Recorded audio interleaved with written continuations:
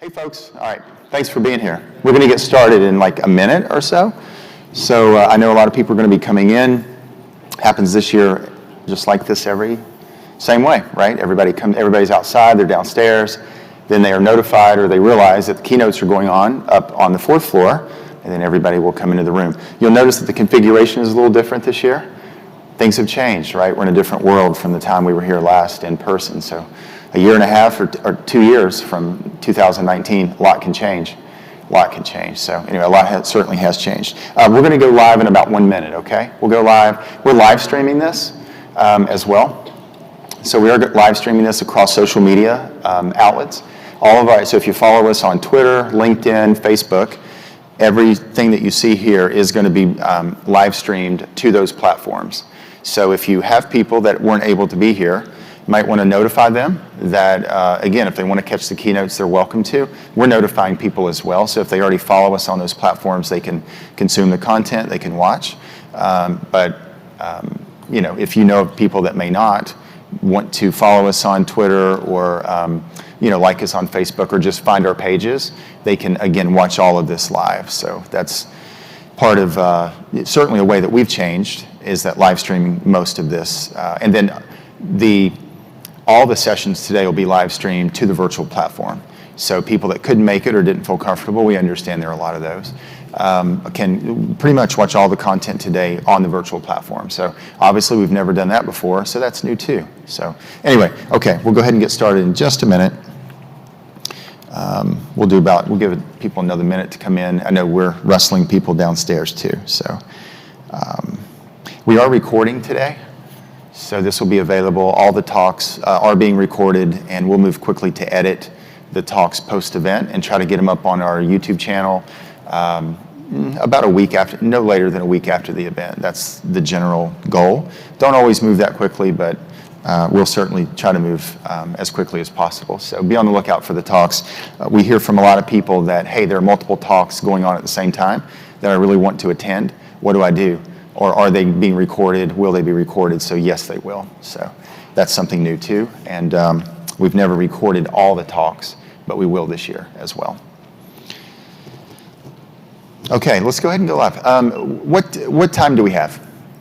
I didn't even bring my watch up here. 8:50. Okay, all right. So let's see. We're about 5. We said we get started at 8:45. We're going to get started at 8:50. I'll talk quickly. I'm going to yield the stage to Major League Hacking in just a minute to talk about their open source awards. But before we do, just a few housekeeping things, general welcome. I do want to welcome you to All Things Open 2021. How many were here yesterday? Oh, a good number of you. Very good. Thanks for coming back today, and I hope you come back tomorrow as well. The event yesterday was great. We used day one, for those of you that have been here before, as sort of a kickoff. We do half day of programming, inclusion and diversity. It's a very important topic to us. It always has been. That went well, super, super well yesterday. So those of you that were here and attended that program, you're aware of that. You know that went very well. But we're very happy to have you back. But again, I do want to thank everybody that was here yesterday. But I want to welcome you this morning. So thanks for coming back on Monday. And if you're here, this is your first day.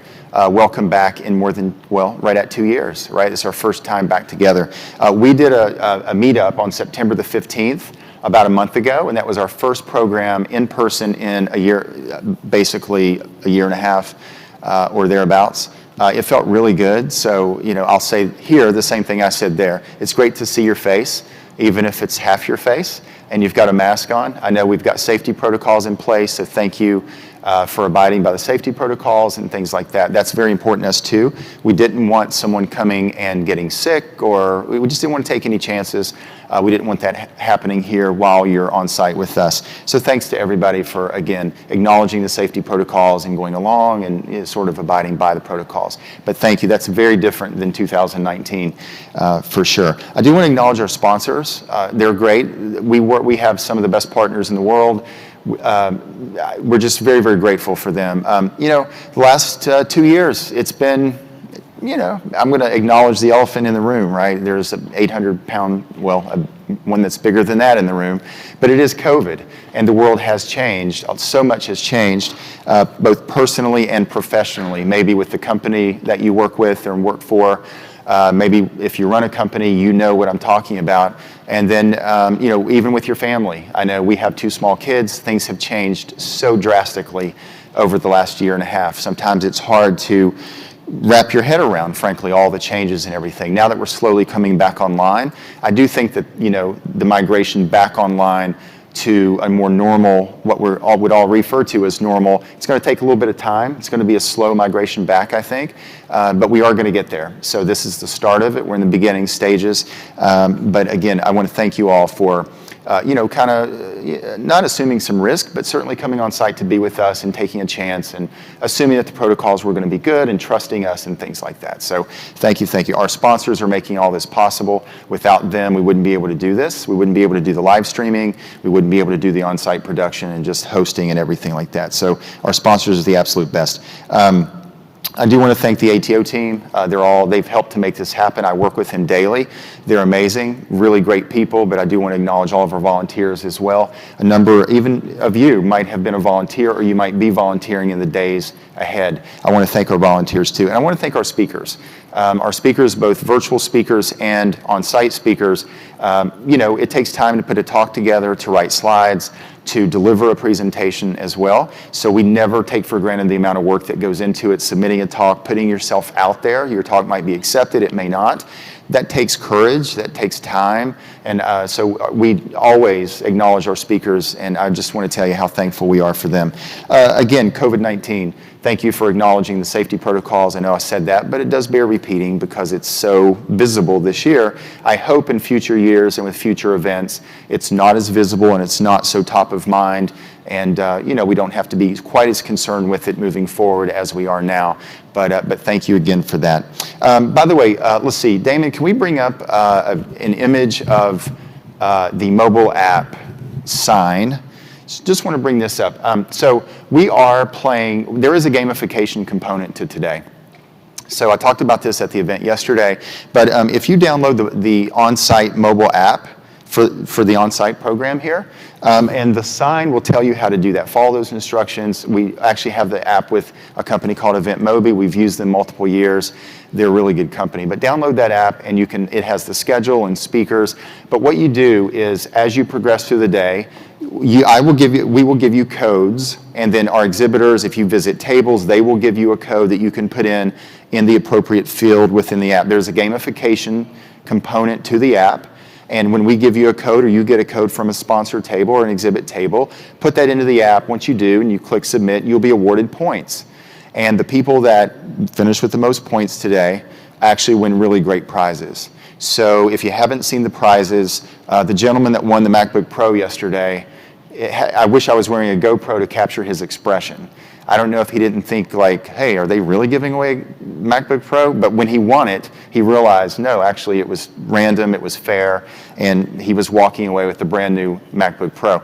We're giving away not only a MacBook Pro, but we're giving away System 76 Linux machines today, and we're giving away a bunch of other stuff that we would want to own. That's always our barometer. We give things away and make it available to you, things that we would want to own ourselves. So check out the app, check out the prizes, and here's what we're rewarding is obviously attending this morning and then attending the wrap-up session at the end of the day, attending the RIoT demo night tonight. If you attend that session, you'll be given a code there. You can enter it into your app. As you visit our sponsors and our partners and our nonprofits out at booths, each of them has a code that they can give you, and it's just entered into your app. But that's the only thing, those are the only things that you can actually get points for. We didn't want to do sessions. We didn't want to overly complicate it, and et cetera. We just didn't want to make it too complicated.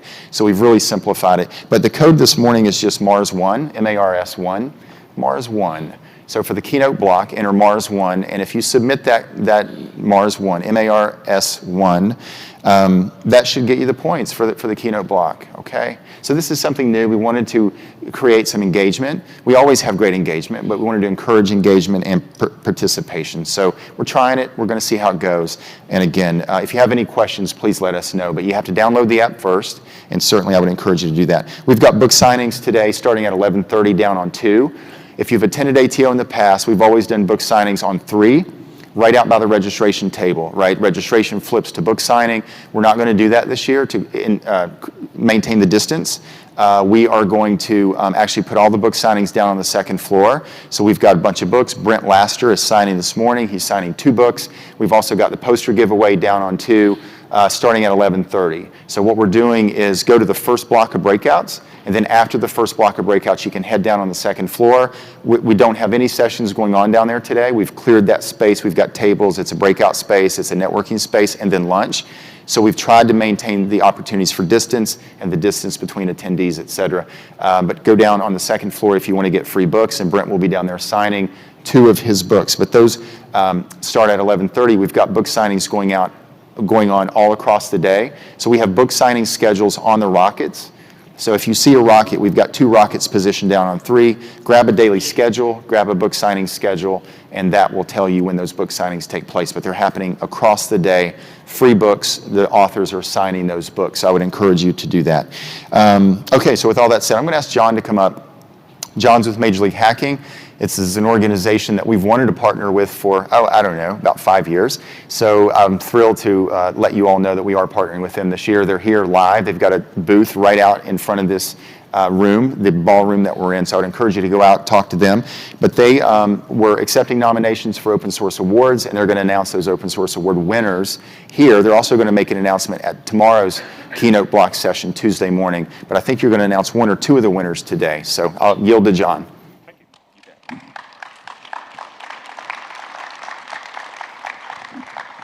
Hello, everyone. Good morning. It's good to see so many people. This is my first conference in 2 years. I'm so excited to be here. I'm John. I'm one of the co-founders of Major League Hacking. As Todd said, we're right outside over there with a big, colorful booth. Come say hi.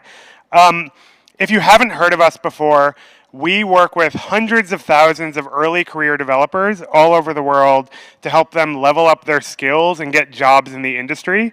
A lot of you probably remember back how hard it was to get that first job or internship because a lot of them look for professional, coding experience.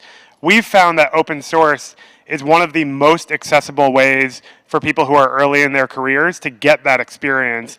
And we actually created a program that gives students support and training and mentorship over the course of 12 weeks to actually work on production level open source code and then get a job with a lot of our partners. It's really incredible.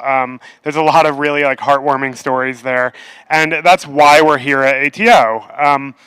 We felt like we wanted to get more involved with the wider open source community and meet a lot of the faces that we've been working with over the last couple of years on this fellowship program. So as Todd mentioned, we partnered with ATO to do these open source awards. We have 3 categories of the awards this year. There's the Diversity and Inclusion Award for the project that has done the most work in building a more inclusive, welcoming world and open source ecosystem. We have our Next Generation Award, which is about the project that has done the most to build the next generation of open source. We care a lot about getting young people in that. And then we have the Community Award, which is the project that's done the most to give back to the wider open source ecosystem and community. And, as an extension of that, the world. We're going to be announcing 1 of them today and 2 of them tomorrow. The one that we'll be announcing today is the Community Award. The project that we and our judges ended up selecting is kind of novel in that it is bringing open source to non-technical people. I think a lot of us think of open source as this highly technical code, focused discipline. But this project has done an immense amount of work creating tools that allow non-technical people to contribute data and information and perspective on the world in an open way, right? And that's really, really important, both in terms of general accessibility, but also in terms of building open source. And so that project, let's get a little drum roll here. We can stomp our feet or something. I like interactive, There we go, I love it. So the project that wins the Community Award is Mapillary. Give them a round of applause, yeah. Awesome. So Mapillary is a really cool open source project that allows a community of people to create their own street view. So anyone can submit photos, video, etc., and they all get kind of put together through this piece of software to create an interactive street view that can be part of things like OpenStreetMaps or similar projects. It's a really impressive piece of technology and a really cool community of people. If you look at who actually contributes to it, it's folks all around the world, very varying levels of technology and very varying levels of technical accessibility, and they've done a lot of work there to not only bring people into kind of this open data community, but also create open source tools that reflect that. And a number of our fellows actually had the chance to contribute to Mapillary over the last year, and it was a really amazing experience. So I want to congratulate them. We're not going to bring anyone up, for COVID reasons, but we'll be announcing this award later and giving out our beautiful little brick, which is way heavier than it looks. And tomorrow we'll be announcing the Next Gen and Diversity and Inclusion Awards. So thank you all so much. Come say hi at the booth out there. We have snacks, we have swag, we have a lot of friendly people. Thank you for having us.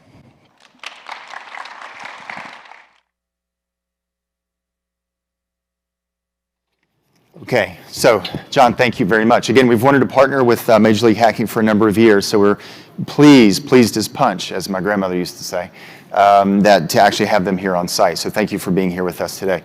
Wonderful, wonderful. Okay, with that said, we're going to now go to our first keynote speaker, which is really the reason you're here, right? You didn't come here to hear me speak. You came here to actually hear the content and speakers. We've got a great lineup of keynote talks. The talk topics are amazing, and our speakers are world-class. They're some of the best technologists on planet Earth, and we're just pleased to have them here. So our first speaker, now again, this year's event is hybrid, right? This is a different way of doing things. We're in a new era, a new world. So our first keynote speaker is Chris Wright, CTO of Red Hat. He's coming to us remote. I think he's coming to us from Boston, if I'm not mistaken. So I believe we're going to pull Chris up. And Chris is going to be speaking, I think, for about the next 10 minutes or so, 15 minutes, on open source to infinity and beyond. That's the topic of the talk. But he's coming to us from Boston. And then the three speakers that follow Chris will actually be here on this stage live. So again, that's part of what we meant by hybrid event. And again, this is events and conferences in 2021. But Chris, we're thrilled to have you here. And we really appreciate you joining. Red Hat is a long-term partner of All Things Open, obviously. Their worldwide headquarters about 2 blocks from here. This convention center is actually in the shadow of the Red Hat building, the actual Red Hat. So we've truly enjoyed the relationship. And again, Chris has been a speaker here. He was actually spoke on this stage the last time we were in person in 2019. So it's a thrill to have him back. And we're just very, very happy to have him here. So with all that, I'm now going to yield the stage and yield the screens to Chris. And I'll get off, and we will bring Chris up. And I think Chris is ready to go. He should be. All right. Good morning, everybody.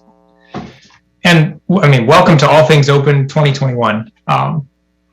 Obviously, I'm sorry I can't be there in person with you. But for those who are on site, I hope you're able to enjoy Raleigh this week. I know the city has changed a lot in the last few decades. Personally, I recall my first visit in 2005, and the awesome walkable restaurants and bar scene in downtown Raleigh wasn't really a thing. So I hope you're able to get out and enjoy. And again, sorry I can't be there with you. Now, as most of you know, our headquarters is in Raleigh, and just like the city, a lot has changed at Red Hat since our founding in 1993. And certainly, a lot has changed with open source since then as well. To kick off the All Things Open event, I'm going to spend a few minutes discussing the current state of enterprise open source, what I see as important trends and topics that impact all of us. Now, you might remember 10 years ago, back in 2011, Mark Andreessen famously proclaimed that software is eating the world.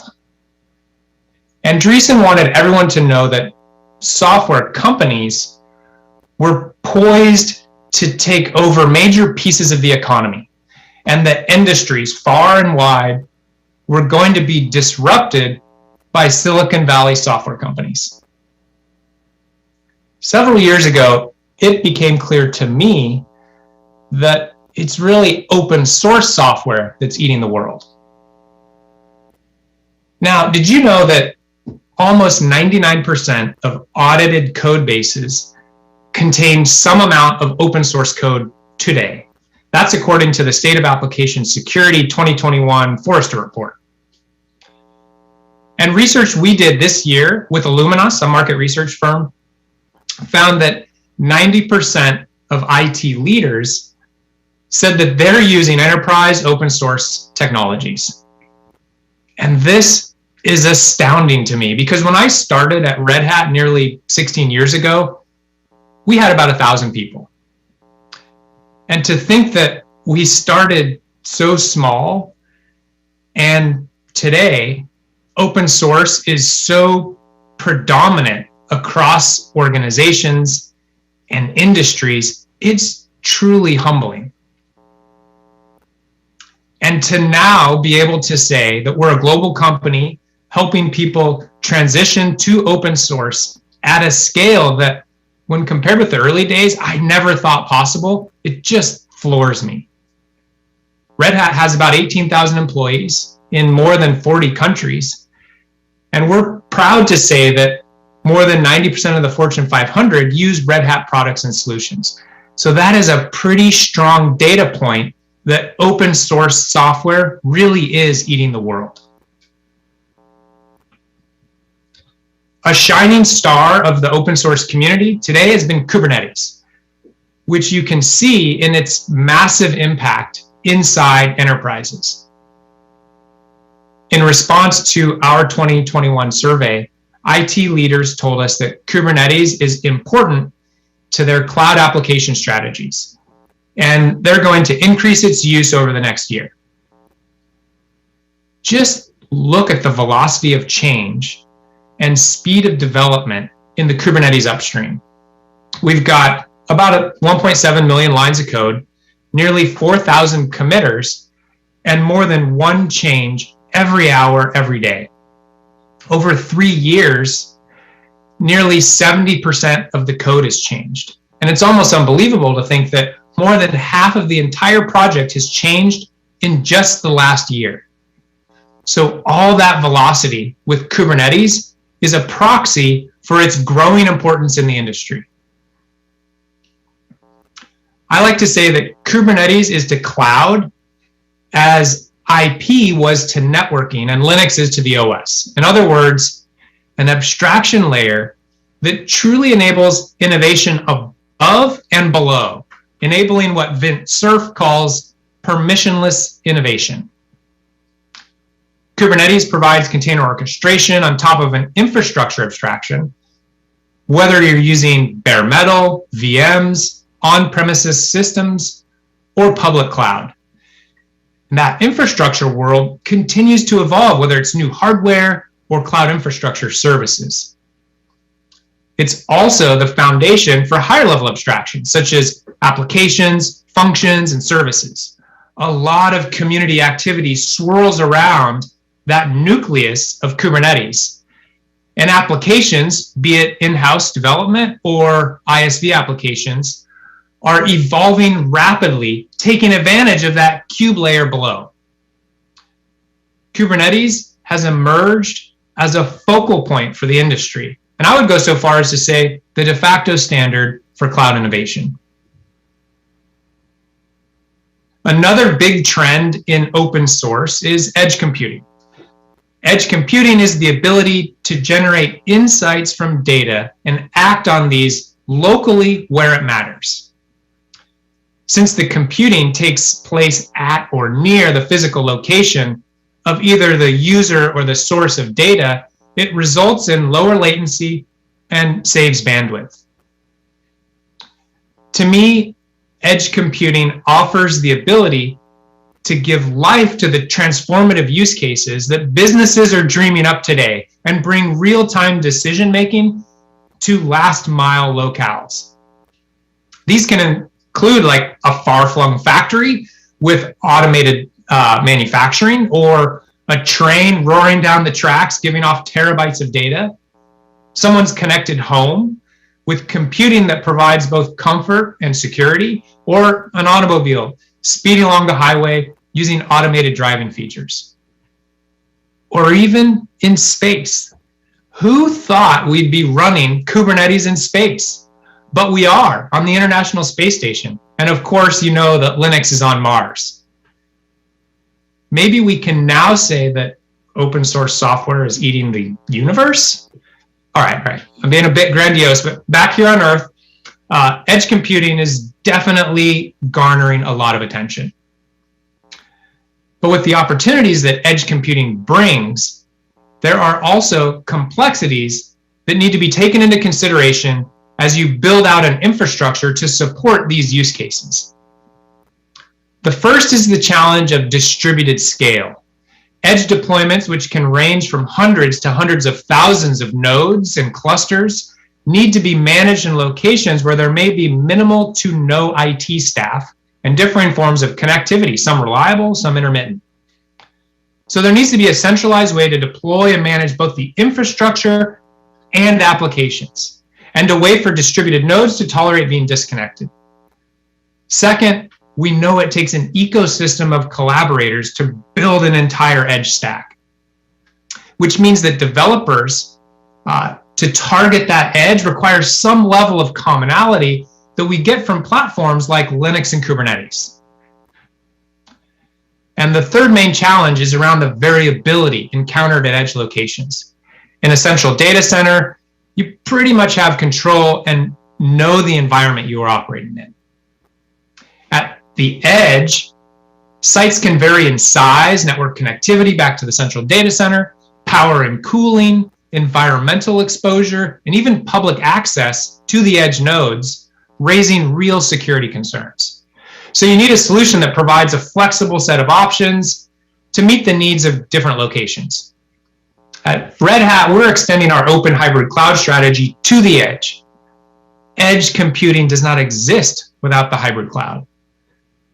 We believe an essential element of your technology story is a single horizontal open hybrid cloud platform. It's the platform that allows you to connect the core to wherever your workloads need to go on the edge, both for today and tomorrow.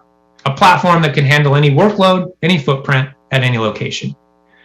In fact, I believe the rise of edge computing will soon challenge cloud computing for the footprint where most computing happens. A really cool edge use case that's not new in itself, but represents where Red Hat is heading, is bringing Linux into automobiles. This use case is exciting and also brings with it a lot of challenges, including the space and power constraints, or a specialized form factor and the ruggedized requirements, and specifically crucial safety and security concerns, not to mention the data involved.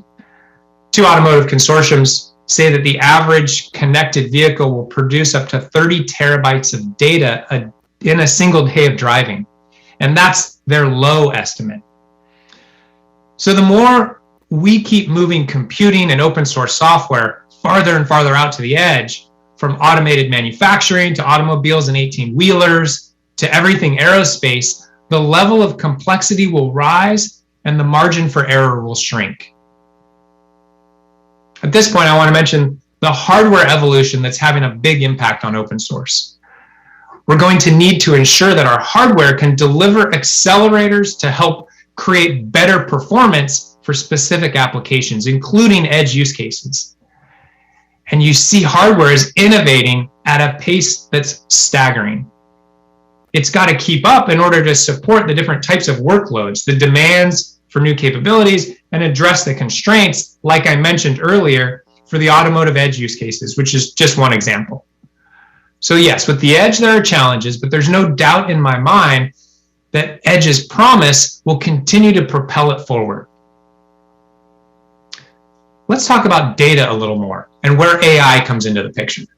Of course, we all know about the criticality of data, and it's only going to grow as we move forward, both in its importance and its size.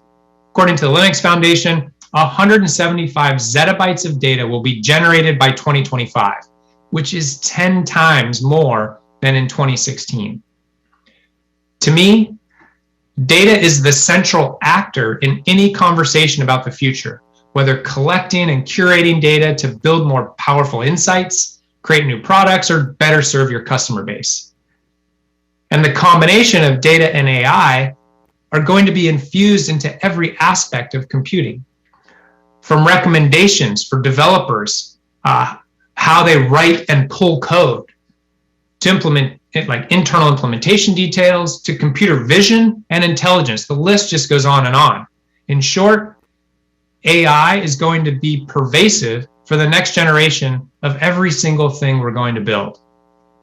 It's not just the software. It's software connected with data in motion, in process, persisted. That will be the future. So we could probably update our open source software is eating the world mantra to say AI is eating software. These systems are going to be complex, and automation is going to be key to managing that complexity. But at a certain scale, a massive scale with tremendous complexities, intelligent automation is required. It's a term I like to use. It's where intelligence is infused into operations and the developer pipeline, providing dynamic analysis of code and intelligence around the stacks you combine, for instance. This is an exciting area for the open source community because it's our future. When it comes to open source trends, we have to talk about security. This year, there's been a wave of attacks on companies, as well as a very important executive order from the US president on cybersecurity. The truth is, the attacks are not going to stop, and open source is right in the middle of the action. In 2021, there was a 650% year-over-year increase in software supply chain attacks aimed at exploiting weaknesses in upstream open source ecosystems, according to this year's State of the Software Supply Chain report. A question we're grappling with, as noted by Luke Hines, a fellow Red Hatter who's working on supply chain security, is how do you secure a supply chain for a product that has no physical form, no box to lock, and is created in an environment where anyone can contribute to it? This is the practical reality of open source that's at odds with knowing exactly where all your code is coming from. The threat landscape continues to change, and we have to keep up. Sig Store is a recent example of open source community activity that helps us address software supply chain concerns. It offers a method to enhance security for software supply chains in an open, transparent, and accessible manner. Sig Store is intended to make cryptographic signing easier and available to all at no cost. So far, the community counts more than 675 commits, 465 members, 20 organizations, and it's growing. But there's more happening in this space. Just last week, for instance, the Linux Foundation announced reinvigorated efforts in OpenSSF to secure software supply chains with new membership and commitment to collaboration in this really critical area. And lastly, I'd point out that in our experience with Red Hat Enterprise Linux, we were able to address trust and security concerns with our customer base. So 95% of the Fortune 500 felt comfortable with Linux. This is not, however, a mission accomplished moment. Our collective work on security remains crucial as the open source community continues to create new software that will change the world.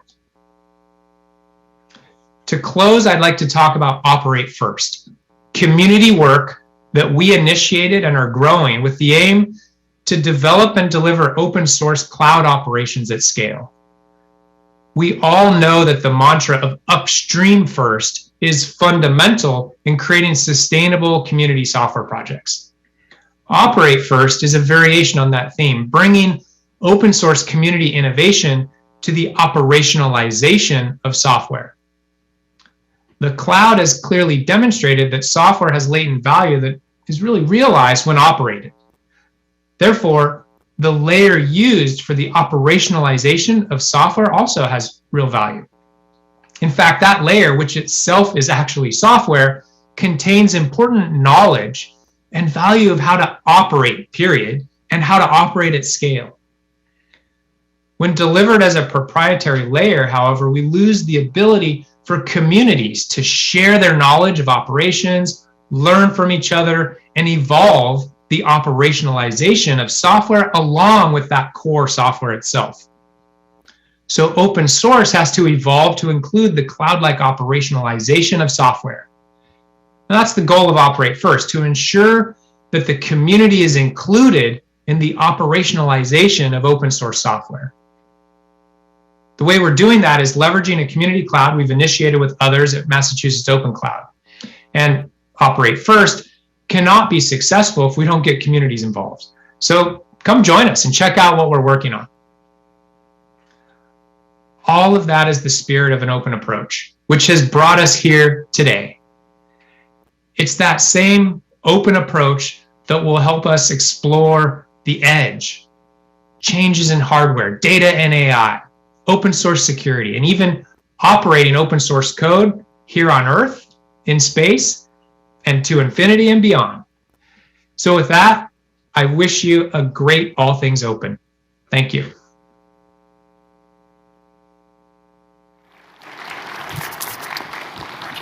Thanks, Chris. Thank you very much. All right, folks, that was great talk. Chris, again, thank you very, very much. I love Chris's reference to space, right? Because Adam is going to speak here shortly, and Adam is responsible for the mission to Mars and responsible for getting us to space and working with the open source community to actually enable a lot of that. So his references were very relevant, and they were honestly very cool because they were as kind of a sign of things to come, things that are on their way later in this keynote block. You're going to hear from the person himself that is responsible for a lot of that, getting us to space and using open source to do it. So kind of cool. Okay, so with all that said, our second speaker is Demetris Cheatham. Demetris, come on up. I think you're next.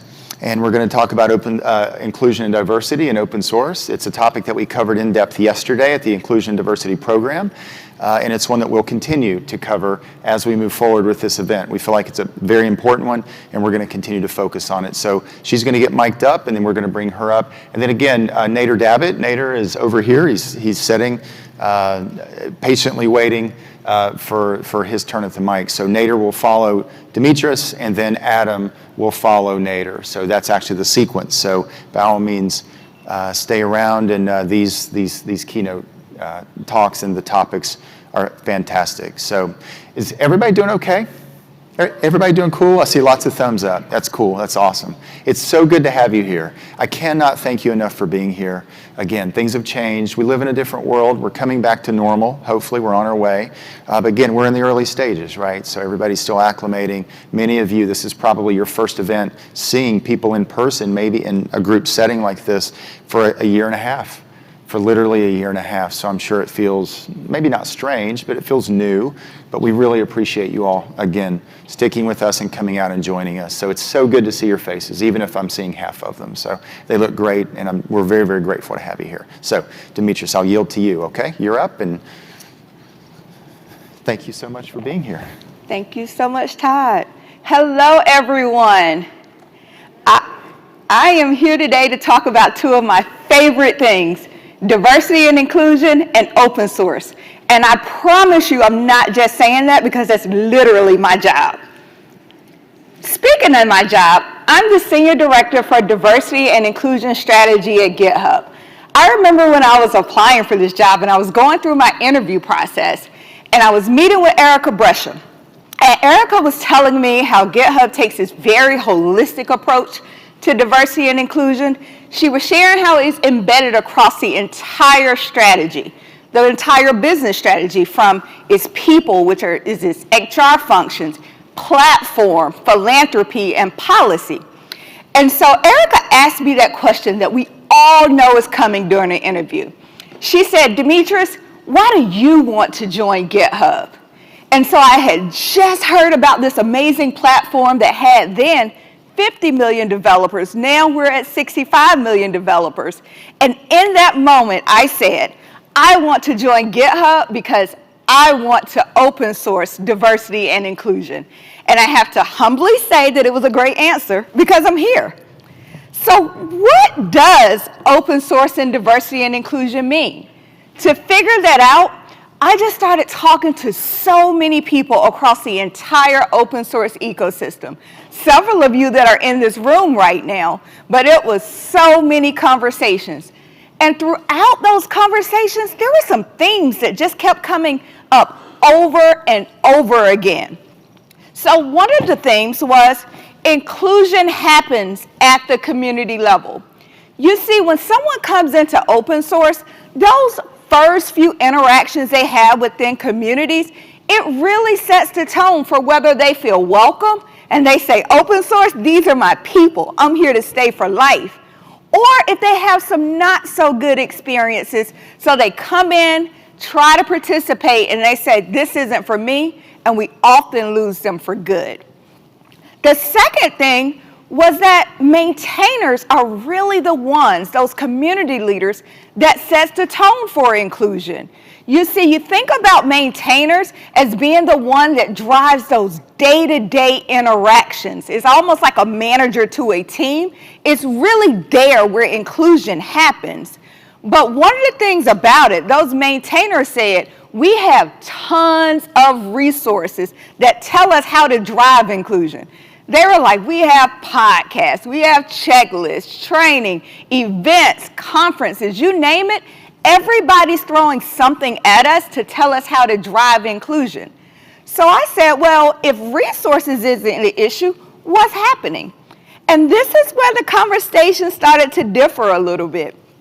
The maintainers of small communities said, yes, we have the resources, and we have the influence, meaning we're touching most of our community members, at least on a daily or a weekly basis, but there's a conflict that we have, a competing priority. We don't have the time to focus on it. We know it's critically important, but when you're first starting a community, you're just trying to focus on getting as many contributors to your communities as possible. What they shared was that we need hands on the keyboard. So while we know it's important, we just have to focus on other things at this time. So then I started talking to maintainers of larger communities, and they said, Demetris, you're right.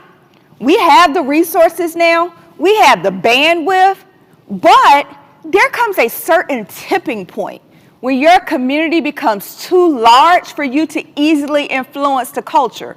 So the later you start, the harder it is. So now you have these two tensions, right?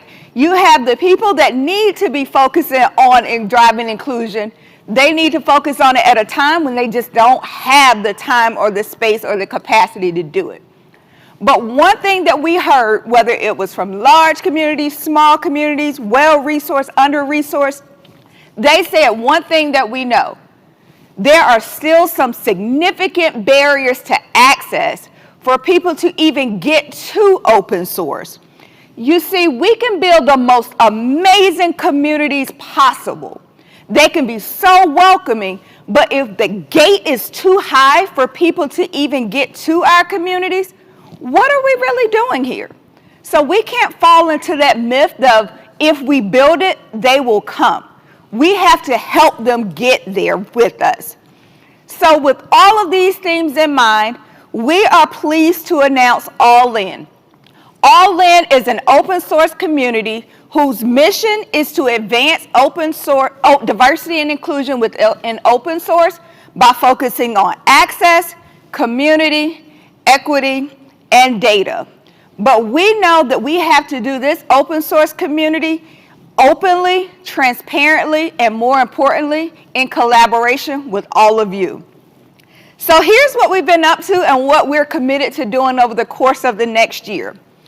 We are launching an open source, we've actually already launched an open source diversity, equity, and inclusion survey. We are embarking on a maintainers listening tour, and so for those of you that were here yesterday and tuned in yesterday, you heard some of our preliminary findings from that. And we are having an all-in 12-month pilot focusing on students and maintainers.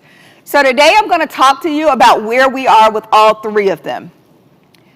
So the open source diversity, equity, and inclusion survey, when we started thinking about All In, we realized that we just didn't have a lot of data around DEI across the open source ecosystem.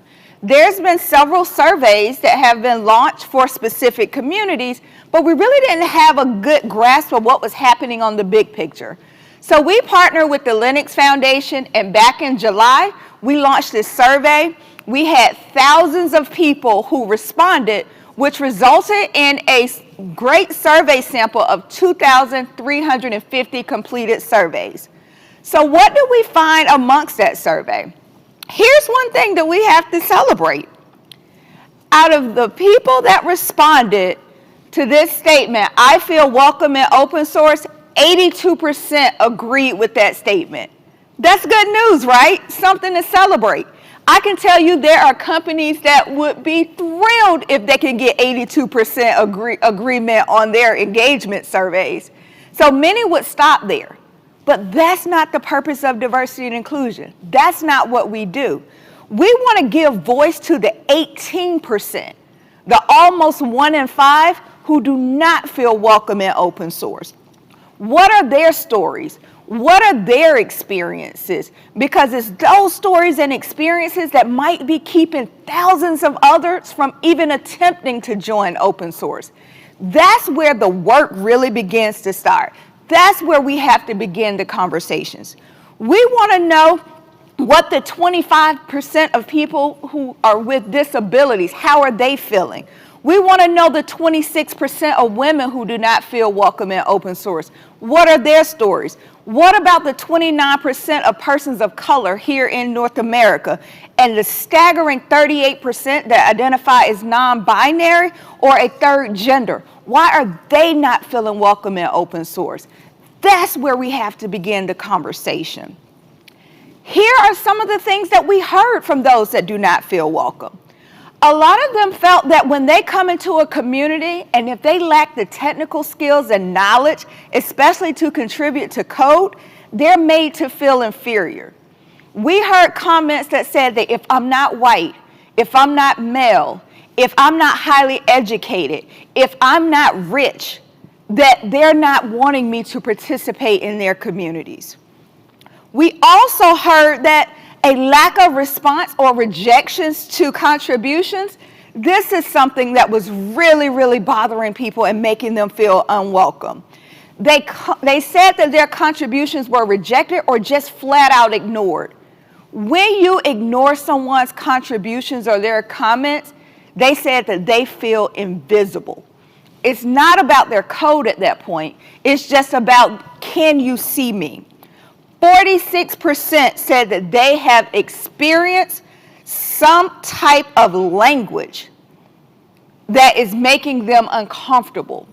So all types of stereotypes or rejections, microaggressions, cultural barriers, they are experiencing these things, so either we're not speaking to them or we're speaking to them in a way that is making them feel uncomfortable.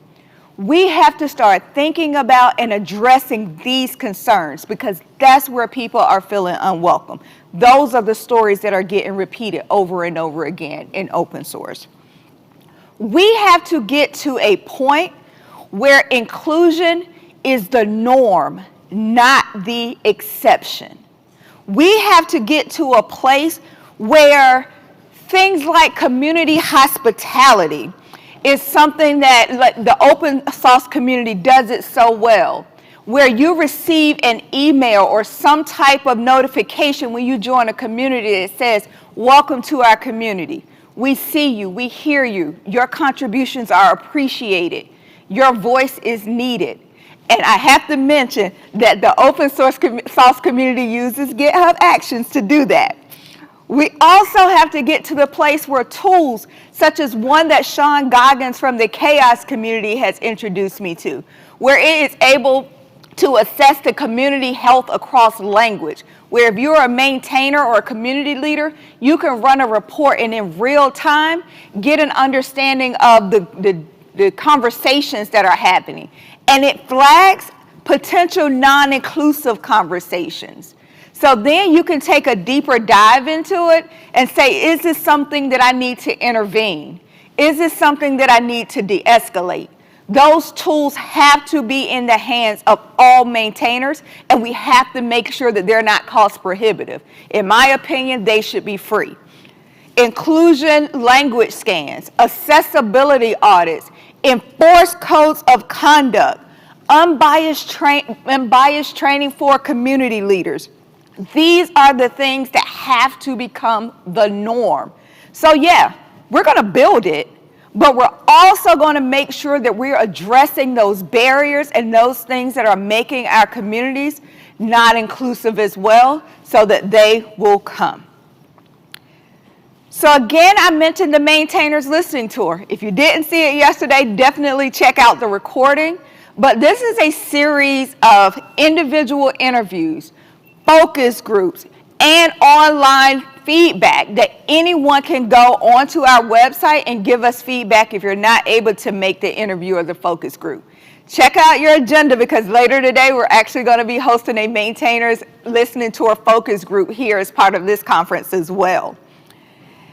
We are going to make sure that we take that feedback from the Maintainers Listening Tour, and we are going to launch a 12-month pilot called All In for Maintainers. We're waiting to finalize that program design because we want to build that program with maintainers, not for maintainers. That's what open source community means. We do it in collaboration with the folks that we are really, really trying to help and to engage. We need that partnership. So I'll spend the rest of my time talking about this other 12-month pilot that we've launched 2 months ago, All In for Students. And I can tell you all, the students that are a part of this program are freaking amazing, amazing, amazing. These are students that attend historically Black colleges and universities, as well as a school that is right here in North Carolina that was founded for the education of the Native and Indigenous population. And so what these students are undergoing is this semester, they're receiving open source education, which is Open Source 101 that was generously provided by the Linux Foundation, and they're receiving professional development curriculum. They're learning things like resume writing, interviewing skills, but also those things that will help them really just hit the ground running when they join a tech company or when they join an open source community. Things around how to, understand your personal story and sell your personal story. The power of collaborations. What do you do when you are the only one? How do you make sure you're giving great feedback and receiving great feedback? How to deal with microaggressions and stereotypes. How to make sure you can find an ally and identify an ally, and how you can even be a better ally. These are the things that we're talking to them about in that professional development education. And then next semester, they will be undergoing a 12-week project, either with a corporate partner or an open source community. And we're doing that in partnership with Major League Hacking, MLH. So the students will be getting real-time experience. The whole goal of this program is that with that open source education and that technical experience, these students will be prepared for summer internships at some of our corporate partners.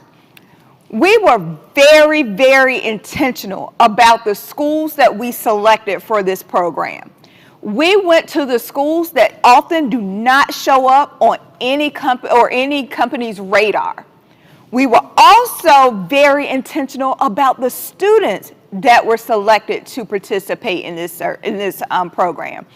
We wanted the students who are hardworking, who are dedicated, but life happens. The students in these programs, some of them commute 2 hours every day back and forth to school because they can't afford to live on campus. Several of them are caregivers, especially during this pandemic. We have parents that are in this program. We also have students who are athletes, who are working full-time. They're on full-time scholarship. They are active duty military or military reserves. These are students that have other responsibilities in which their GPA may not be an indicator of their aptitude for success. We wanted to go all in on those students that if you just open the door just a little bit for them, we know that they have the ability to succeed. And one of the things that I like to say that I'm proud of with All In, we've wrapped them into community. We have some amazing organizations who are supporting this program. We have the universities, we have the companies, which are GitHub, Red Hat, Microsoft, Fidelity, Cisco, Intel. They said we are all in for these students. Organizations like the Chaos Project, the Linux Foundation, Major League Hacking, All Things Open. Todd generously provided every student free access to be able to attend this conference. This is what open source and diversity and inclusion looks like. And I have to tell you, I asked the GitHub amazing design team, I said, do we have room for more logos? They said, we have tons of room.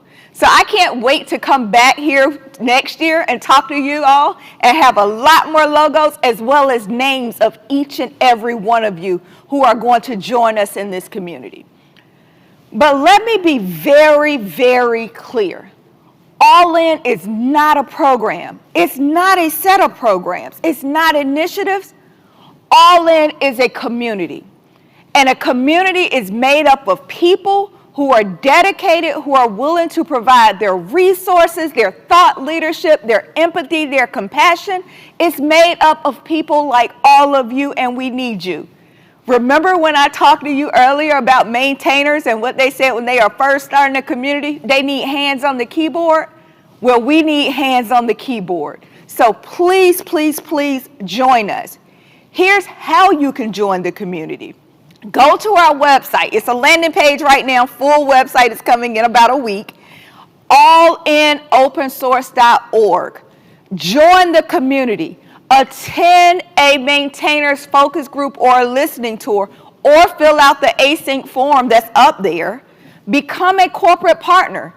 If you know that your company would love to participate in a program like All In for Students, we want to hear from you. We want the introductions. We are taking all meetings, and contribute where it counts in whatever way that is useful for you. So with that, I want you all to really hear the invitation to join us on this journey. Let's get to work, you all. Let's open source diversity and inclusion. Thank you.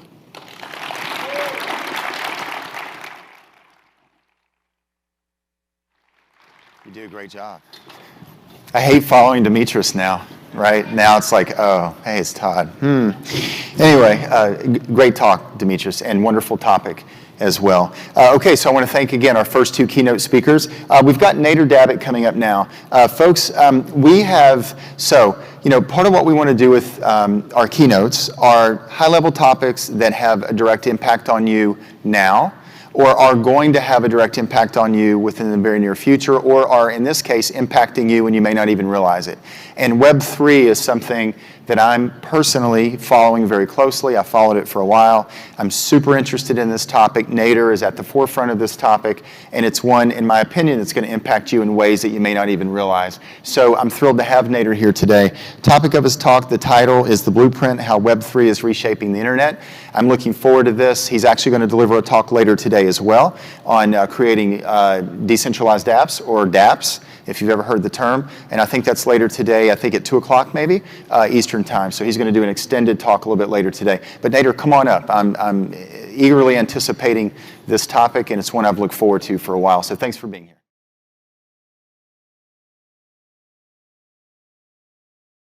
My name is Nader Dabit, and I've been a software developer for about 10 years. My last 3 years, a little over 3 years, maybe 3.5, I was at AWS working on the front-end web and mobile team, and I recently transitioned into the Web3 space about 6 months ago. Really completely different shift in my career, and I've really had a fun time doing it. And I kind of want to talk about the reasons why someone like me would turn down, other interesting offers and more quote-unquote like secure types of jobs to kind of take a role at a startup that was really only about a month old. So my talk is called The Blueprint, and I want to talk about how Web3 is reshaping the internet, and kind of these are my perspectives, of course, And this is just kind of, a lot of the interesting stuff that I am having fun working with. So I kind of want to go over that today with you all. So a lot of times you will hear the terms Web3 and decentralized web kind of like tossed around, with each other. So a lot of times when you hear Web3, you'll also hear decentralized web and vice versa. So really what I want to talk about today is kind of like what all this means and what types of applications are being built and what the future of a lot of these platforms is kind of looking like. So before we kind of talk about Web3, let's talk about why this term even exists, because this is actually really kind of new to me as well. I just started kind of understanding and hearing about people partitioning the history of the web into 3 separate time frames, I guess you could say. Web 1, the read-only web, this was kind of like the early web where most people were not creators. If you were a creator, you were typically like a developer. And the average person like myself or you would be just reading information, reading text. This was the web up until around 2003, 2004, 2005-ish, when we then started seeing more dynamic applications being built. So Web 2.0 is kind of like where we are today, where we have millions of users that are actually starting to become creators, because you no longer need to be a developer to be a creator. You can just use a platform like TikTok, YouTube, Instagram, all these different applications that are out there, even blogging platforms, and you could think of WordPress. It enables developers to build platforms that enable users to be creators themselves. And while the internet has really thrived because of a lot of the really interesting stuff that has happened over the last few years, one of the underlying fundamental reasons that it's thrived is because of native protocols that we kind of use every day as developers. So a lot of these protocols are things that we might even take for granted at this point. Protocols like HTTP, FTP, SSH, TCP. One of the reasons that these protocols have really been so successful is because they are widely adopted and they're not subject to change. So if I build a site using HTTP, I can trust that anybody in the world can access it and use it without any centralized intermediary. We can just trust that it's going to work. And while we had the ability to do things like upload text files, attach them to addresses, make them accessible, there were a couple of major pieces of native functionality that were missing. Do you have any water, by the way? Okay, thank you. My mouth is getting a little dry. So yeah, while we had the ability to do all this stuff, there were a couple of major pieces of functionality that were missing. Native payments and native state.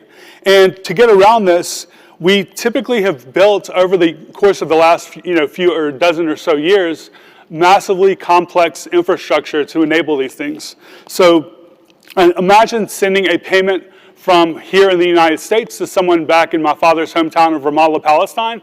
Imagine all of the complex infrastructure that needs to be put in place just for me to walk into a bank, send money and have someone there be able to take it out and use it.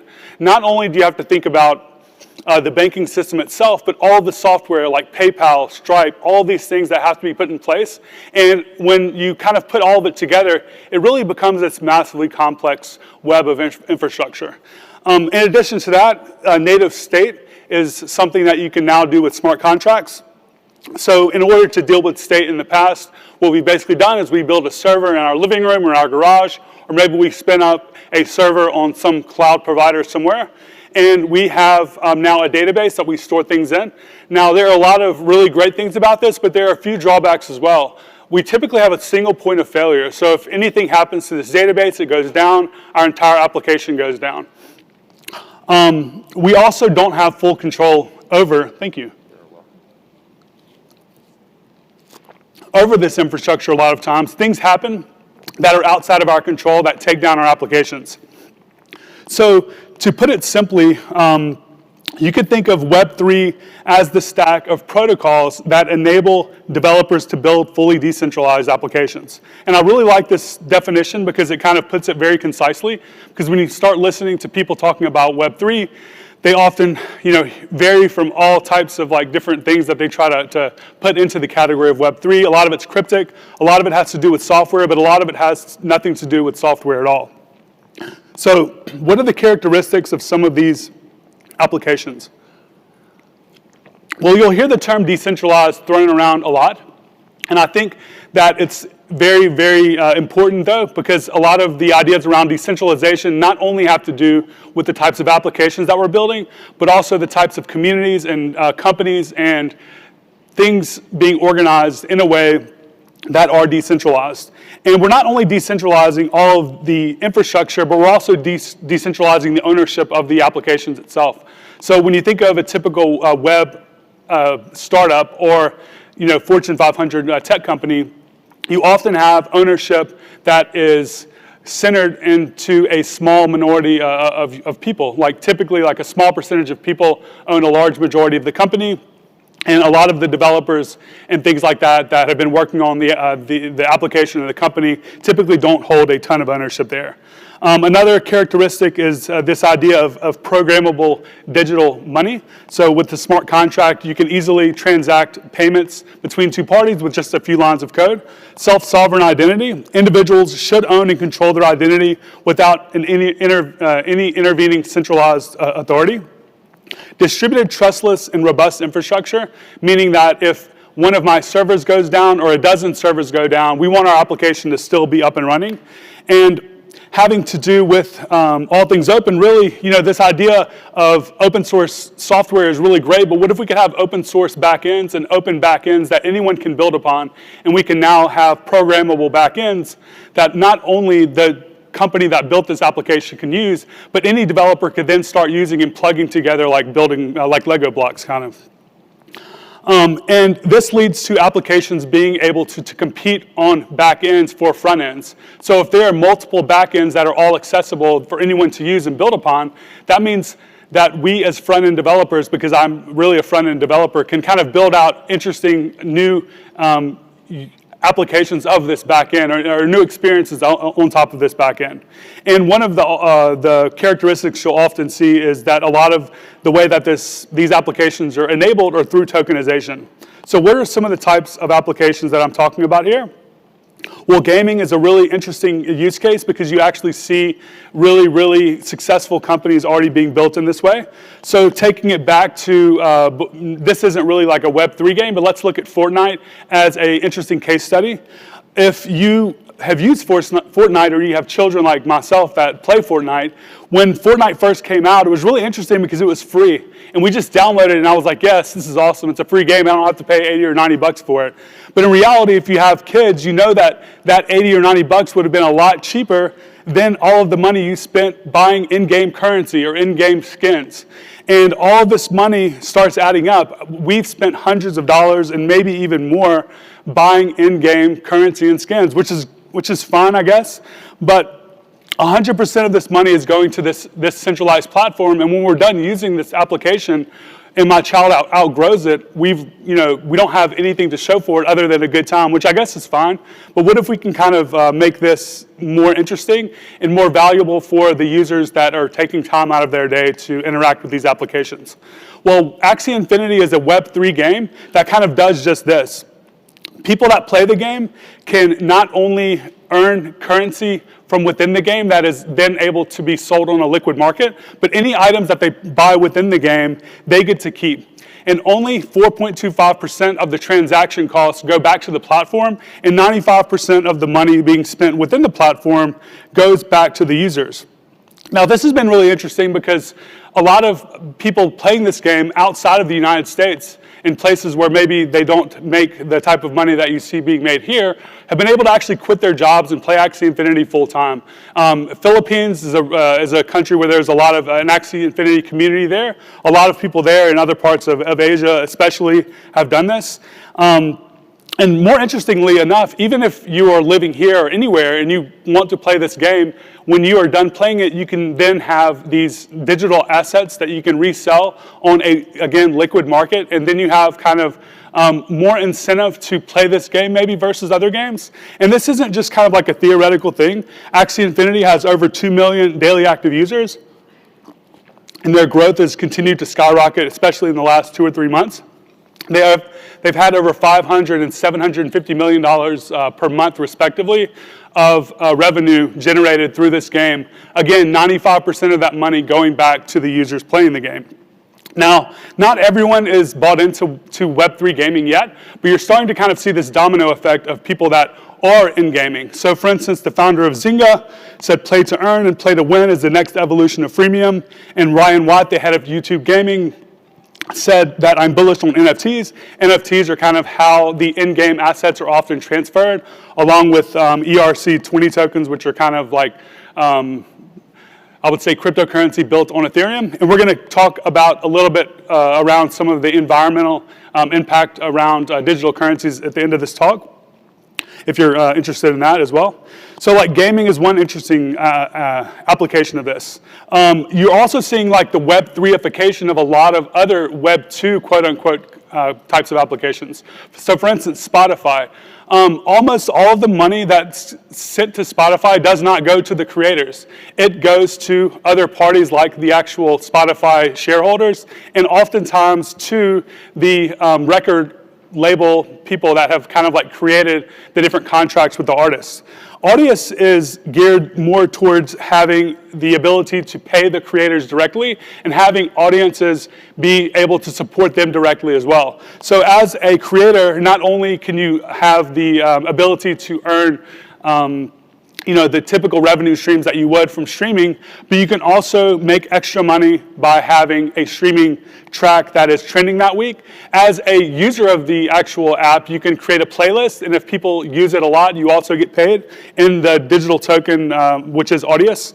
But the most interesting aspect right now to me around Audius is that they are creating this like fan club thing. And when you think of something like OnlyFans, imagine that being applied to creators that are, focused on music. So you as a creator can maybe create content, especially for your fans, that they can access it earlier than everyone else. And it's kind of like this direct to creator from the consumer platform, which is pretty interesting. And they have over 5.5 or 6 million monthly active users and over 100,000 artists already. Blogging, mirror.xyz is pretty interesting. It's starting to gain popularity as well. It allows people that are writing to earn tokens, but it also allows them to do crowdfunding directly from within the platform. And we've now seen multi-million-dollar companies crowdfunded from a blog post. So people are writing a blog post, they have the ability to raise funds directly, and not only are they, of course, getting that money, but people are essentially able to invest directly in someone's idea through a blog, which is really interesting to me. DeFi and stable currencies are really kind of what people think about when they hear about smart contracts a lot of times. So why does this even matter? Well, a lot of my family is in the Middle East, and we've seen a lot of economic refugees directly from people either within our family or close to our family because of the political crisis happening there. Inflation over 90% over the last 2 years. Of course, you've probably heard of Venezuela and other parts of the world that have it even worse. Well, when I heard of cryptocurrency, I typically thought of Bitcoin going up and down every day and forests burning, when in reality, there are actual stable coins that are pegged to assets in the real world, like the US dollar. And there are many, and almost all of the smart contract platforms are using environmentally friendly consensus mechanisms. So if you are someone that lives in Lebanon and you don't want your money to not only go down in value, but also not be locked in the bank, which is kind of what is happening, you can choose, if you're working digitally in a Web3 company, to get paid in stable coins. These coins will be pegged to a currency like the US dollar, which is very empowering. Another thing that's very empowering is the idea of helping the 1.7 billion or so people in the world that are unbanked, meaning that they are not allowed to open a bank account. Why are these people not allowed to open a bank account or have access? Well, there's a lot of reasons, but I think the number one reason is discrimination. So if you look at the Global Gender Report of 2020, they noted after their research that 72 countries still don't allow women from specific social groups to even open a bank account, much less participate in the banking, borrowing and lending and all of the other stuff that you typically would like to do to kind of have a normal or whatever life. Well, there are a lot of Web3 companies. Okay, yeah, there are a lot of Web3 companies that allow people to get paid directly in digital currency.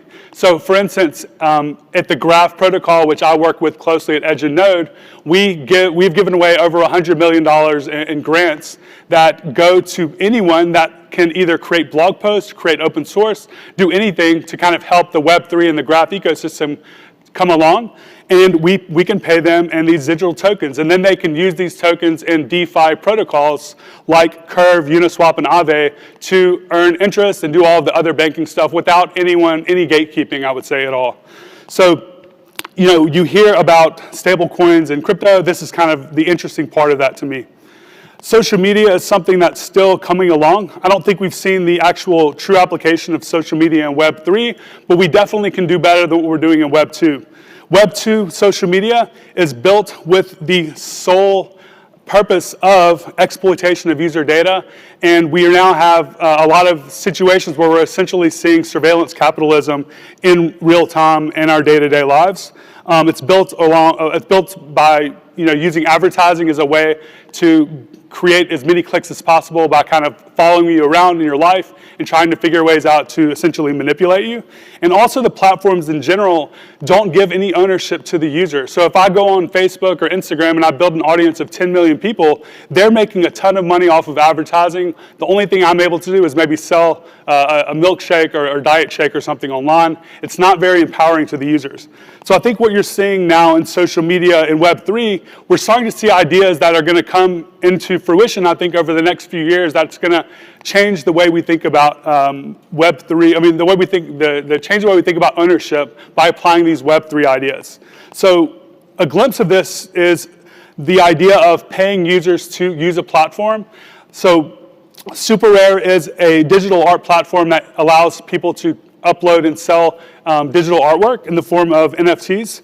They did an airdrop to anyone that had been using the platform over the first course of X number of months or years. And if you had just used the platform, they took a lot of the money that they had made and actually created a token and then just airdropped it to anyone that had used the platform. So if you had just logged into this app, you would have been paid anywhere between a few thousand to tens of thousands of dollars. There was even one person that tweeted out that they had somehow been airdropped like almost $100,000 US from using this platform. It turns the idea of where the ownership is on its head, typically moving it more towards a distributed form of ownership. Gitcoin is another good example. Gitcoin is a platform that allows developers to get paid for helping out with open source. So instead of just contributing to open source, which is what a lot of us do because it's great and we maybe have enough money and time and whatever to do that, but let's say you live somewhere where you actually would like to get paid for that and there's nothing wrong with getting paid. You can actually get paid for your open source contributions, which is pretty interesting. I'm getting kind of close to being there on time, so I'm going to kind of jump through the rest of these. But with the idea of NFTs being kind of still fairly new, and to me when I first heard about them, I thought they were really stupid. I saw that this person named Takawa Shunsuke, he is a digital artist in Japan, and he uses a lot of generative art software. He created a project called Generative Masks, and he used p5.js in 432 lines of code, and he sold a 10,000 unit NFT collection to his network, to his audience on Twitter, and he raised $3 million, and he gave all of that back to his community. He also programmed in a royalty of 10%, so anytime someone sold any of these items, 10% of the money went back to the community as well. So it was a really cool way to kind of generate money, but also give people a form of ownership, because if you bought one of these, you could resell it on the open market. I think it's worth about twice as much as it was the day that it launched. So it gives people, I think, ways to kind of create this idea of raising money, but also giving back to the community and giving people that want to participate in giving something to show for it as well. And it just really creates new incentives, I would say, for ways of doing things. So with Web3 social media, I think it's going to combine a lot of the ideas I just talked about. We're starting to see Jack from Twitter play around with this idea of decentralized Twitter. We're also seeing the founder of Aave, which is one of the most widely used DeFi protocols, multi-billion-dollar protocols, exploring and building now a decentralized Twitter. But I think we're going to see, a handful of decentralized, tokenized social media apps come out in the next couple of years, and I have no idea what that's going to look like. And then the last thing I want to kind of quickly cover is this idea of web infrastructure. So when I think of web infrastructure, I typically think of something like AWS or GCP, where I used to work at AWS. Well, there are also these decentralized and distributed tokenized web infrastructure protocols that are trying to build out what you would typically think of as like serverless infrastructure, but do so more efficiently. So one of the protocols, this is the one I work with closely, is the Graph protocol. It's a decentralized network of nodes that allow developers to build APIs that index and allow the querying of blockchain data. It's now hit over 1 billion queries per day, and it's used by a lot of applications in Web3. Ceramic Network is an off-chain data solution. So instead of storing all of your information on-chain, a lot of times you need off-chain data, like a database. LivePeer is 10 to 50x cheaper for doing live video streaming than something like AWS, and they have a lot of users and a lot of participants in the network, and they have their own token as well. IPFS and Arweave are decentralized storage solutions. Radical is a decentralized Git provider. Identity works a lot different than what we're used to in the Web 2 world. Again, instead of handing over our email and our phone number, you typically have a way to identify yourself anonymously if you choose to, using something called a wallet for the most part. And a wallet is really just kind of like an abstraction over public key encryption, where you can create your wallet by getting a private key. The private key mathematically derives a public key, which mathematically derives an address. And your address is your identifier, and you can log in using a wallet without having to kind of hand over your personal information. And finally, IDX is a protocol for setting up user profiles if you do choose to do that, but you have full control over it. Instead of giving the application your information, you point the application to your IDX profile for wherever you would like to use that. So to wrap things up, in addition to some of those things, there are also DAOs, which are decentralized autonomous organizations, which are really interesting to me. The tokenization of physical assets and making them liquid. So for me, a really interesting implementation of this would be something like tokenizing a piece of real estate in New York and allowing anyone to buy into it and sell out of it really easily and really inexpensively. So if I want to buy $100 in a building in Shanghai, and someone in Shanghai wants to buy $50 in a building in New York, people are building out these exchanges that enable this and enable people to lower the barrier to entry to financial participation. So the biggest concern I had when coming into this space was environmental concerns. I thought that pretty much crypto is burning the world down. I found out that almost every single smart contract platform is already using or moving towards environmentally friendly consensus mechanisms, except for Ethereum, which is moving towards the environmentally friendly consensus. It's already been merged on a test network, and it should be merged to the mainnet in about 6 months or so. So at that point, really it will be, in my opinion, as efficient or more energy efficient than using the typical wasteful banking system that we have today. Well, that's up for discussion, but really I think that the main concern I have right now is Bitcoin. Bitcoin still uses an environmentally unfriendly consensus mechanism called proof of work, and I'm just not a big fan of it. So, but I typically wouldn't even consider like Bitcoin part of the Web3 space. So anyway, to wrap it up, one of my favorite sayings from Jay-Z is, "I'm not a businessman.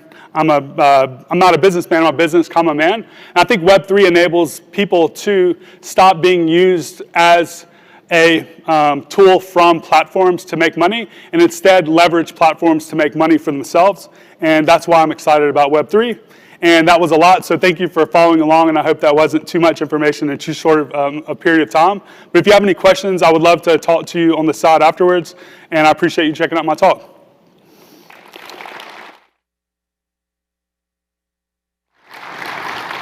Thanks, Nader.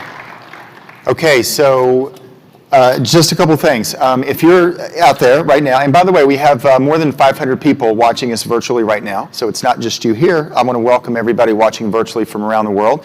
We have a lot of people joining us from other countries, not just the United States, so I do want to say welcome to you and thank you very much for being here. If you are not familiar with terms like decentralized apps or Ethereum or proof of stake versus proof of work, which is what I think what Nader was referring to, Ethereum moving to more of a proof of stake as opposed, if you're not familiar with those terms, if NFTs, if that's like, I don't even know what he's talking about, I would really encourage you to educate yourself up on that because those are really going to become commonplace and far more common in the years moving forward. And I'll tell you this too, I don't know if you remember a talk by a guy named Andreas Antonopoulos in 2018 right here on this stage.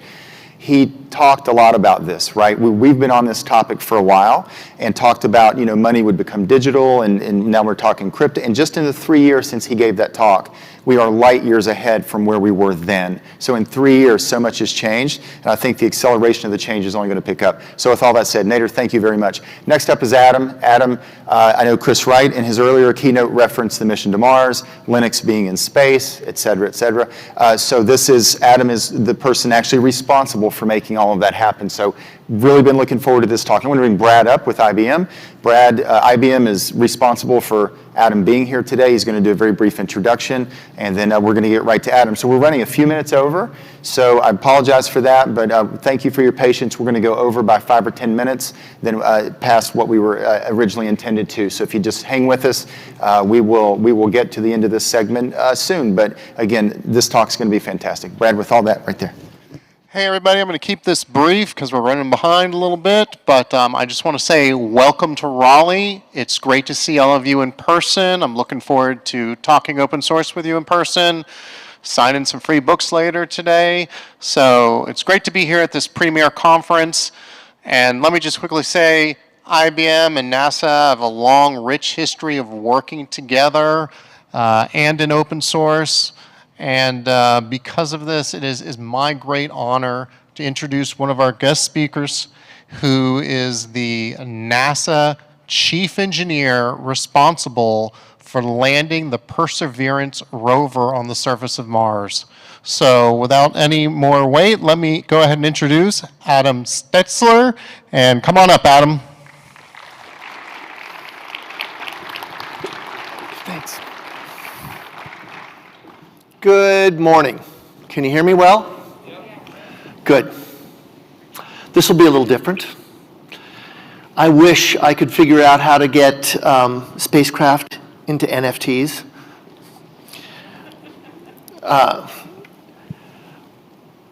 It's been a rough kind of year or so for us, all of us here. You're sitting so spaced out, masked, socially distanced. It's been a rough time. And that rough time has had mostly downs, but there have been some ups in the last year and a half. And one of the great ups, at least for me, was this. Propulsion, go. EDLP, go. EFT Perseverance ready to execute entry, descent, landing on our own. Parachute has deployed, and we're seeing significant deceleration. The macro has separated. Sky commuter has started. We're 20 meters off the surface. Draco Delta, nominal. Touchdown confirmed. Perseverance, safely on the surface of Mars. Ready to continue the landing pathway.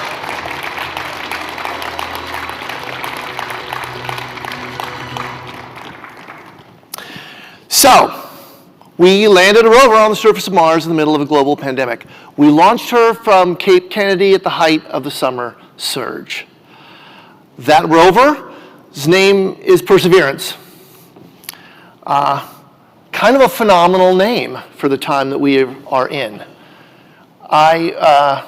We named her before the pandemic hit. In fact, I was part of a group of people who looked at the names. It was a contest amongst school children around the world with essays and a name, and all those were sort of poured over, and eventually we came with this Perseverance. And I actually didn't like Perseverance as a name. I said to myself, this was on in late February of 2020, I said, perseverance requires us to be struggling against something. Doodle-a-doodle-a-dood. But I want to talk a bit about perseverance. I want to talk about getting onto the surface of Mars in the middle of a pandemic. I want to talk about her little friend that she took with her, the helicopter Ingenuity. And I want to offer some lessons that I think I learned from my team and the experience that we might all use as we look to go forward in our world, as we hopefully pivot out of this hard time and into sometimes better. But first, let's talk about Mars. For eons, Mars has captivated our attention. Before we could had aids to our vision, we looked up at the night sky and saw a light a little brighter, a little redder than the other lights in the celestial sphere. When we got early aids to our vision, although they were sort of crude, the first telescopes, we looked up and we saw life. We saw roadways and canals. We saw civilization. And then we realized that those are actually just natural features on the surface of Mars. But we never lost the idea that maybe Mars was alive. Because it's kind of a profound question, right? Are we alone in our universe? Are we alone in our solar system? Could one of our nearest neighbors harbor life? NASA has been trying to peel back the layers of the onion on that question for decades. And here is a family portrait of the rovers we put on the surface of Mars to try and understand the history and potential habitability of Mars. Starting in '97 with a tiny little Sojourner rover, size of a microwave oven. Important because we were able to put her on the surface of Mars for less than 1/10 of what we'd paid to make it to Mars successfully in the '70s with the Viking landers.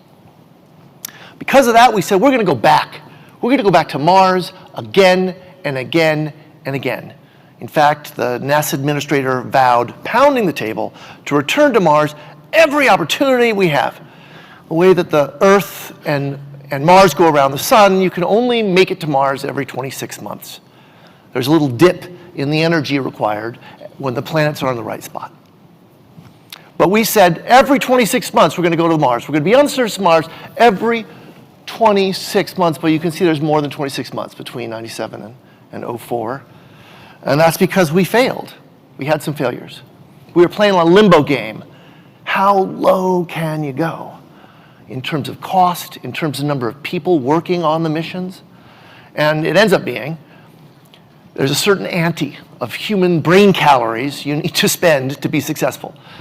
If you don't, you can make a smoking hole on the surface of Mars, but you can't successfully make it to this surface.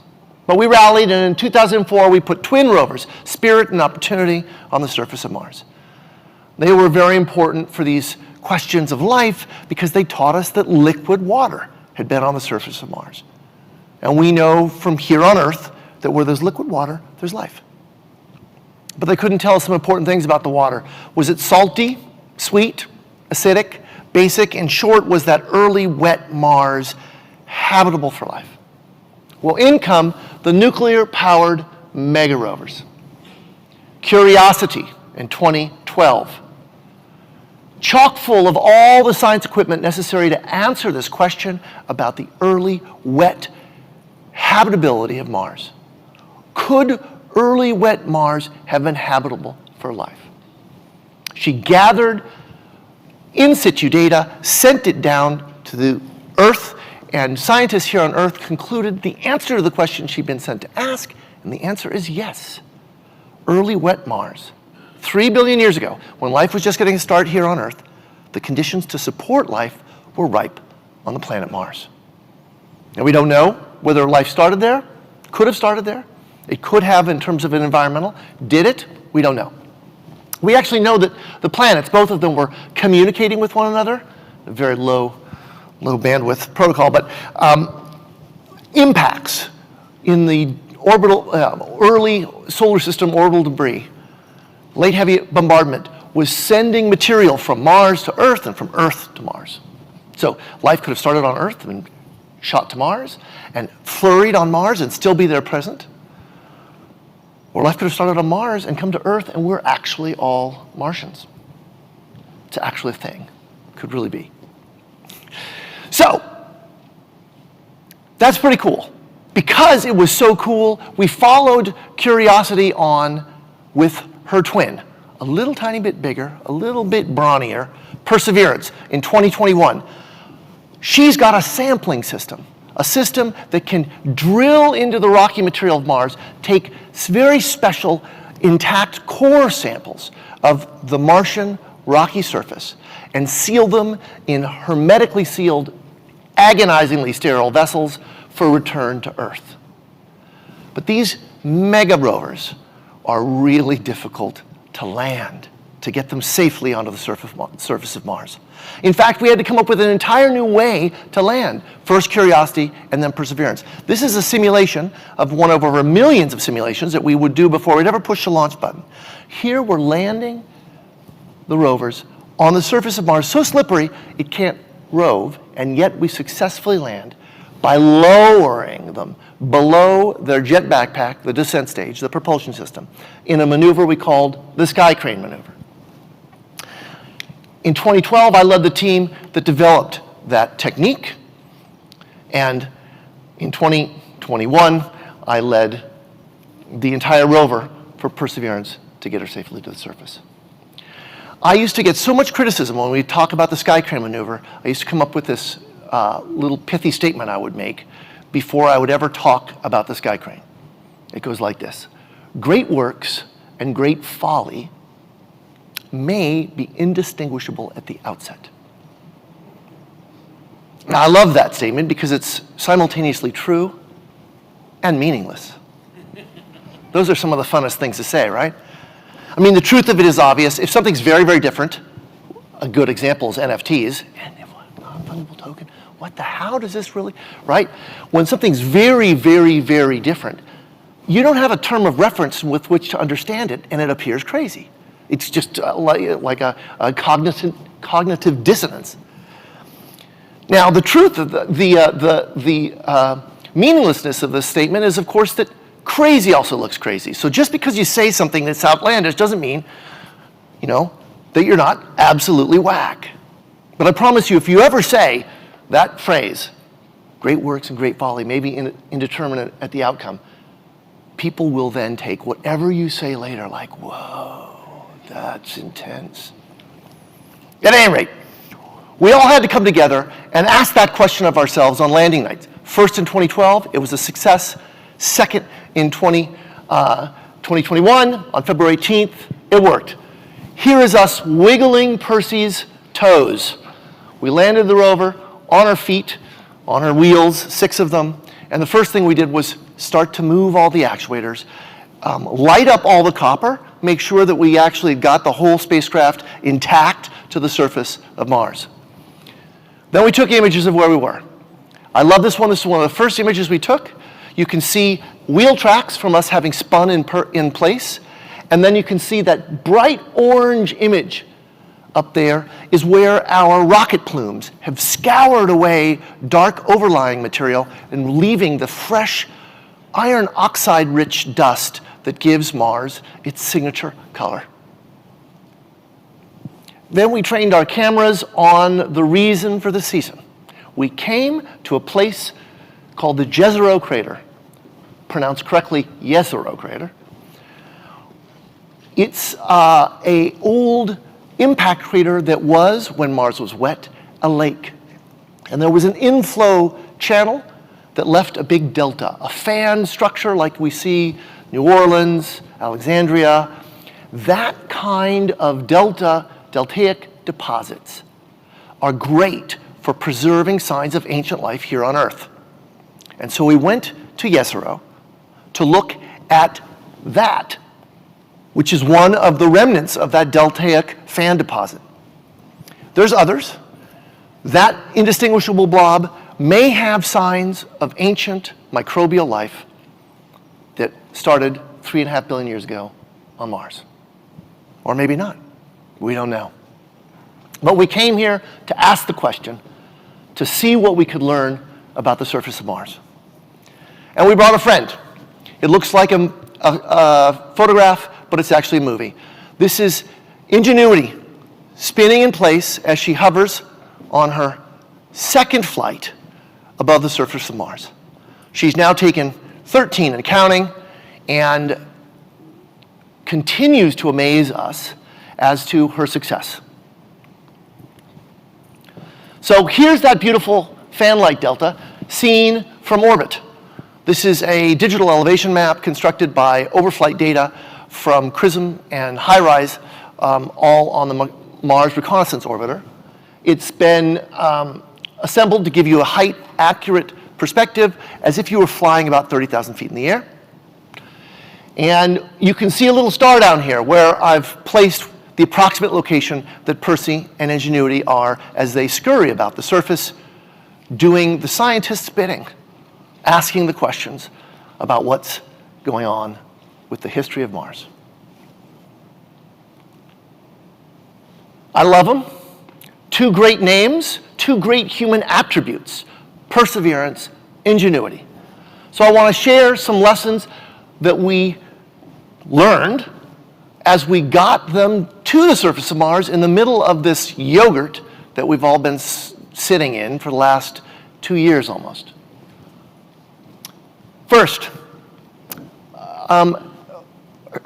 amazingly, we human beings are incredibly capable of adjusting to disruption. It was a fantastic gift, in some sense, for the tech industry, right? We all of a sudden went virtual.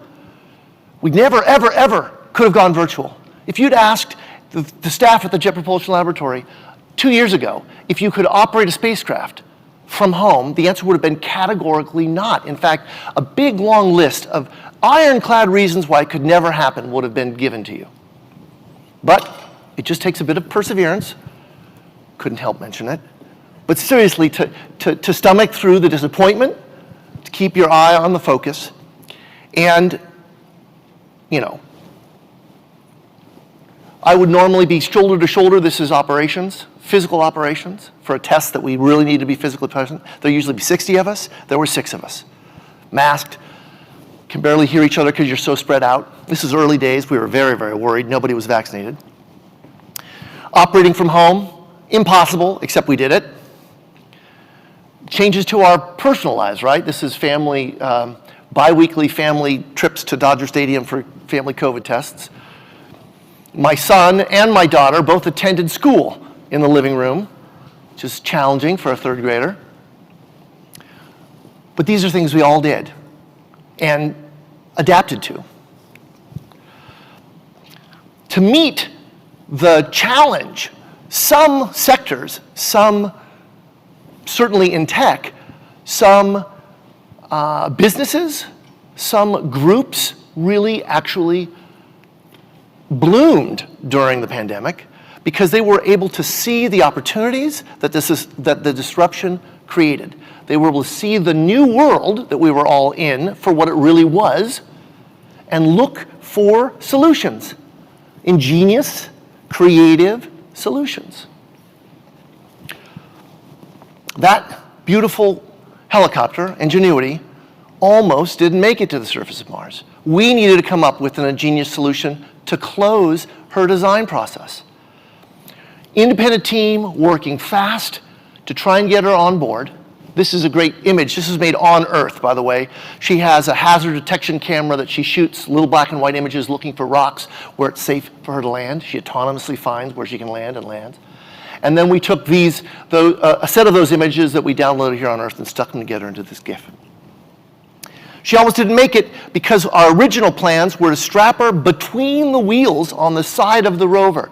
So this is our rover as we're putting it together in SAF, the Spacecraft Assembly Facility at the Jet Propulsion Laboratory where I work. And we were planned to put Perseverance between the 2 wheels on the side of the rover. That was going to require her to fold her rotors in half and tighten the vehicle into a tiny little package. We'd have to deploy this thing like a lunchbox. It had to have batteries on it. We would drive away from it, and then battery powered, it would go through this unfurling effort. Now the lean, mean team that was in the middle of developing the helicopter, using also some open source software, swore they could do it, but we were worried they might not be able to make it. So we made a late call to move her from the side of the vehicle on to the belly. That belly was going to be dangerous for her and dangerous for us. You might be able to see her there. Let me give you a better picture. I'm going to flip her over.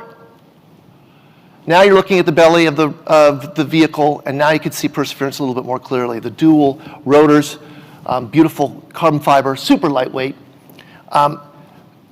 We had to protect her against the landing event. The landing event, when you're landing with rockets anywhere, it's a very dusty, dirty affair. And so we had to protect her against debris on impact. We had to get rid of that debris shield, but we did.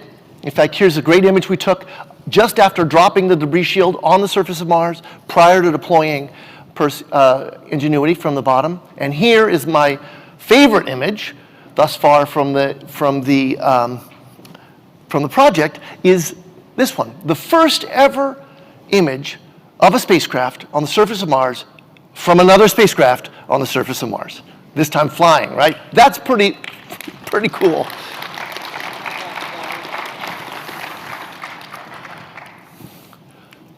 So, some notes on leadership or community, because these acts can be done by leaders of teams, but they can also be done by team members or any member of a community, right? It's really something that we can give to each other.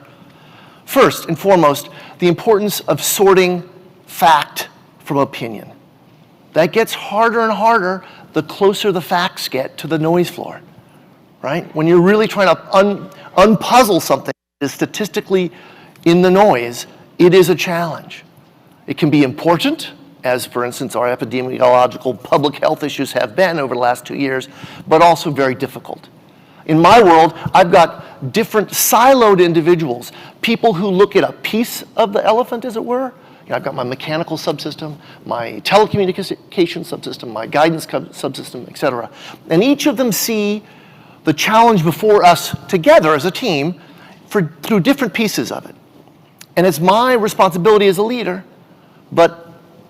and a responsibility that any member of the team can have to look outside your own stovepipe, look across at your other fellows' perspectives, to see compromise and to find a balanced perspective for which the team and the collaborative effort can move forward.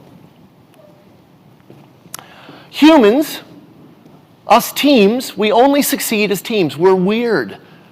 As individuals, we might have a great idea, but if we really want to succeed, we band together in groups we call teams.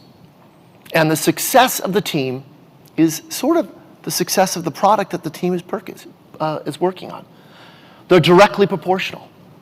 You can't pull one from the other. You can't have a miserable, unhappy, non-collaborative team and get consistently great results. So how do you boost that collaboration? How do you have everybody comfortable to bring all of themselves into the work? Well, I use a technique based on selfishness, but it works. It is to find something to like, nay, love in everybody I work with. Now, I go to work when I'm going physically to work a lot. And virtually, I'm in contact with my team almost all the time. So I have a choice. I can look for something to be annoyed with my colleagues, and there's something always there. The way the guy puts his feet up on the table or smacks his gum, what the hell, right? Or I can look for something to love, something to connect with, something to appreciate. Well, I do the latter because I want to have a good time at work. And it works. I have a blast at work. But a weird side effect happens. They notice. They like it. They try it out on me. They try it out on each other, and pretty soon we're in a supercharged collaborative love fest.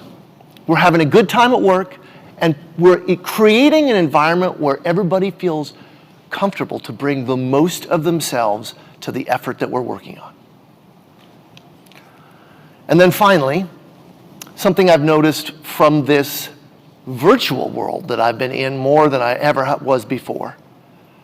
To really get the most out of a team, you've got to make space in the room, physical room or virtual room, for the team members to be able to bring their ideas out. And for me, especially in the virtual environment, I try and do that by talking less and listening more. I find that I learn a lot more by listening rather than by talking.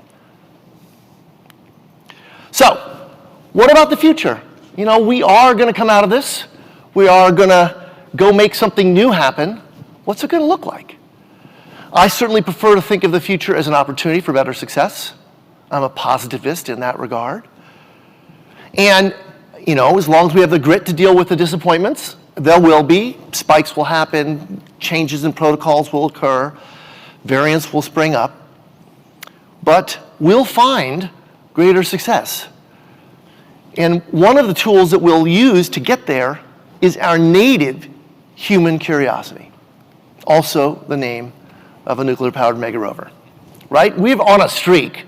Perseverance, curiosity, ingenuity, these are, I mean, and this is not by design, I promise you, but it ends up being the kids of the world are good at grabbing essential human attributes that have meant our success as a species and given great names to spacecraft on Mars.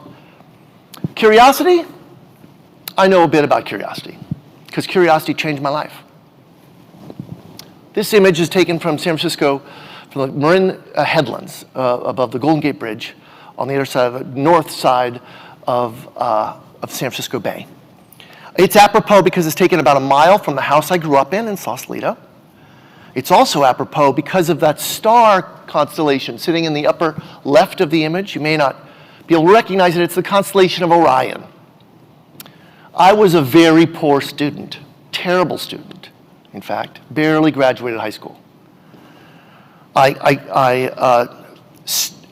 graduated geometry class the second time I took it with a grade of an F+, because Mrs. Hunter really did not want to see me in the class a third time. So, after high school, I was playing rock and roll around the San Francisco Bay Area. Not a particularly gifted musician, sort of hoping that lightning would strike and make me the next Elvis Costello. Which would have been totally cool, but it wasn't going to happen. And one night, returning home from playing a show, I noticed that the stars were in a different place in the night sky than they had been when I went out to the show. I'd gone out and loaded in, they were over the east. I was coming home, they were over the west. And I was like, oh my God. The stars are moving. Clearly, I'd missed that whole Earth spinning on its axis thing they teach you in school.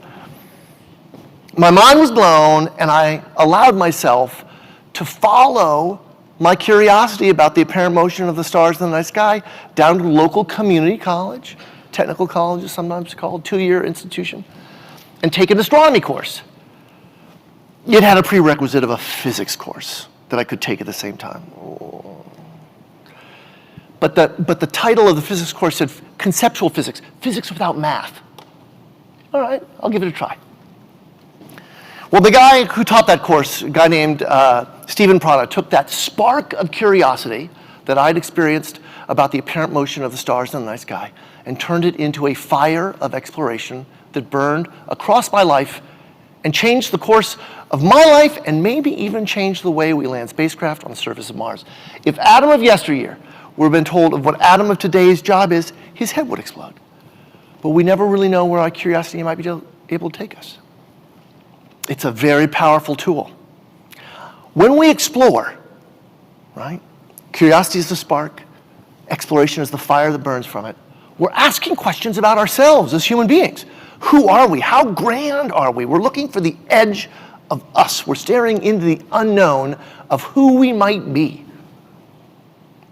I think Neil Armstrong appreciated that with the words he would choose to say when he'd first stepped foot on the moon. You know, one small step for man, one giant leap for mankind.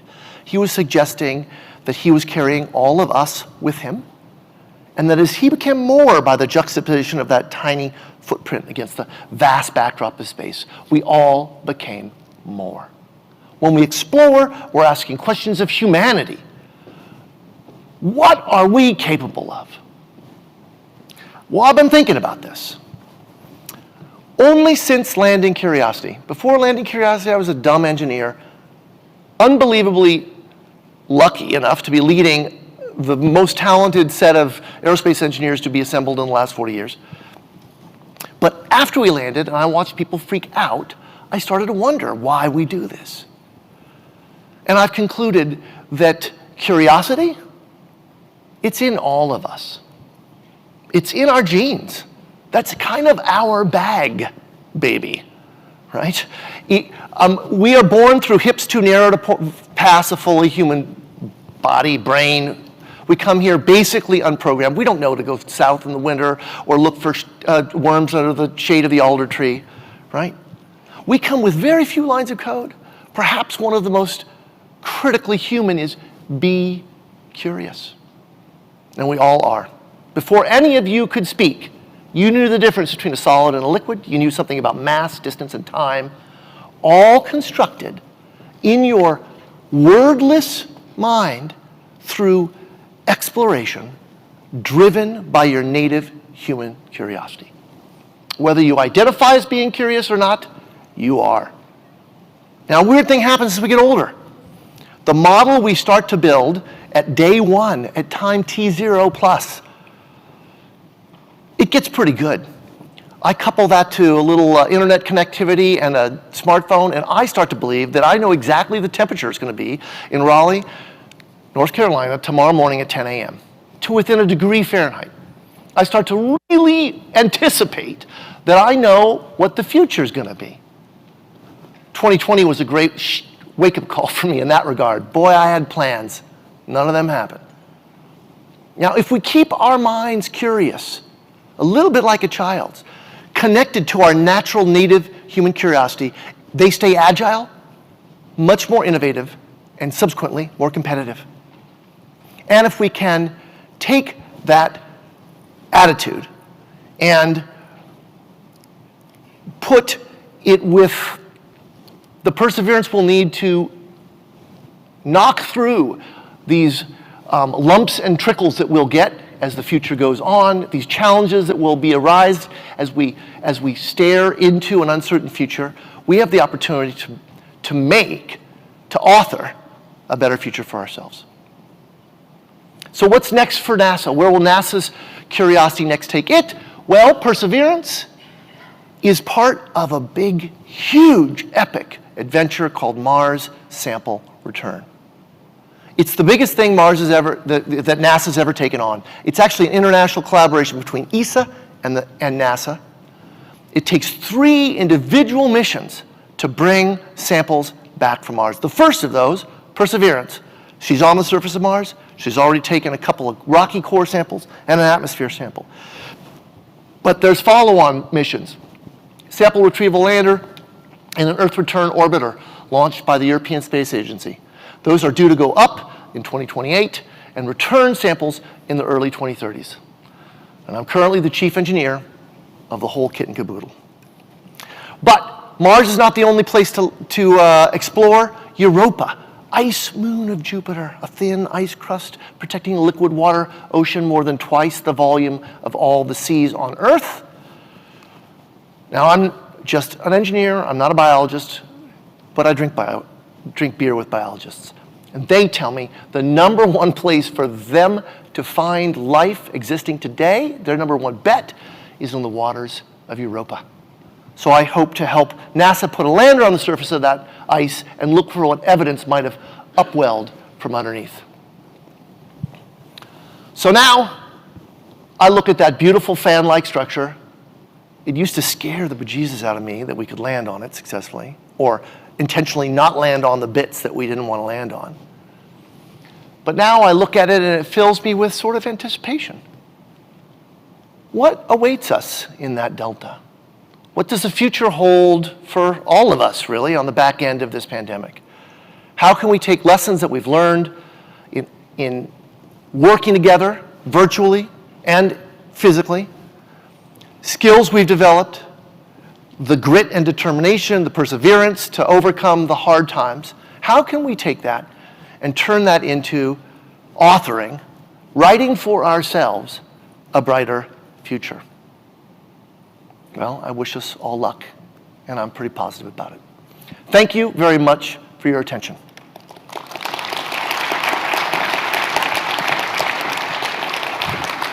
Thanks, Adam. Thanks, buddy. Awesome job.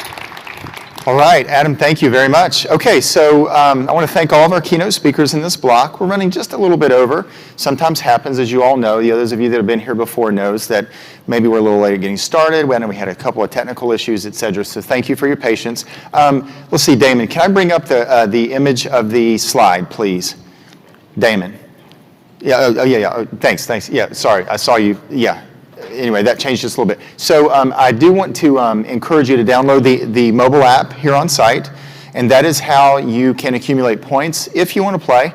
Again, something fun we're doing this year. You can get points. By the way, the code, if you've already downloaded the app for this session, is just MARS1, M-A-R-S-1, MARS1. You can put it in the line associated with the morning keynotes, and then we'll do them. Each of our exhibitors out here have a code they can give you. And then I would encourage you as well to take a look at the prizes that we're giving away. They're super nice, ones that I would want to own, certainly. The next keynote block, the first breakout session block has actually already started, but our on-site speakers are going to wait for you to get there. They're actually delaying just a little bit, so the first block technically started at 10:45, but they're going to wait maybe 10 or 15 minutes on you, so around 11. Is when they're expecting you. So by all means, please go out, grab a drink, run to the restroom, whatever you have to do, and then make your way to the first block of breakout sessions. But thank you all very much.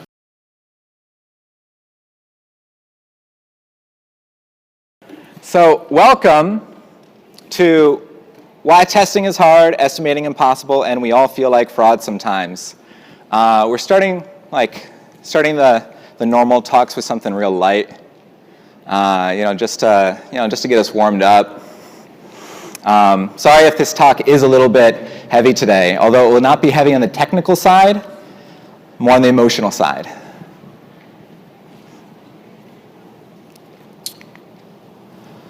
So first, who am I? I'm Fritz, formerly of the Vue.js core team. And before I got into tech, I actually didn't care too much about technology. I was mostly focused on education, psychology, linguistics. That was my training. That's what I did. And I got into tech because I wanted to build things to help me do those things better, to help me with my education mission. And I still, after I started earning most of my money from tech, I used it as a way to fund the projects that don't make a lot of money. I don't know if anyone knows this, but there's not a lot of money in education. So, and I still like to build tools to help myself, and also help companies who are using those tools. This is me. I wasn't sure if I was going to have to wear a mask while I was up here. So I wanted you to be able to see my face. Fortunately, I can use my full emotional expressions. This is me in my pod, and we got through going outside a lot. You can see playing a lot of puzzles. And like I said, like I warned, this is going to be some real talk today. We're going to talk about some things that are sometimes going to be a little bit comfortable, definitely very real, and I hope real in a way that you find helpful. I think it's only fair for me to be vulnerable first. I failed. I've worked for many years now as a consultant, international consultant, helping companies, often really big companies all around the world, with big problems, solve their technical problems on their teams. And I've also done a lot of workshops. With the consulting, I've been more successful, but in my workshops, to try to teach people how I do what I do when I'm consulting, because one of my values is to always make yourself redundant if you can. If I need people, if I can make it so that people don't even have to hire me, then that's wonderful. I can work on more interesting problems. But most of the people who went to my workshops and learned about a lot of technical solutions that I offered for improving their estimates, for improving their processes, for improving their testing, when I followed up, some said, oh yeah, it's working great, we love it. We've never been happier. But most said, Yeah, we didn't even really get to that point. We're still stuck. It didn't work. Like we never even tried the tool. We're still not sure what to focus on in testing. And that was hard. That was hard for me, like figuring out what to do with that feedback. And when I looked into it, it turned out the reasons things were failing was not because the technical tips that I was sharing. And if y'all came here for technical tips, I've got lots of talks online talking about technical tips for testing and things like that and estimating. So you can go see one of those. But in this one, I'm going to show you the stuff that I really wish that I had focused on first, before the technical stuff, which is the emotions. And before I go into that, I want to talk about what are the emotions that estimating brings up. And this is a question for you. So go ahead, raise your hands. If you are willing to be vulnerable enough here with me and all of us, say, what are some of the emotions that come up around estimating when someone asks you, how long is this going to take? Go ahead. I'm totally not going to hold you to this. Yeah. Can you just dartboard it for me? Dartboard it for you? Like someone asks you for, I'm not sure I understand the question. Like so you have a task, you're assigned a task, and someone asks you, how long do you think this will take? Is it going to be a day? Is it going to be a week? What are the emotions that come up for you? Yeah, go ahead. Anxiety. Anxiety? Anxiety too? Anxiety about what? What are you afraid of? Wasting business resources and time. Why do you care about wasting business resources? Because it makes what? It makes you look bad. It makes you look bad. And why do you care about looking bad? Because you might not get your contract renewed, so there's your like physical safety might be threatened. Also, your relationships with your colleagues, with your boss, with the client. Yeah, go ahead.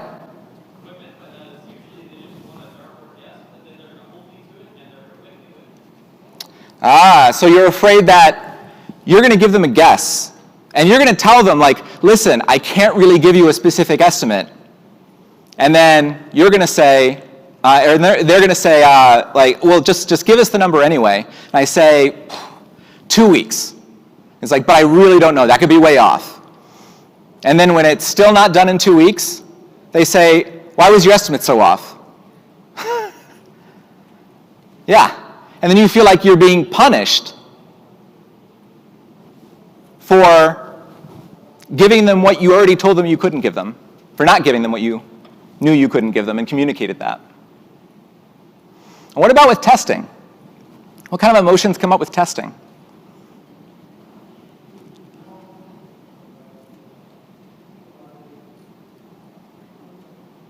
Yeah, go ahead. Uncertainty? Yeah. Uncertainty and fear, maybe. Because testing is real hard. And there's 1,000 things you can test, and especially when you're reporting to someone else, you don't know which ones they want you to test. Yeah, where do we even start? You don't know what's going to break. Hopefully none of it. I mean, that's what you planned for. You didn't write code planning like, well, I think this will break later. I mean, maybe you think that, but you hope it's not true. And you try to code it so that it doesn't. So sometimes there are some pieces of code that you're worried about even looking at. You ever had the areas of your code where someone's saying, okay, so who wants to work on this services layer here? And everyone just kind of either looks down or looks at each other. And then someone finally says, I think Linda wrote that. Yeah, but Linda left. It's scary. And if you don't even understand it, and what it's supposed to do, because often that's not very well documented, how are you going to write tests for it? And you also might be fearing some, like, gosh, when I talk to some of my friends, they have some test frameworks that they're really excited about, and I want to be one of the cool people testing too. You also might just want to destroy the entire code base and quit your job. A lot of feelings come up, a lot of different, often conflicting feelings. Like you want to give, like when giving estimates, for example, you want to give an estimate that's low enough that people think is like, oh, wow, that's great. That sounds wonderful. I mean, you want to please the people that you're working with. You don't want to say, oh yeah, I think that'll take 3 months, and they just look at you like, what, are you lazy or stupid? That would feel horrible. That would feel really horrible.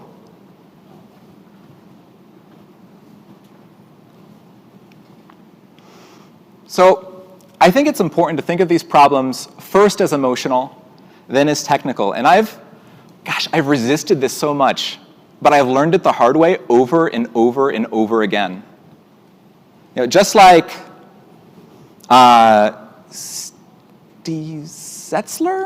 NASA guy who was just here, he was saying you have to have teams that listen to each other. And part of that listening is listening for the feelings. Because like, we love and we want so badly to just have the right answer. But the truth is that all code is compromise. All code is compromise. Are you going to do, 6 months of research to find, the perfect library for this specific job? Or are you going to actually ship eventually? It's all compromise. You decide what you're going to focus on, how much you allow yourself, the different parts of you that want different things, to guide the direction to get you to where you want to be.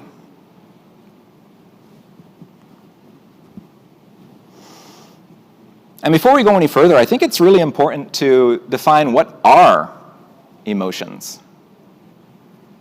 Like in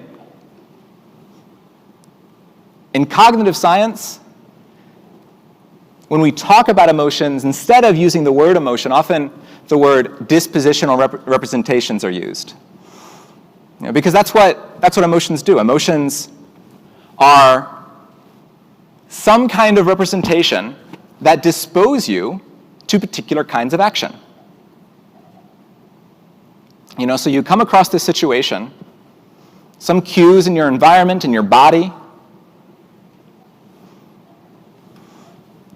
and a little voice in your head says or just urges you with chemicals like, hey, let's go in this direction.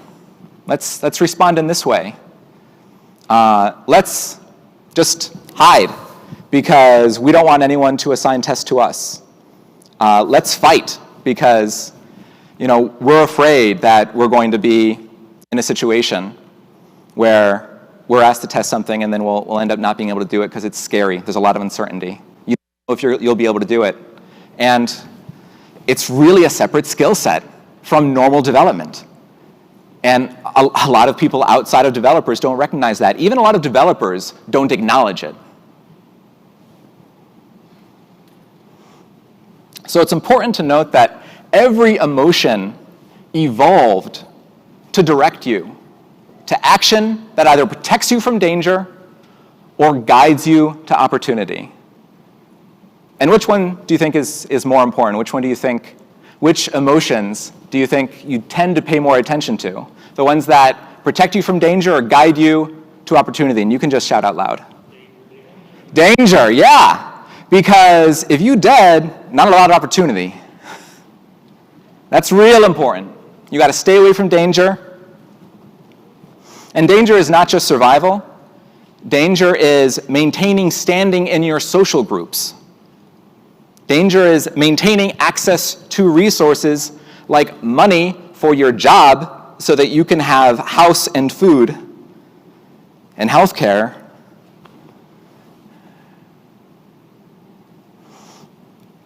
So we like to think of ourselves as these, really stable, consistent individuals. But really, wear a bunch of dispossessional representations in a trench coat that are all like arguing with each other, competing with each other, and being moderated by what are called critics in cognitive psychology, although I think that's a kind of a weird name because it's not just critical voices, but deciding what to pay attention to. We really are a lot of different people, and you've probably had moments where you thought to yourself, like, wow, I wasn't even myself. You were yourself, just not that part of yourself that you're thinking of right now, that you're in at that moment. There are probably times when you've been mad in a meeting at a coworker or with a partner, and you know you're wrong. There's a part of you that knows you're wrong at a certain point, but you keep on arguing, and there's another voice in your head saying, what are you doing? What are you doing? Just be quiet. Shut up. What are you? Oh my gosh, you're making it worse. What? Be quiet. I give up. While another part of you can't stop because they're scared. And they don't know how to meet that need except through this. And that voice, just telling them to stop, isn't offering them any other alternative to meet the needs that they're worried about, aren't even interested in the needs that that part is worried about.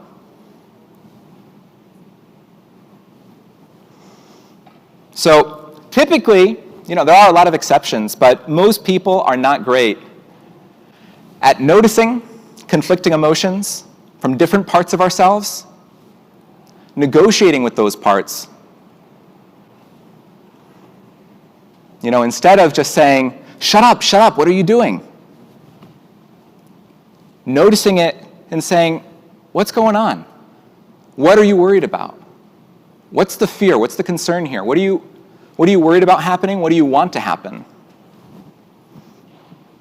And having those parts negotiate with each other, which might sound a little bit strange, but it does work, and there's a lot of clinical work that shows very well that it works. And talking about emotions, there's a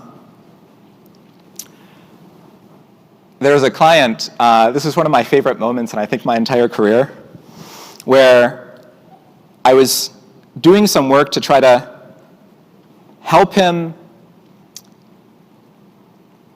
understand where, and to help myself understand where a lot of his fears were coming from, because there were some things I wasn't getting that were blocking us in the process. I wasn't understanding. There weren't any, as far as I could see, technical blockers, but there was something going on emotionally, like with him and with other members of the team, that I didn't get. And I recognized that as a danger sign. So I started asking him some questions about his feelings, using techniques that I'm going to show you later. And I've been doing that for a few weeks now, and we've been making a lot of progress. And apparently, he had been using the skills that I was modeling at home with his partner, because she came on the video call at one point and said, "Hi, I just want to know, who exactly are you, and how did you get my husband to start talking about his feelings?" Because this is a very logical guy. He's not the feely, touchy type.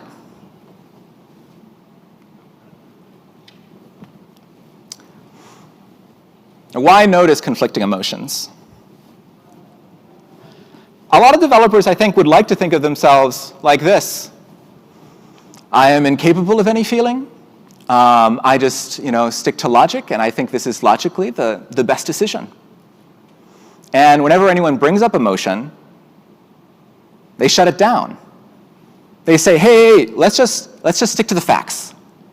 Let's just stick to the facts. The emotions in the room are facts too.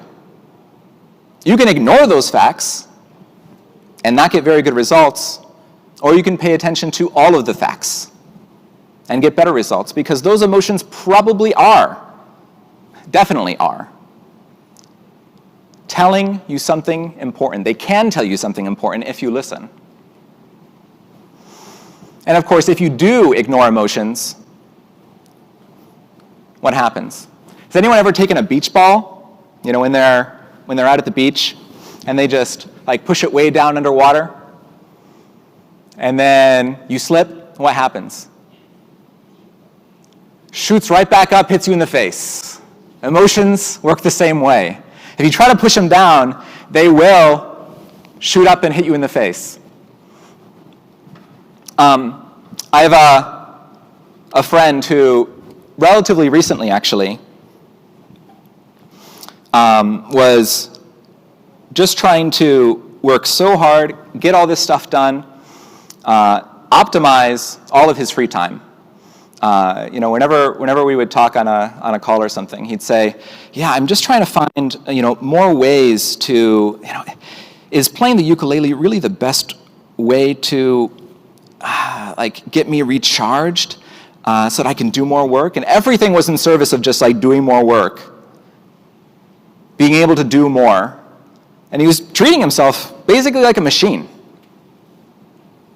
So he thought he was like looking at his emotions, but not really acknowledging his humanity, that he needs more than just recharging so that he can get back to work. Sometimes you need to recharge just for yourself in 4 different parts, just to explore.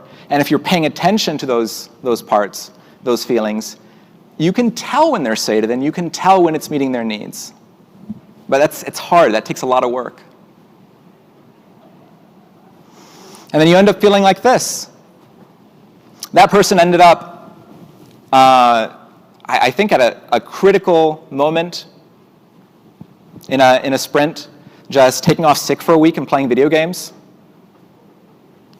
Because he was done. He'd hit his limits. He tried to optimize himself, treat himself like a machine, and then he broke down, like machines do. And started having a crisis, thinking about, do I want to quit my job? Is my job the problem? I like the people I work with. I like the stuff I work on. Can I not just be happy doing anything?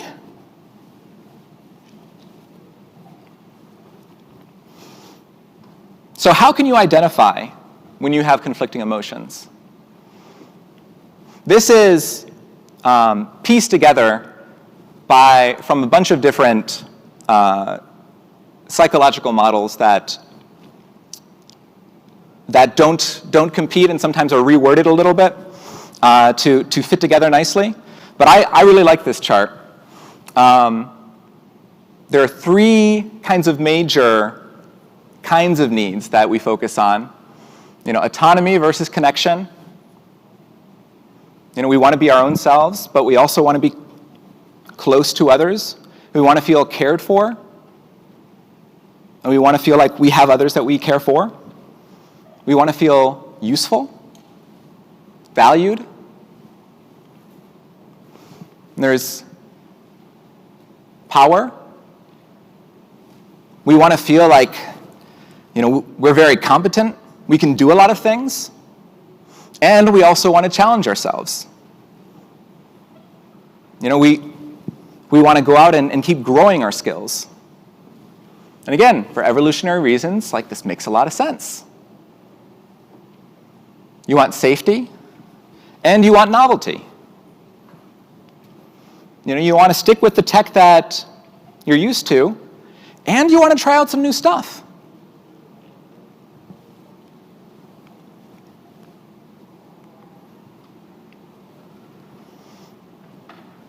So why negotiate with parts?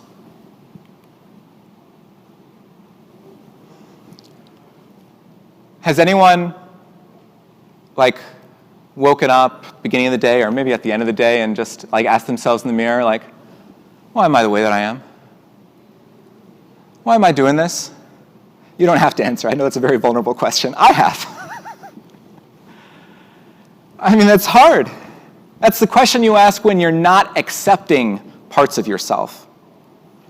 When there are needs that you have that you're not even allowing yourself to see because it feels dangerous to other parts to see that. And that is even adaptive. Like probably in childhood or at other points in life. I'm not going to psychoanalyze everyone in this room. But we learn these adaptations for a reason. We learn them from our environment, and they work, at least in some contexts, and then they can be used in maladaptive contexts because we don't have any better strategies. And then we end up empty.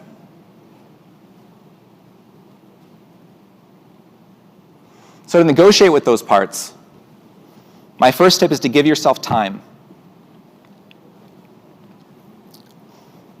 Sometimes that's just time to breathe. I notice a lot of times when someone says something that just like immediately activates me. Like there's some part, and it can take some time to develop that awareness of yourself. Meditation helps, going for walks helps, develop that. When I feel activated, I try to automatically now, I've trained myself to just stop, like get a pretty neutral face, take a breath, gentle smile, and that gives me a little bit of time to think and observe what's going on without reacting.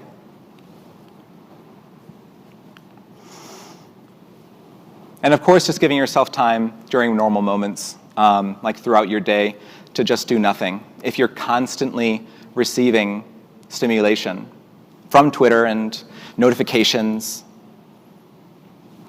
your brain isn't going to have a lot of space to observe because it'll be waiting for the next thing. I also often find it's helpful to name the parts and why they exist. A partner of mine used to name, this was more of a pattern than a part, when she'd suddenly start like yelling at herself and think like, oh gosh, I totally messed everything up. I made everything awkward. They should have never invited me to this meeting. Like I just totally derailed everything. I'm asking questions that aren't important, and everyone's looking at me like I'm just from Mars. And she has a little voice inside of her that sometimes tells her, like, you're a very small, bad idiot. And when you say it out loud, it sounds a little bit ridiculous. She got it actually from a review for an ice rink. Someone didn't like that ice rink and thought it was a very small, bad idiot.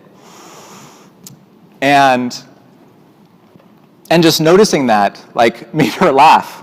And yeah, there's a part of me that's like really upset with me. What do they want? Like I think they don't want me to be embarrassed. They want me to like pay attention to the social cues of people around me, pay attention to their emotions and what they're needing. So yeah, let's do that. Let's do that. And you can re-regulate in a gentler way, noticing that. But still paying attention to the concern of that part. Any RuPaul's Drag Race fans here? A few? Okay, cool, yeah. I mean, it's great advice. You can't love yourself. If you can't love yourself, how in the hell are you going to love somebody else? You really have to pay attention to your own parts before you can even get to the communication part. Because if you don't have good relationships with your own parts, your own emotions, you're not going to be able to make space for someone else's emotions. What you reject in yourself, you will reject in other people.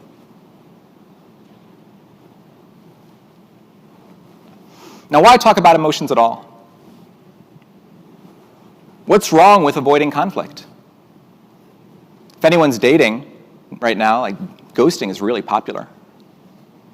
That's the best way to manage conflict. Just never speak again without announcement. And we do something like that at work a lot too. How many times are there problems that just no one's talking about? With tests, usually people aren't having the conversation that, like, yeah, we're all kind of scared that I'm not going to be able to write good tests. And then, like, we'll have wasted all that time. Or I'm scared that because the deadlines are really important in this company culture, that if I do tests, even if they said they wanted me to do tests, I'll get yelled at for it taking a long time. Whereas they might not even notice if the test isn't there.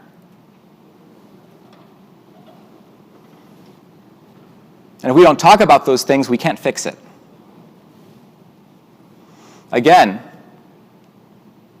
a lot of people like to stick to the facts when talking about these technical problems. But these aren't technical problems. These are people problems. It's only a technical problem when people are not involved. So these are emotional problems first, and you have to pay attention to the emotions before you can even start talking about the logistics, the tech.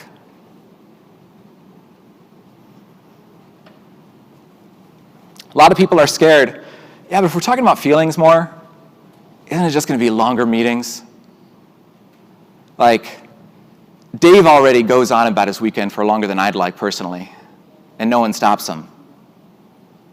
It's like, well, if you were talking about your feelings, you could say, hey, Dave, you always have some really good stories about your weekend, but would you mind if we created a channel for weekend stories? Because sometimes I feel a little bit anxious that, like, we'll get through the agenda, and I don't want to delay everybody in their day, and because I know they have other meetings and stuff like that. But, like, I still want to make space for those stories. All those meetings are going to be a lot shorter from now on. And there'll be a space for, Dave's weekend stories and anybody else's weekend stories, and they'll have places to talk about it and connect still. Once you start talking about feelings, you can get a lot more efficient.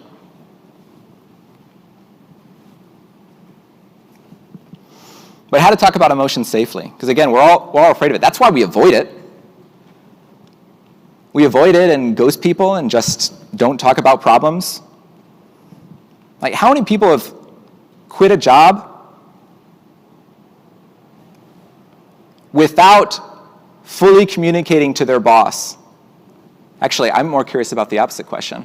How many people who've quit their job, who, like, when they quit their jobs, always fully communicate to their bosses about why they're quitting and all the problems they have with the company?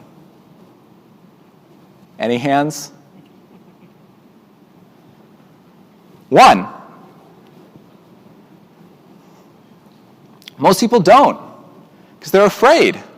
They're afraid that it won't be received well, that it'll just burn bridges, that it won't make any difference anyway. So maybe if we had talked about our feelings, things could have been different. People often don't realize that. There's a dev I know who was really, really nervous about tests. He had never done any testing before, and he didn't want anyone to know that he hadn't done any testing because he thought it was just like a normal thing that everyone should know how to do. I mean, he's a senior developer. He's a senior developer. He should know how to test. But he'd never done any tests before.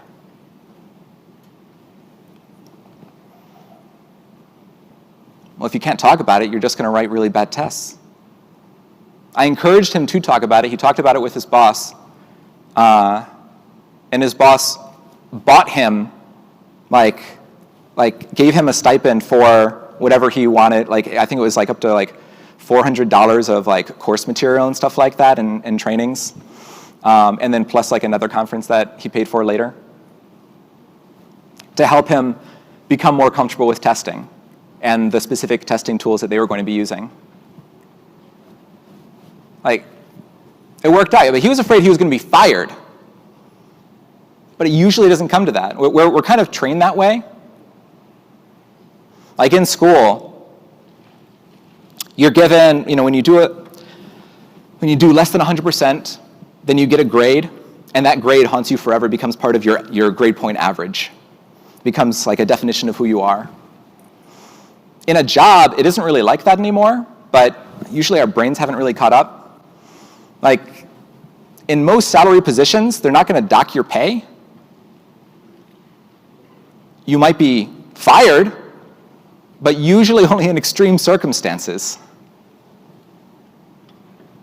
Like, most companies have a lot of incentive to support their employees. So if you ask for taking half time off, additional resources, additional pairing, shorter meetings, and you do it in an emotionally intelligent way, you often get what you want.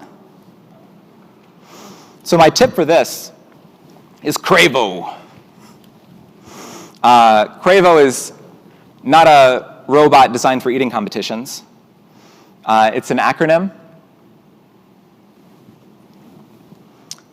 And this is taken from a few different therapeutic models that have really high success rates, from everywhere between like couples therapy to organizational consulting.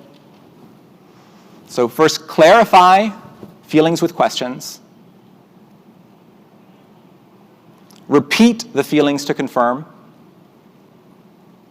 Acknowledge good intentions. Validate what you can. And own your feelings and role. And because we're starting a little bit late, I'm going to go through this a little bit more quickly than I otherwise would. But you can ask some questions, and I'll have my contact information at the end if you want to ask follow-up questions later. So for clarifying feelings with questions, it's amazing how often this step alone will solve a problem. I had one dev that was just really actively hostile to everyone in the team, including myself, but especially me. Really hostile to me. He didn't hire me, but I was hired to come in as a consultant the way he saw it because he wasn't doing his job. And he thought I was there to do what he couldn't. I was there because he was incompetent. That was his fear. I didn't know that. He wouldn't show up to meetings. He'd make excuses. He'd say he was too busy. Finally, I got him in a meeting, and he was ready for me to yell at him because he hadn't been operating. And I just said, "Is everything going okay?" And he just kind of broke. Because he's ready for a fight. He came there for a fight. When I showed genuine concern for his feelings, I asked, "Just everything going okay?" He said, No, I'm afraid they're going to fire me. And we got everything out in the open. And I told him, "Listen, my job is to make you look good." That's how I see it. My job is to make the developers I work with look good and feel good about their work. So how can I do that? And we never had another problem again. He was great. He was so helpful. And he had so much valuable knowledge, we couldn't have done it without him. And he was ready to quit because he was afraid of being fired. Repeat feelings to confirm. It's important that we understand what the other person is saying. You can even repeat the same words back to them, but just like making them feel heard relieves so much anxiety. You can see people's shoulders suddenly slump in relief when they tell you their feelings. They're not used to having their feelings heard, and you just say, "This is what you're feeling." Nothing else, no judgment, no additional commentary. And they just say, "Yeah, that's what I'm feeling." That's a tip that saved marriages. Acknowledge good intentions. Even when you disagree with someone, like there was a case where someone thought that we should be 100% testing everything, when I mean, we just realistically didn't have the time or the resources for that. But he kept fighting for it, and he was adamant. And I was in a position where I could have just overridden him and said no. But instead I said, listen, I know you want what's best for the team. Like when we have something that isn't tested, that means it might break. And we might not even know it's broken. And that's scary, right? So what are the parts of the app where that's scariest? Like where can we start? Where can we alleviate the most fear? And what we did, as I do in a lot of apps, is test the things where without that you don't have a business. Can users log in? Can they give us money? Just testing those two things will save you so much peace of mind, give you so much peace of mind. Like, can they log in? Can they give us money? It's okay if they can't log out. I mean, that's a minor problem. You can work on that, but you still have a business at least if they can log in and get money. And validate what you can. Validate is very different from verify. You don't have to tell people they're right. If they say, can you believe Michelle is making us work like on this Friday, even though she said she was going to give us this Friday off? You could say like, yeah, you're right, Michelle's a jerk. You can verify their view of reality in that moment. It's probably not going to be helpful. It's just going to heighten their emotions. It's not going to resolve anything. But validating that it makes sense that they feel that way, it's like, yeah, I mean, you probably had plans for Friday. Like, you were looking forward to having that day off, and you've been working hard, to make sure you could get everything done before Friday. And now suddenly things have changed. Yeah, that is a problem. I think it'd be good to talk to Michelle about that, about how you feel, and figure out like how we can avoid this happening again in the future. Because, I mean, it sounds like it's worse than not having that day off in the first place, like not even being offered. And own your feelings and your part. A lot of people, especially developers, in conversations, they get very good at a lot of these skills, but they'll say like, oh no, I don't have any particular feelings or emotions about this. I'm just pretty neutral and logical. And there's nothing more frustrating than someone not owning the feelings that they have and then acting passive-aggressively. Like, that'll bubble up, it'll beach ball into passive-aggressive behavior, which is especially dangerous if you're in a position of power over anyone. So own your feelings and your role. If they're mad at you, like let's say you're Michelle. Like, they start talking to you, don't try to defend yourself before. You can explain yourself, but don't try to defend yourself. And only explain yourself after owning your part. It's like, yeah, I wish that I had planned better and not offered that day off and then took it back. I don't want to do that again. Like, I don't want to play with your emotions like this and your schedules. Like, your schedules are important to me, and I just messed them up.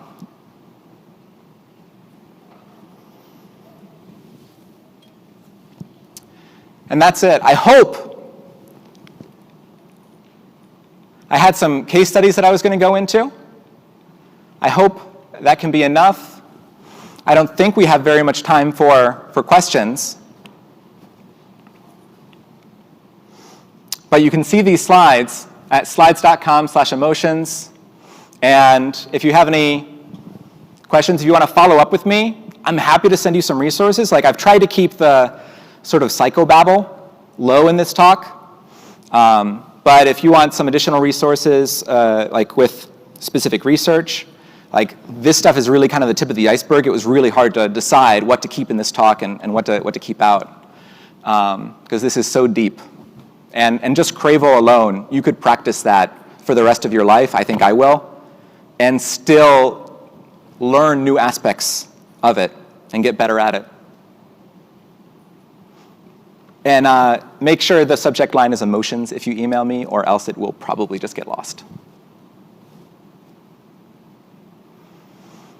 And that's it. Thank you very much for your time.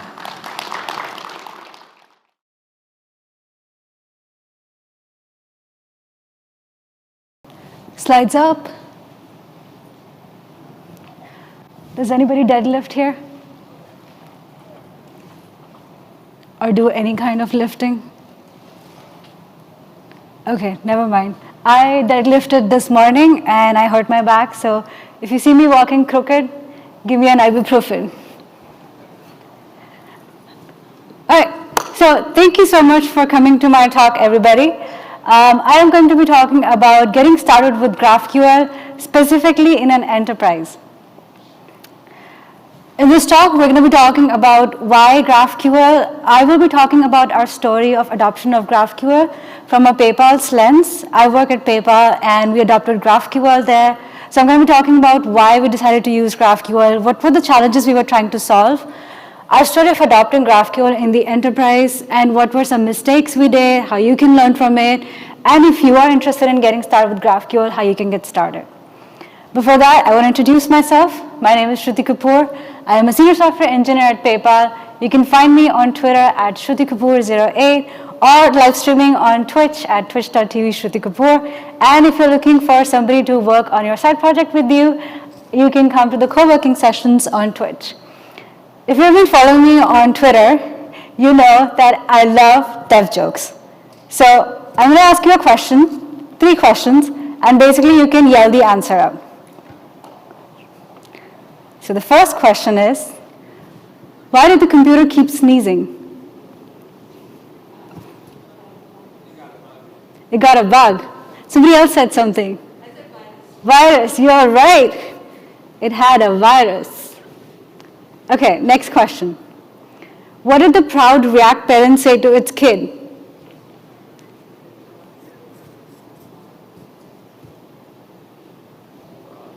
Props. I've got to give you props. Okay, why do Node.js developers wear helmets?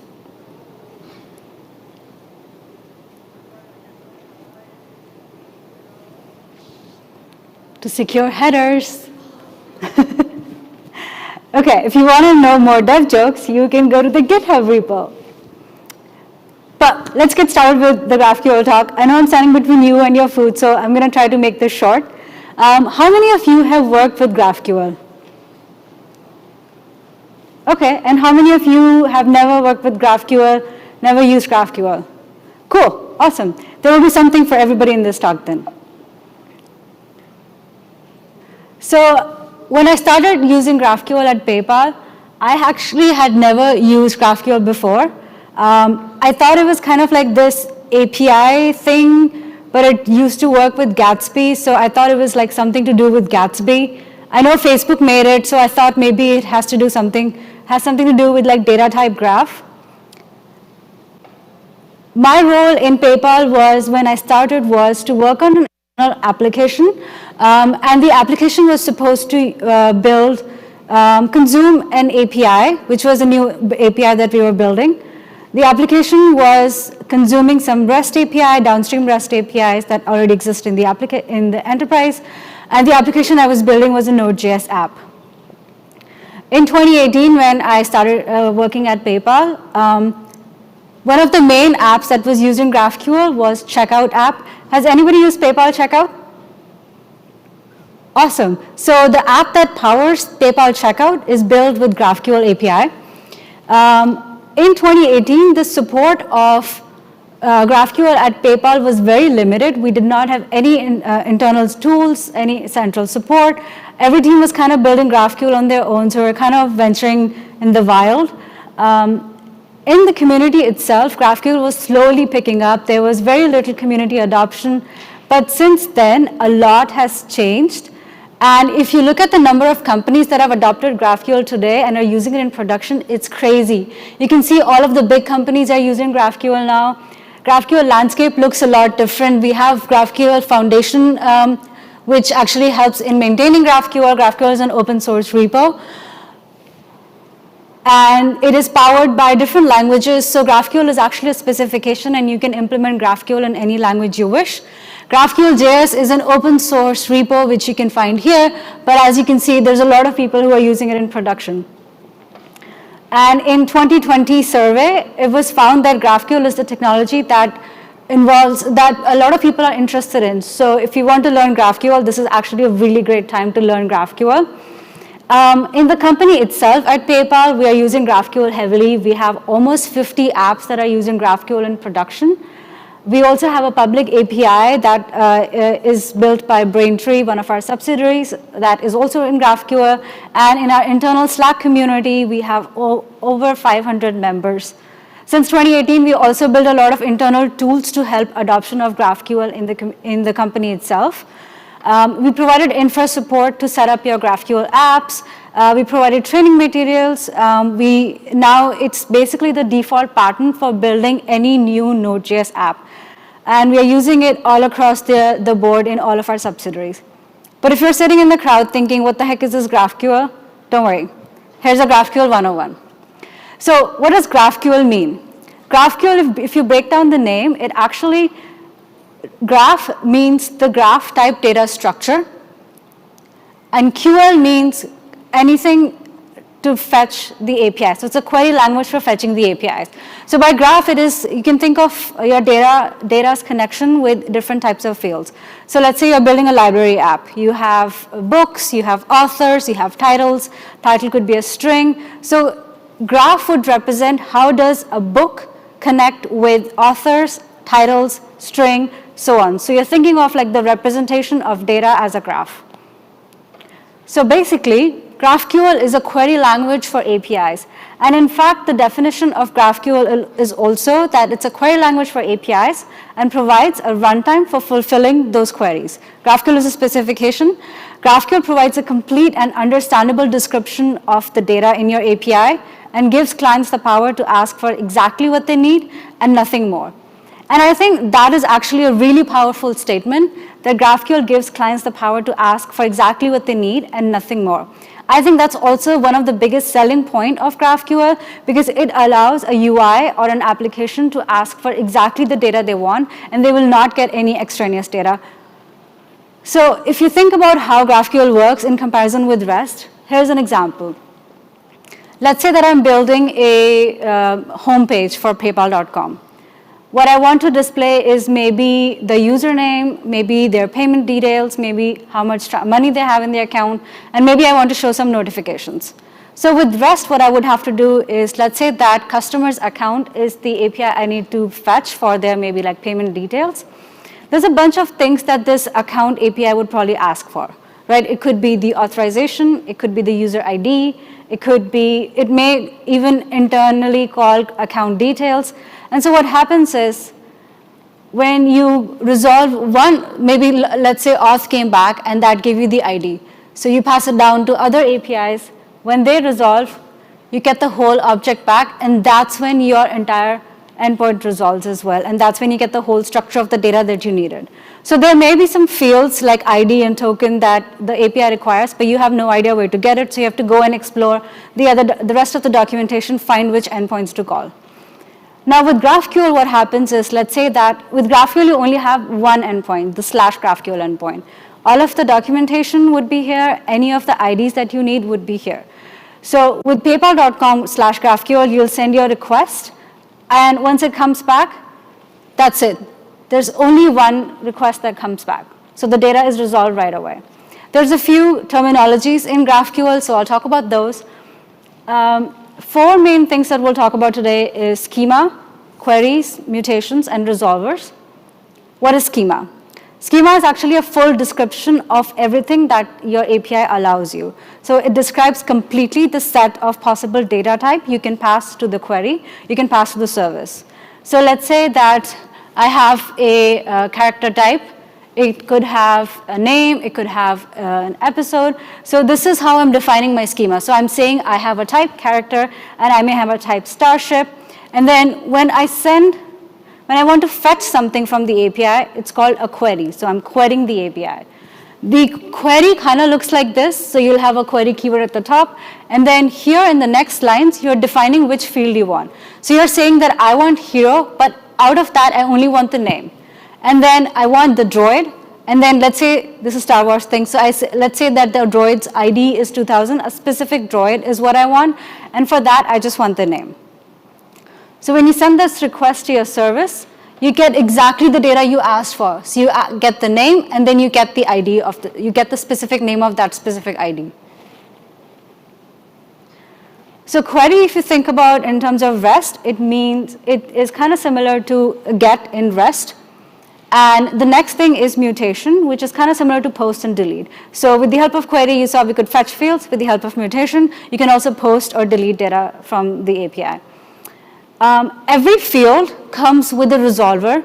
You can define a function that helps to resolve that data or helps to send back exactly what you ask for or do other sorts of operations or call downstream APIs. All of that logic sits in a resolver.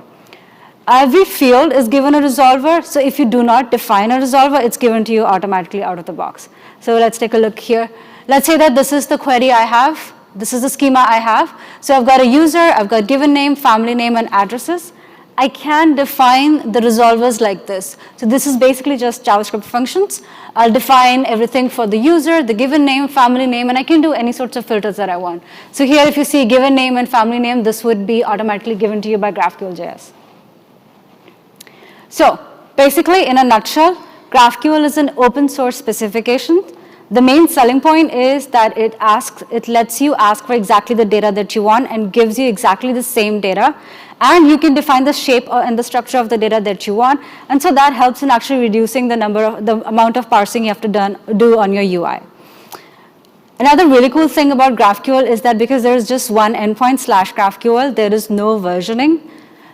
And if you need to add anything to the API, you can actually just add it to your schema. So like here on the left side, you'll see if you wanted to remove something, we'll add maybe like a directive next to it called deprecated. If you want to add a field, we can just simply add it to our schema. So there is no versioning. Now, schema is actually one of the main important things of GraphQL because it's kind of a contract between client and server. This is everything that a client can ask for from the server, so that's why schemas need to be established in the first, as a first thought. Well, one of the really cool things of GraphQL is actually the developer tooling that comes around with it. So at PayPal, why did we choose GraphQL?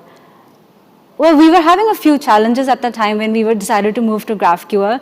Before diving into GraphQL, we thought of the architectural challenges we were having, and these are some of those challenges. So we had a lot of REST APIs and a lot of downstream APIs in our application, and what we noticed was that we may call an API, like account details, but let's say we only needed the name. But the API would send us back like 20 other fields, which we'd have to then throw away. So we had all this like waste data that we were getting from the client. We didn't have a way to like reduce the amount of data we could get. Another problem that we had, like I showed in the REST example, was we were doing multiple round trips. So maybe we needed an ID, maybe we needed a token. So we had to find like which API I need to call and then make a call to that and then come back and call my other API. So this makes it very slow to develop an application, but also just calling those APIs. Another problem was because we had so many different versions out in the wild, it was hard for us to know if clients were using the most updated version or if we could deprecate a field and nobody would get impacted. Sometimes some clients would be locked down to a single version, so they wouldn't get the updates because they wouldn't want to integrate again. Another problem internally as well was our APIs look kind of different from one subsidiary to another subsidiary. Also within the same company itself, within PayPal itself, we had so many different names. Something would be called like a username somewhere, something would be called like a user, something would be called an ID, something would be called token. So it was kind of very difficult to understand like which field goes where. The developer experience itself and the integration itself was very inconsistent. So when we were looking for a right candidate, some of the things that we wanted the candidate to provide us was, number one, uniform experience. We wanted that every client who was integrating with this API should see the same documentation, should have the same ID, the same names of each fields.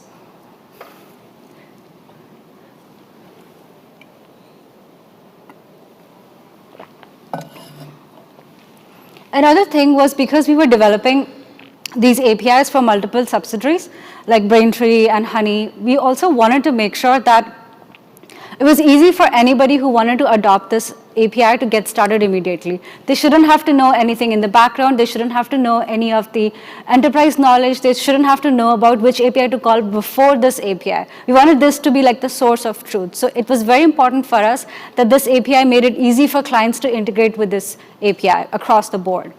Another very important thing for us was because we didn't know which client with REST, we didn't know which client was using which field, or if we could deprecate it, or if we need to add anything. We wanted to make sure that this new API would have detailed analytics over exactly which field is being used, what kind of data people are asking for.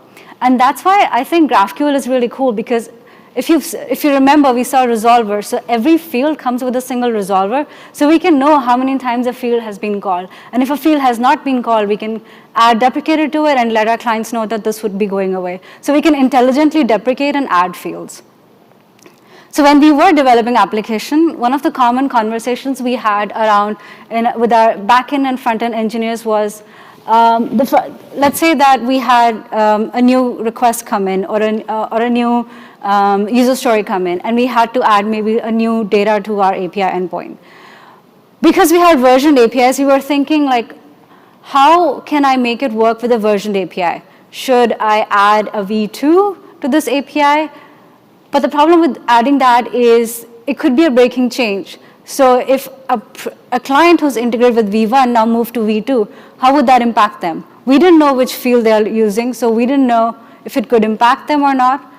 Another thing was, if we do add V2, what happens to the clients who are integrated with V1?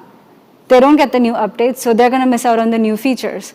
And we can't force clients to update their APIs. We can't force them to reintegrate with PayPal. Another thing we thought was, well, what if I can add query params to the same endpoint? Let's say I need to ask for more data. I could add new query params. That works when you have one or two query params you need to add. But what if you have to add like multiple parameters? Then you're basically polluting your query parameters. What if you add it to existing endpoint? Now you're impacting all of the clients that are integrated with it. So that's where GraphQL kind of comes in, and that's how it helped us. So the biggest points that it helped us with was there's one endpoint. So if you're integrated with GraphQL, even if you don't want the newest update, you can still be on the current version and you can still get whatever you need. But if you want the updates, it's out there. You just need to fetch it. You just need to query it. Just need to do a mutation. Because we don't have any more version APIs, we don't need to worry about whether our clients are outdated. They can get the new data if they want, whenever they want it. It was also really easy for us to intelligently add new fields or deprecate fields that were no longer being used. And as a client, as a front-end developer, one of the cool things that I really enjoyed was I didn't have to throw away any of the data I was getting back from the API anymore, because the API was giving me exactly the fields that I asked for. And so I didn't have to do any sort of parsing on my application. And that really helped us in one of our applications, because we didn't have to do any sort of like parsing or restructuring of the data, we were able to get rid of Redux even. As a developer, GraphQL was really cool. Anytime we showed graphical to folks, which is actually an exploration tool of GraphQL, people were like, oh my God, this is so cool. Because with that tool, you can see the documentation, and you can see exactly what the documentation, exactly what the query is, exactly what the mutation is, all of the fields that that API is asking for, and you can also fire requests right away. So it's kind of like inbuilt playground with GraphQL, which was really cool. People really loved that. And it's also really awesome because if I do need to fire a different mutation, the documentation is right there. I don't need to look up any other application. So it's wherever, it's kind of like having Postman built in. It was also really cool because we have to think about schema up front when we build our application. So that basically meant that our front-end developers and back-end developers now started collaborating with each other in the beginning of the project itself. No longer were we building our APIs in isolation. No longer were back-end developers sitting on their own side and just working on their application, on their Java application, on the REST APIs, and then sending it out to the front end. And then we wouldn't have to work with mock data anymore. So what was really cool was that front-end developers and back-end developers sat down together, established a contract was schema, and then we kind of went separately and independently worked on it. So it increased the collaboration we had in our teams. And so when we showed it to our developers, they were really, really excited about it because now we had one endpoint. We can push out our updates as soon as we want.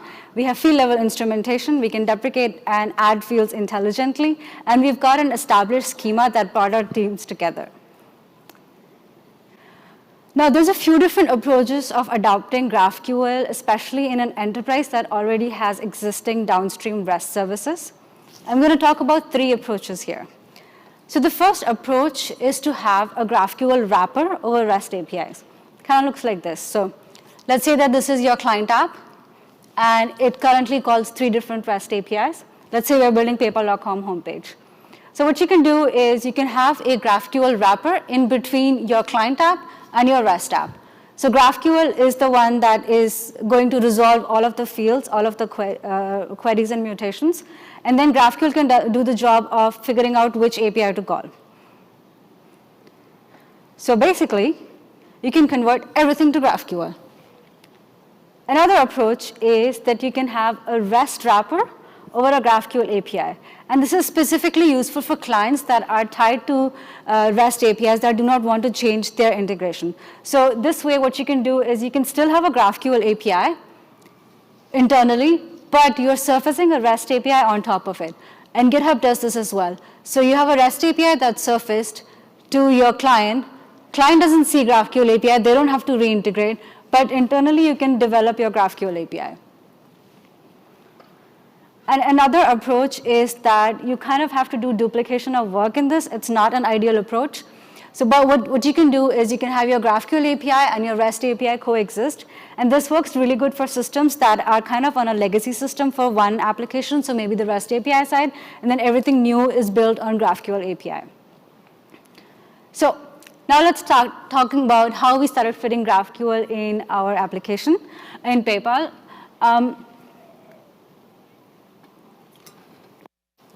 We had a few different options of adding GraphQL in our applications.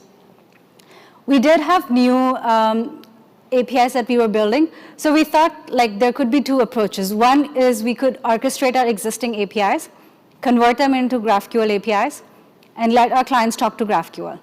Another approach was that we could build anything that's new in GraphQL, and so build standalone APIs in GraphQL. Before we figured out and before we started plugging in GraphQL, there's a few things we wanted to know just to make sure.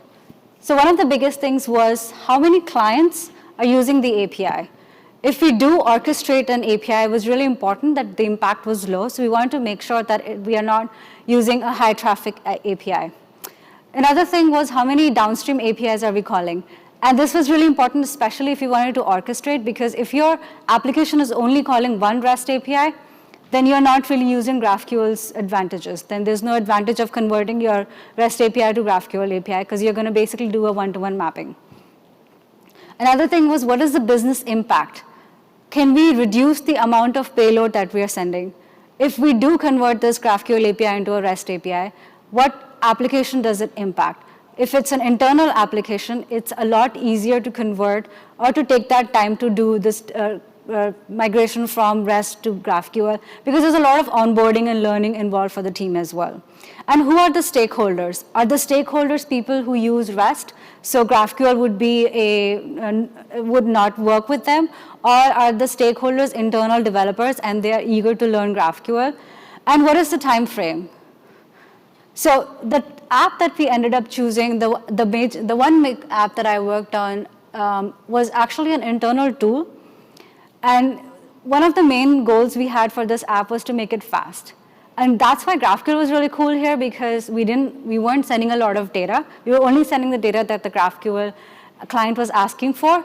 And we had less code. So like I said, because we were not parsing data on our client side, we were able to get rid of some of the third-party libraries that were doing some parsing for us or state management for us. So because we were sending less data, there was less data to manage, and there was less code on the client. So what we did with this first app is we owned the backend REST API. So the REST API was also being built in parallel. It was a brand new API. So our GraphQL API was a completely plain orchestration layer. It did not have any backend, it did not have any business logic in it. All of the business logic lived in our REST API. We do have existing authentication APIs in PayPal, so we were able to use the existing REST APIs for that. And so what we did was our GraphQL layer was basically just like a thin layer, kind of like a proxy to call the rest of the downstream service. And the major one we were using was a REST API. So we found that GraphQL shines as an orchestration layer.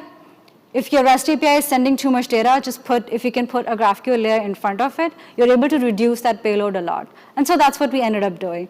So the architecture kind of looked like this. So this is a client app which talked to the GraphQL API, which was purely an orchestration layer.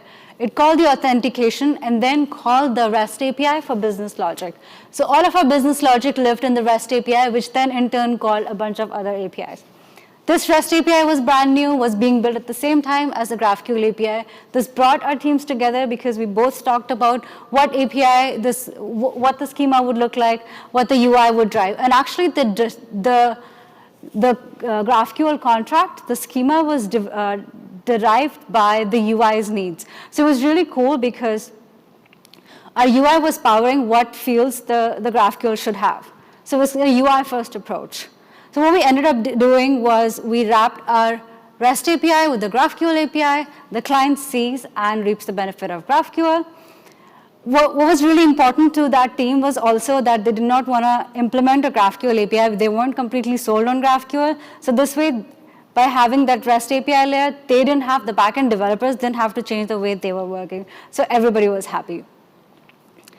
So basically, to summarize, this app, we created a GraphQL interface to orchestrate that brand new REST API. We delivered the data that our client asked for. The client drove what goes in the schema. It made it easier to evolve the API over time because our REST API was the one that held our business logic. Another very common approach that we have in the company is that any new logic lives in GraphQL API. And our checkout API, our checkout app is kind of like this. So the GraphQL API is the mastermind here and does the job of calling any downstream API it needs to do. One of the cool things about this is that if your REST API is sending a lot of data, this is where GraphQL can really shine because now you don't need to send, you don't have like that one-to-one mapping of REST API with GraphQL API, so you only send the data that your client is asking for. Currently, a lot of our applications are now defaulting to GraphQL, especially if they are powered by UI. Our mid-tier applications, which are the applications that sit between the client and the client's layer and the backend layer, they are starting to move to GraphQL as well. We are trying to move to GraphQL for our subsidiaries as well so that we can have this one layer, one GraphQL layer that all of our teams can integrate with. When we started moving, two biggest challenges that we had when we started adopting GraphQL was performance. And so GraphQL helped us with performance because our clients now determine what data they want, and we were able to deliver that data. But also they can also determine what shape of data they want, and that helps in reducing the size of the client-side app itself. Another big problem that we had was the dev productivity. It was really hard to find any API or the resource or documentation of our API, figure out which API to call next and where those parameters go. So with the help of GraphQL and the tools that it provides, it was really cool because now we could see and fire requests right away. And the explorability of docs was really cool because we had our documentation and kind of like our postman at the same place. So it was really cool to like fire requests, see documentation, fire our next mutation, and so on. And because we had really powerful instrumentation, really powerful field level instrumentation, it made it really easy for us to evolve our APIs over time.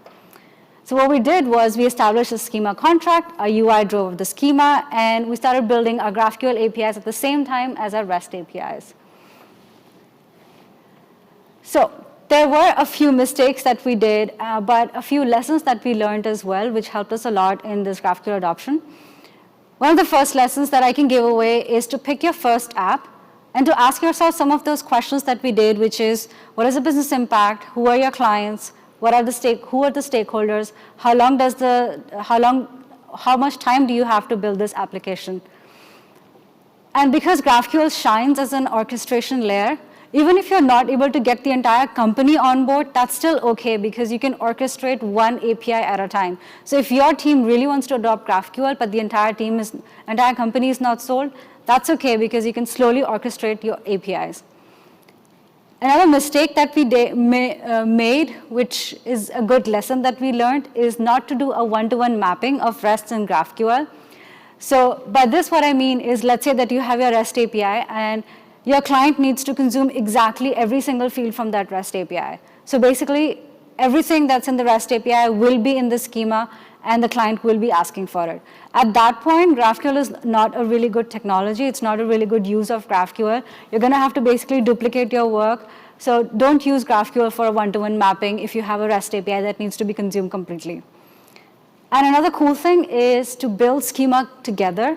Because the UI can now drive the schema, it helped us a lot in bringing our teams closer, helped increase the developer productivity and collaboration between teams. And one cool thing, if you're not using TypeScript, is that GraphQL gives you type safety out of the box. So for us, it was really cool because we can now define in the query, in the contract, you have to define if a field is a string, is an integer, and so you get schema, you get type safety out of the box. But there's word of advice. GraphQL is not a magic thing. It won't solve all of your problems. Your API, GraphQL API, will be only as fast as your slowest endpoint. So if there is an API that takes too long, that's probably what you should address first instead of converting it to a GraphQL API. Another thing is that a lot of people don't realize that you'll have to think about the schema in advance. So if you are working on an application where you may not know upfront what kind of data the client may be asking for, GraphQL may not be the right fit because you have to develop that contract the first thing. There are still some challenges of GraphQL that the community is still working on. So if you have an application that deals heavily with caching or handling errors or parsing that error object to show a specific type of error, GraphQL may not be the right candidate for you because those things are still being developed. And like I said, you need to know the schema upfront. So maybe if you have something like a public API, where you don't know what kind of query, what kind of mutation the client could ask for, it will be very hard to build a GraphQL contract and a GraphQL schema that way. Another problem that we are specifically facing in our teams is that we have multiple teams that now have their own GraphQL endpoint. We're trying to move to a one graph approach, but that has been a challenge still, and we're still working on it. So working on a federated graph in an enterprise that big and getting everybody on board still is a challenge. So if you are interested in GraphQL, here are some next steps for you if you want to adopt it in your enterprise. First thing I would say is assess if GraphQL is the right fit for your architecture. So some of the questions you can ask yourself is, what are the challenges you have right now? Who are your consumers? What kind of data they use? How much data do they use? What kind of language they use? Are they tied to a REST API? Are you building a public API? Where are you going to put business logic? What about your authentication? Another thing is if you want to adopt it in your company, think about your company specific things. So where are you going to put your analytics? What kind of analytics you have? Can you have field level instrumentation? What about your monitoring? What about your authorization? Where are you going to put that? Do you need your schema or your queries to be tied down to a specific user or a specific permission? How are you going to implement that? So those things could be really helpful in understanding if GraphQL is the right fit for you. Another thing, like I was saying, is are you going to save any data by converting to GraphQL? So if your client is going to need to ask exactly the same fields that your REST APIs or your downstream APIs are doing, then you're basically not using GraphQL for its advantages. GraphQL doesn't really have a role to play there. Another thing I would say when you want to onboard your company and when you want to increase the scale at your company is how are you going to onboard new teams? How are you going to impart knowledge from one team to another, share that knowledge? How are you going to enforce standards? So type safety, schema definition, how are you going to merge multiple schemas together? So to get ready for your enterprise, I would say start with maybe a dog food exercise. Maybe think of one small app that could be useful as an orchestration layer that could be used to convert to GraphQL. Maybe work with your clients, maybe work with your front-end teams and the back-end teams, get them together in a room, see if GraphQL really fits well for you.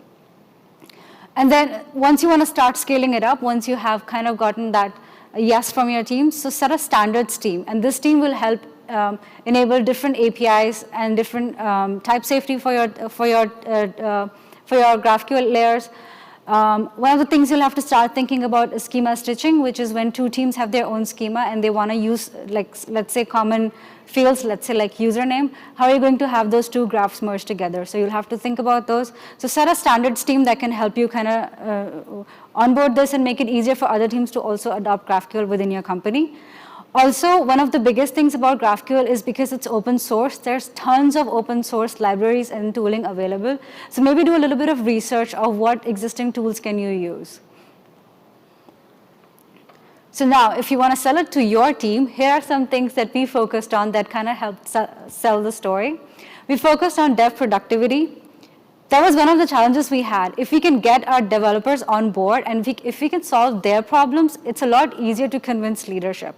So once we showed them the graphical tools, the playground tools, how easy it was to explore APIs and call APIs and add new fields, it made it a lot easier for people to be convinced about GraphQL.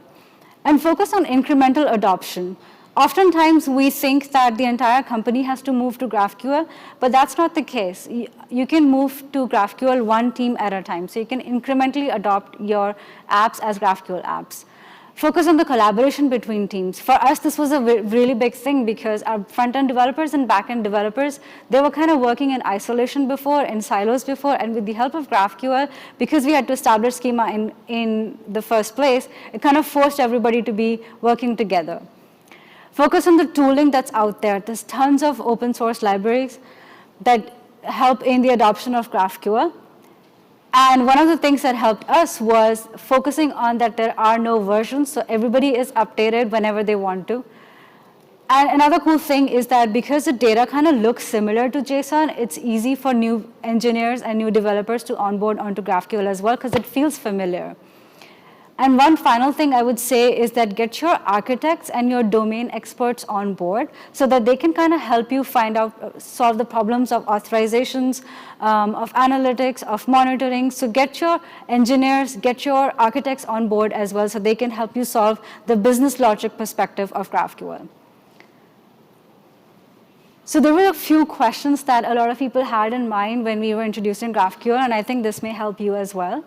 Some common myths that are associated with GraphQL is that you need a graph type database, but you actually don't need a graph type database. Whatever you have right now would work. People think GraphQL is kind of similar to SQL, but it's actually a query language for your API, not your database. A big misconception is that it's only for front-end applications, it's only for JavaScript developers, but it's not. There's GraphQL in Java, Kotlin, Go. It's a specification, so you can build it in any language you want. A lot of people think that all of my services are in REST and nobody would want to move to GraphQL, which is okay. You can move to GraphQL one API at a time. You can start orchestrating. A lot of people think I have sensitive data, so it would be exposed to the entire public. But however you expose your data right now, that would still work with GraphQL. You just have to think about where it's going to fit in. But however you expose your data right now, that will still work. And another question people have is, can I limit what APIs are exposed? And you can totally limit what APIs are exposed. A lot of people think that GraphQL doesn't support auth, but you can fit in your authorization however you're doing right now. And a lot of people think that I don't want to expose my entire database, which same thing, you can limit whatever you want to do. It doesn't expose your database, it's just an API for calling the data. Okay, to wrap up, No technology is perfect. GraphQL is not perfect. It's not a magic wand that will solve all of your problems. But for the problems that we were having at PayPal, it was able to solve a lot of those problems. And so I would suggest when you want to adopt GraphQL, think about the challenges that you have and if GraphQL is the right fit for you. But I would also say that GraphQL is actually here to stay, and a lot of companies are starting to move to GraphQL. There's a lot more jobs in the community on GraphQL. So if you are interested in GraphQL, I would definitely give it a shot.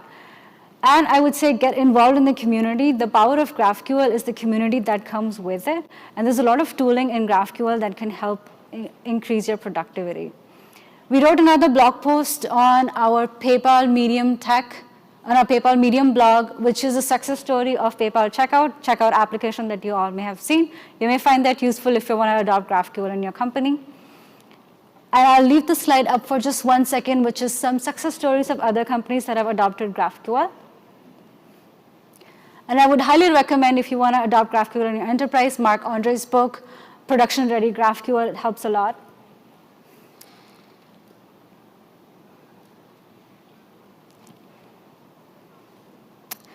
Finally, thank you so much. If you have any questions, please feel free to grab me around. I'll be here. Or you can send me a DM on Twitter. All of the slides will be available here. I will send a snapshot of today's talk in my newsletter as well, bit.ly/Shruti newsletter. Before I go, I want to leave one final dev joke.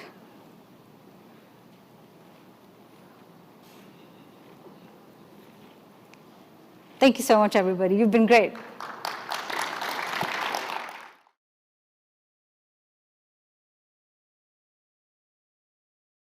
All right. I think we're going to go ahead and get started.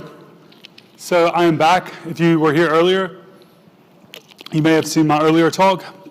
And this is kind of an extension of that talk, going past like the ideas and philosophy and all the different ways that people are building apps and actually showing how to actually build one of these decentralized apps, and maybe going a little bit deeper into some of the web infrastructure stuff that I touched on earlier. And really the main thing we're going to cover today is kind of what are all the different pieces that are out there and how do you actually get started. And I'm going to live code from scratch a full stack app using a stack of technologies that I'm going to cover in this talk. So to introduce myself again, my name is Nader Dabit, and I'm here to talk about how to build a dApp. And we're going to be, again, covering a few of the things that I covered earlier, but maybe a little bit more in depth on the actual coding part. And I'm going to touch on some of that stuff for the first 5 minutes, and then we're going to be getting into probably a lot more new stuff. So when the title of the talk is how to build a dApp. Well, dApp is just short for decentralized app, and it's just an acronym that you'll hear a lot. And it's essentially kind of building an application and using decentralized technologies to do so. Now, I've been a developer for like 9.5 or 10 years, and coming into this space from AWS, I typically was thinking of what are all the pieces that I need to build an app. And at AWS, that was going to be something like I need Cognito for identity, I need DynamoDB for my database, I might use Lambda for my compute. And that's kind of mentally the way I thought about building an application. You have all these building blocks, you put them together, and you're able to achieve the functionality that you want. Now, with decentralized applications, it's kind of the same thing, but the pieces of infrastructure are much different. And there's also a spectrum of decentralization. So you don't have to kind of build an application that is fully decentralized, or think of it like, when you're building these types of applications, like everything needs to fall into this category. I think what you're seeing is people kind of taking bits and pieces and mixing them together, and they're coming up with interesting new ways to build applications. A lot of people kind of look at this space and they are like, oh, these things don't make a lot of sense for all of the use cases, and they're absolutely right. In fact, most of the applications that we think of today probably would not implement these technologies. Instead, people are coming up with new, interesting types of applications that we've not really seen before. And that's really the things that kind of excite me the most and really what kind of keep me going, I would say, day to day in this new space. So the way I defined Web3 before is a stack of protocols that enable fully decentralized applications. And that's what we're going to be diving into a little bit more today. What are these different protocols and how do they work? And then I also kind of like, defined Web3 as this combination of all of the different stack that we had in the past, and then we're also adding in smart contracts, which enable these native payments in native state. And what we're going to build out is a really basic application that implements some of this technology. I kind of covered some of this earlier as well, but so the characteristics around a Web3 application have a lot to do really with this set of characteristics: decentralization, self-sovereign identity, native payments. Really, a lot of the stuff that I'm most interested in have to do with this idea of being able to take existing backends and let developers build out different experiences on the front end. So we really kind of go from having these proprietary backends that only certain people can interact with and build upon, to really kind of having this idea of an open source backend that anyone can build an application on. So we're going to dive a little bit more into the web infrastructure pieces, because I kind of went over these very, very briefly earlier. We're going to go over them a little bit more in depth here. So in a typical database like DynamoDB or a NoSQL or a MySQL database, these databases are optimized for two main types of operations: reading and writing.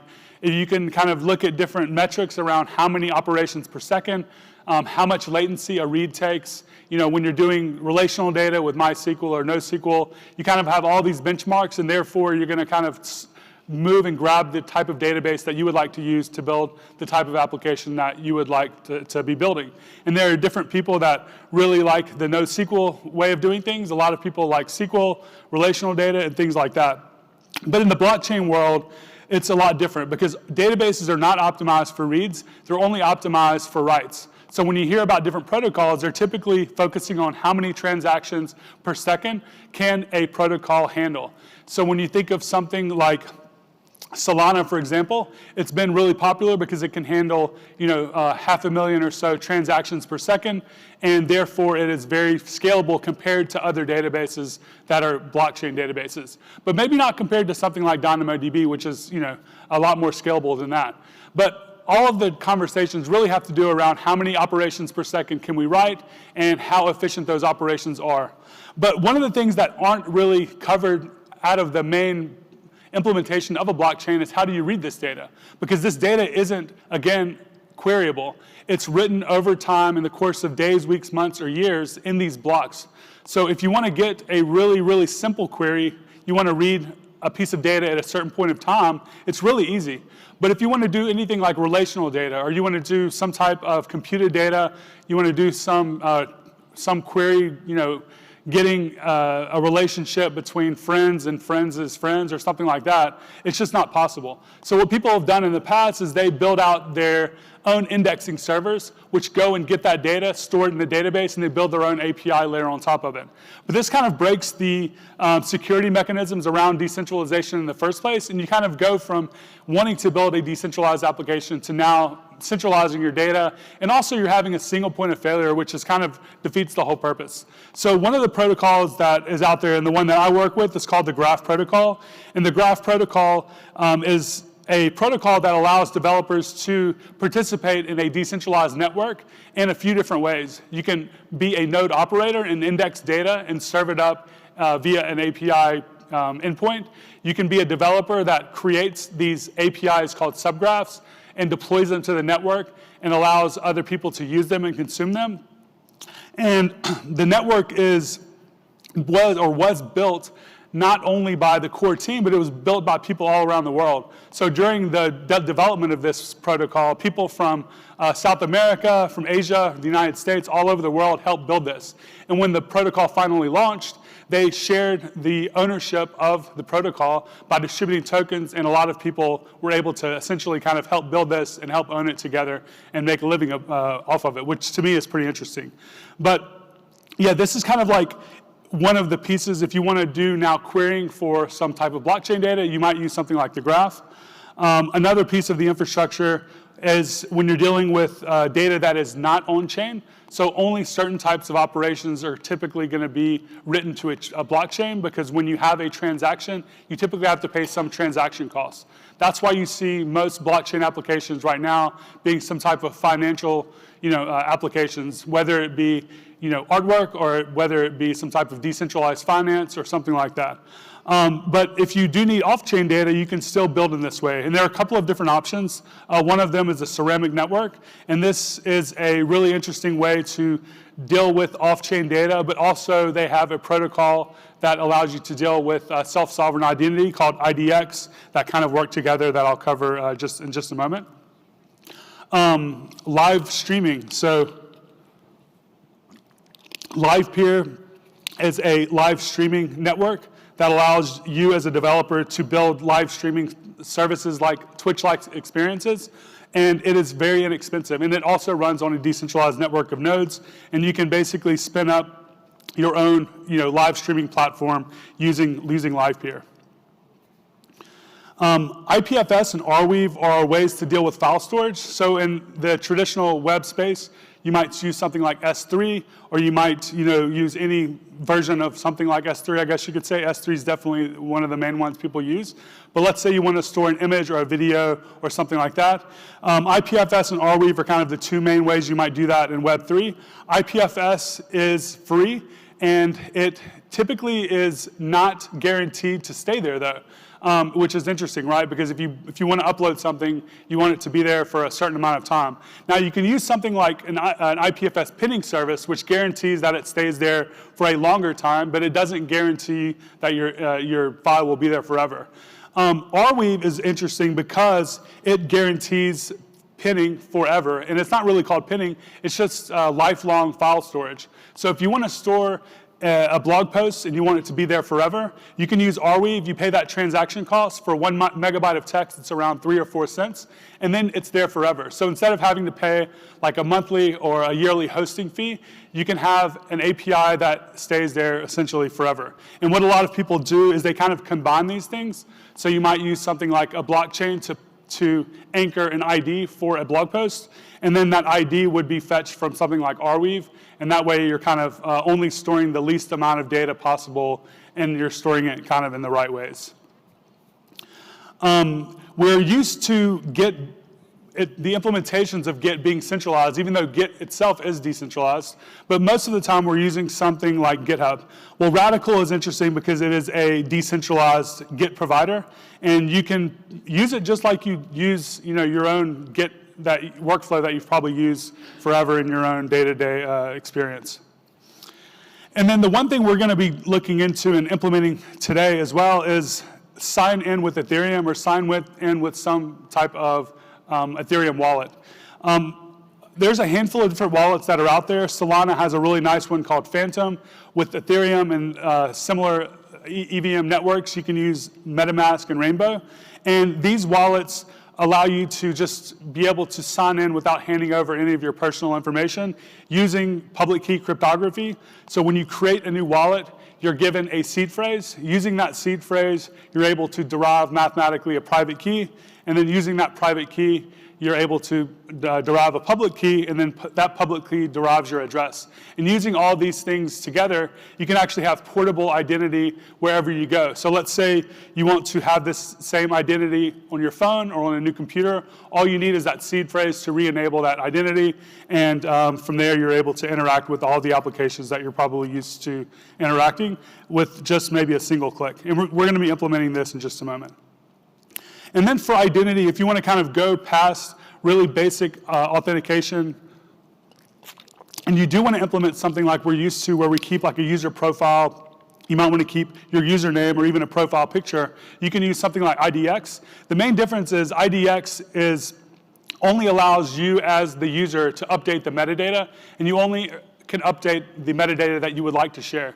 So if you don't want to share your phone number, your address, your email address, you don't have to put any of that stuff and store it. You can just store the information that you want made available. So most of the times you would use something like IDX for an e-commerce application where you want to point to a profile that does have some of your personal information, like your shipping address or something like that. So the implementations of Web3 applications are kind of listed here. The ones that interest me the most are definitely the decentralized web infrastructure protocols and the DAOs, I would say. I work at a company that supports a lot of this stuff here, but the main thing we really work on is decentralized web infrastructure protocols. So you could think of the Web3 stack as kind of the old school web stack where we have compute, identity, data, storage, et cetera. And we're now just using these services, but making sure that we try to find decentralized versions of them. And we now have this added smart contract layer, which is something we did not have before. So how do you actually build one of these applications? And this is what we're going to do here now. Well, to get started, the bare minimum, you typically would need something like a front-end framework. You want to choose what type of blockchain you want to build on. Anything that supports a smart contract is something that would kind of fit into this category. You want to choose your client library. So in the front-end world, we might use the combination of something like GraphQL with Apollo, or we might use something like Fetch with some HTTP endpoint.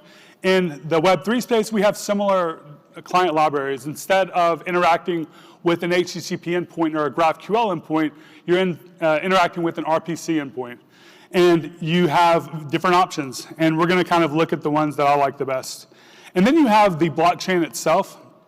So coming from the React and JavaScript world, one of the things that I found really powerful is this idea of learn once and write anywhere.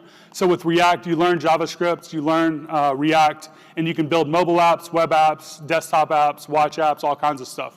Well, there is a similar idea in the blockchain world, and it's probably the easiest way to get up and running, and they're hiring these Solidity and EVM developers like hotcakes right now, because if you learn EVM, which is the Ethereum virtual machine, you can write applications for Ethereum and all of the Ethereum layer 2s, and you can write for Avalanche and Celo and all these other blockchains that are kind of like gaining momentum.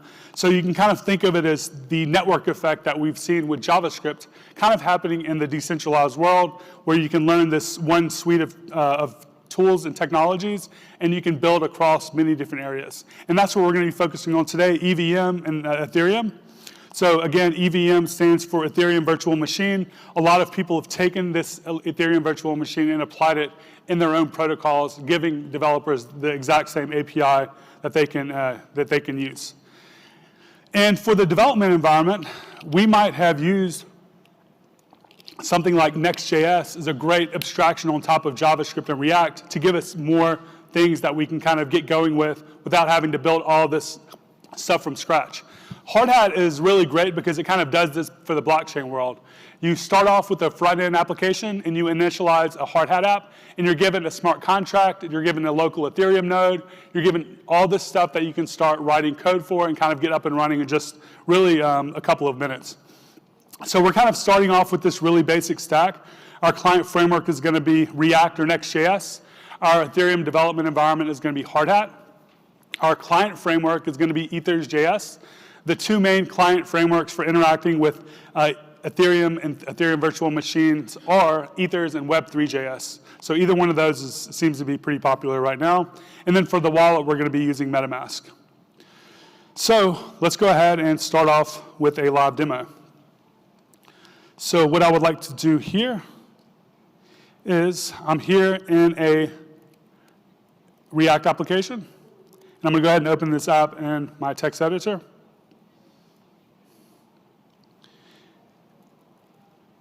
And the only thing I've done so far is installed a couple of dependencies. So we have a basic React application, and I installed the dependencies necessary for Hardhat. I haven't initialized a Hardhat environment yet. I just have installed Hardhat and the corresponding dependencies that you can find on their website. So what I'd like to do now is just go ahead and initializing my development environment. So to do that, you can just run npx Hardhat. You don't have to install anything. You can just use npx, and it will go ahead and fetch all of that stuff for you. And it'll walk you through whatever you need to kind of get your project set up.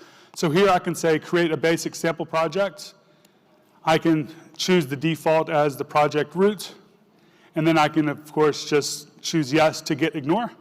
And then now we've created our development environment. So if I go back to my code base, I can see now I have this contracts folder. The contracts folder holds a smart contract. We have a scripts folder, which holds a script to deploy the contract to the network.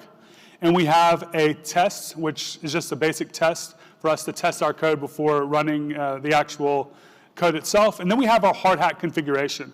And I'm going to delete almost all of this code because we don't need any of it. This module.exports really just defines your development environment. So anything that you need set up here, you can kind of put it here. So we're going to start here. And the thing I want to go ahead and set up is our artifacts directory. Now, when we're working with something like GraphQL, we use GraphQL queries, which are query definitions that are typically written, in plain text or something like that and stored somewhere within our project. If we're using a REST API, we can just hit a REST endpoint. But with GraphQL, you need some type of query to kind of define the post that's going across the network. There's something similar with Ethereum and most blockchains. When you're interacting with the network, you typically have something called an ABI, or an application binary interface. And you can actually extract an ABI directly from the contract once you compile that contract. The great thing about Hard Hat is that all you need to do is just define the artifacts directory. You can run a single command. It will go ahead and compile all that code for you. And then the other thing that we're setting is the chain ID. Because we're working on local hosts, we're not going to be deploying to a live Ethereum network. We want to tell the network which chain ID our MetaMask wallet is using. And by default, the local host is set to 1337. So this is more like a local configuration that we typically just have. So we've set our configuration. We're now ready to look at our smart contract. So here we have really the hello world of Solidity. And I'll walk through some of this. The main code right here is kind of in the contract greeter. This is very similar to something like TypeScript, though. If you've ever read TypeScript, this should look very familiar.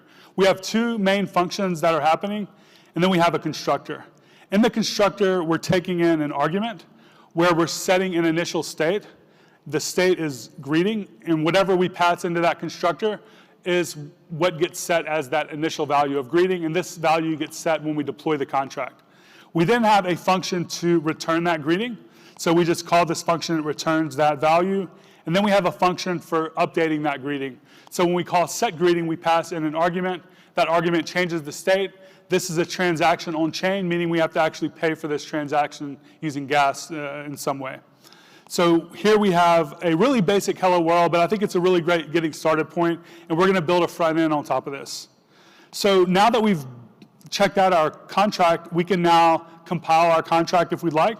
So to do that, you can just go to your projects, and I'm going to split my windows up a little bit. I'm going to be here in the top left corner, and I'm going to run npx hardhat compile. And this is going to look in our contracts directory, and it's going to compile our ABIs that we can now use in our front end. So if I go back to my project, and I look in the SRC directory, I see I now have this artifacts directory.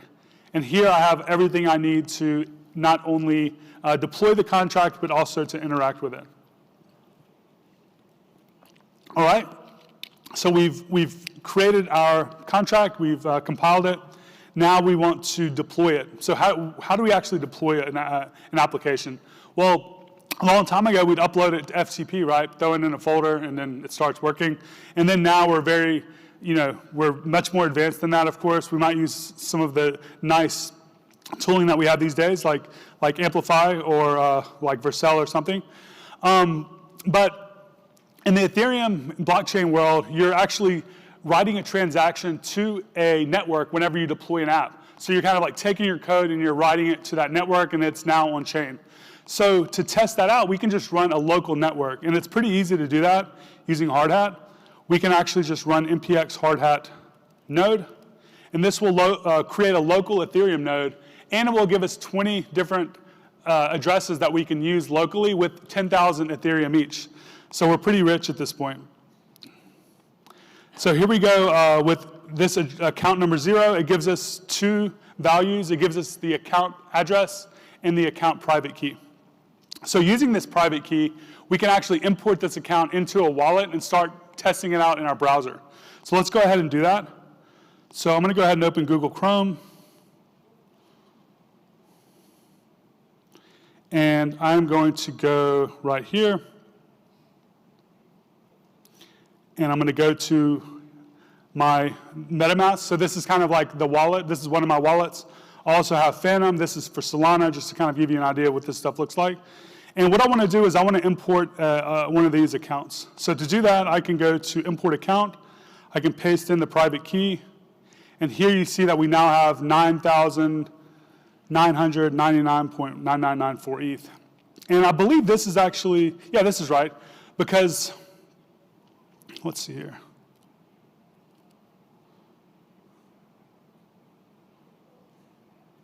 I'm wondering why this isn't actually 10,000 ETH, because we haven't done anything. So let me try to remove this and then add it back.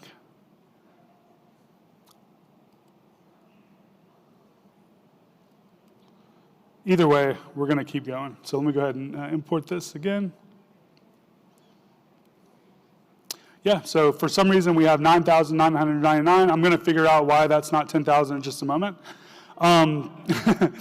But anyway, so we're able to like import these accounts. So if I wanted to import another one, I could do that as well. Let's see what's in that one. Oh, okay, I think I know the problem, yeah. Let me switch these networks.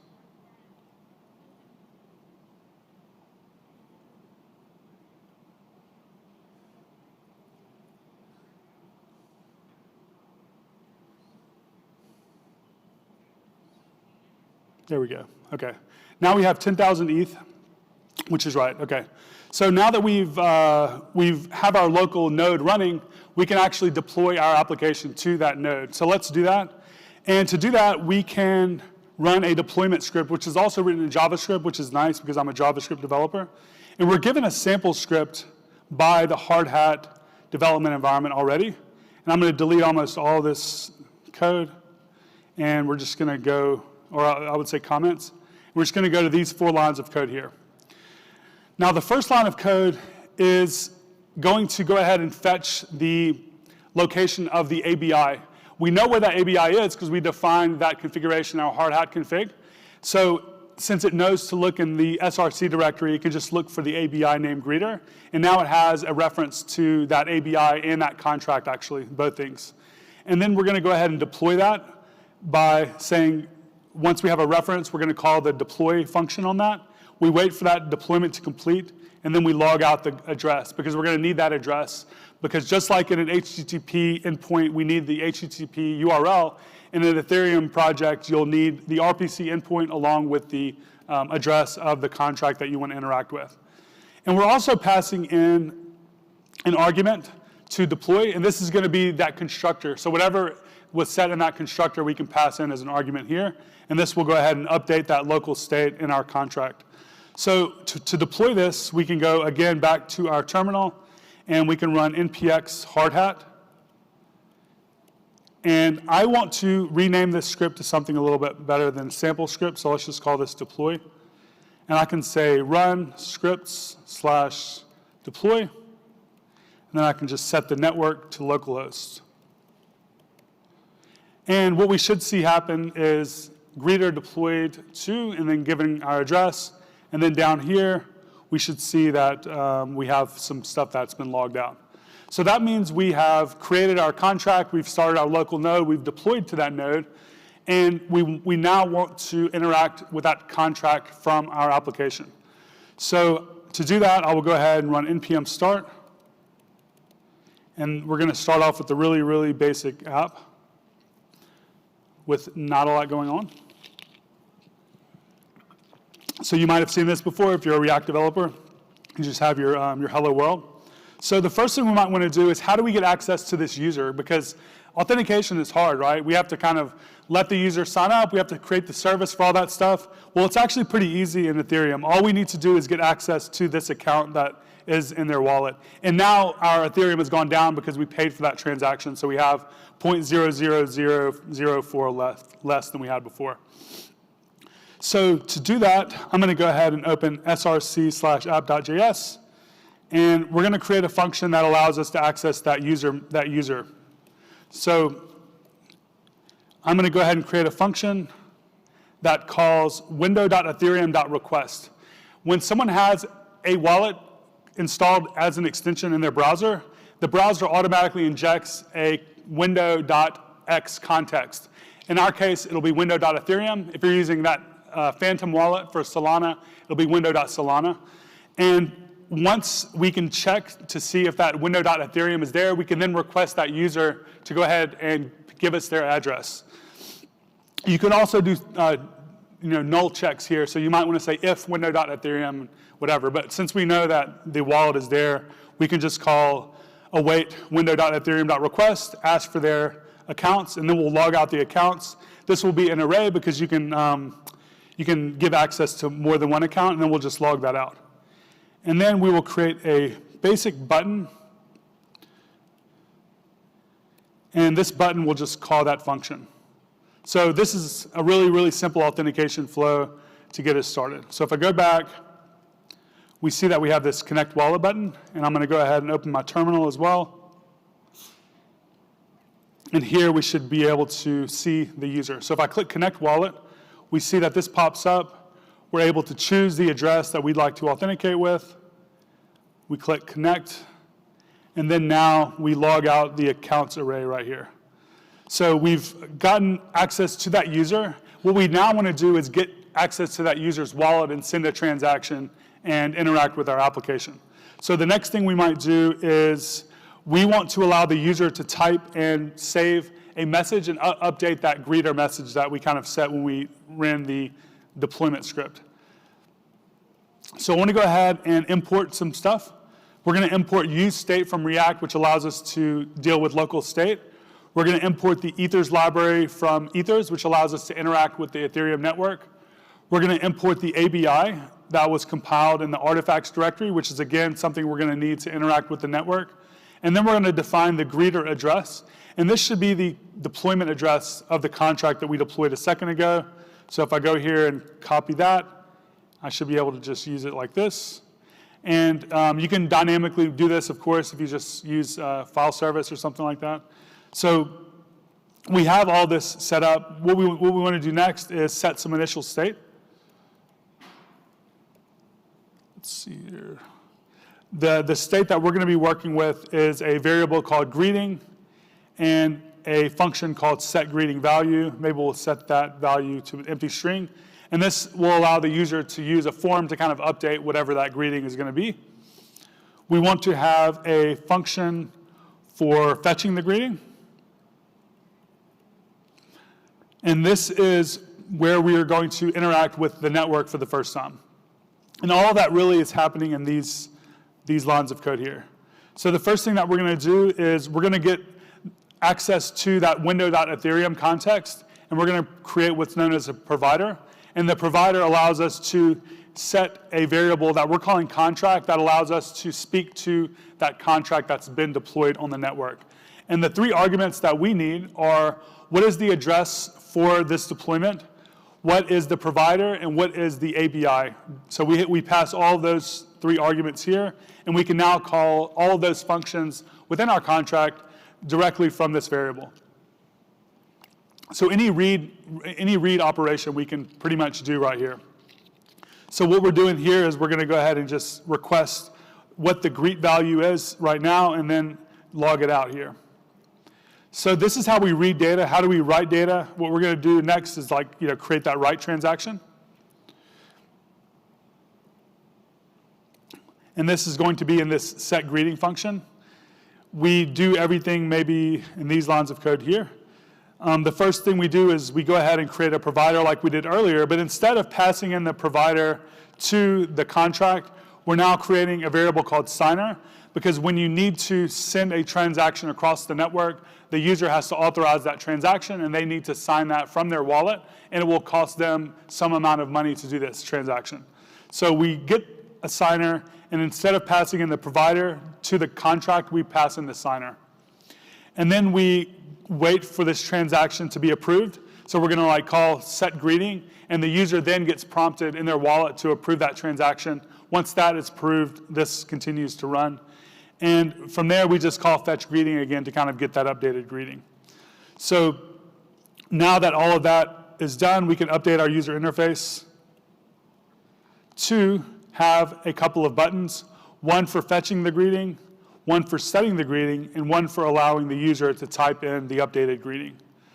So what I should be able to do is save this and go back to my code. And if I click fetch greeting, we see that hello hard hat is there because that's what we passed in when we deployed our contract. So I should now be able to go ahead and set this value here.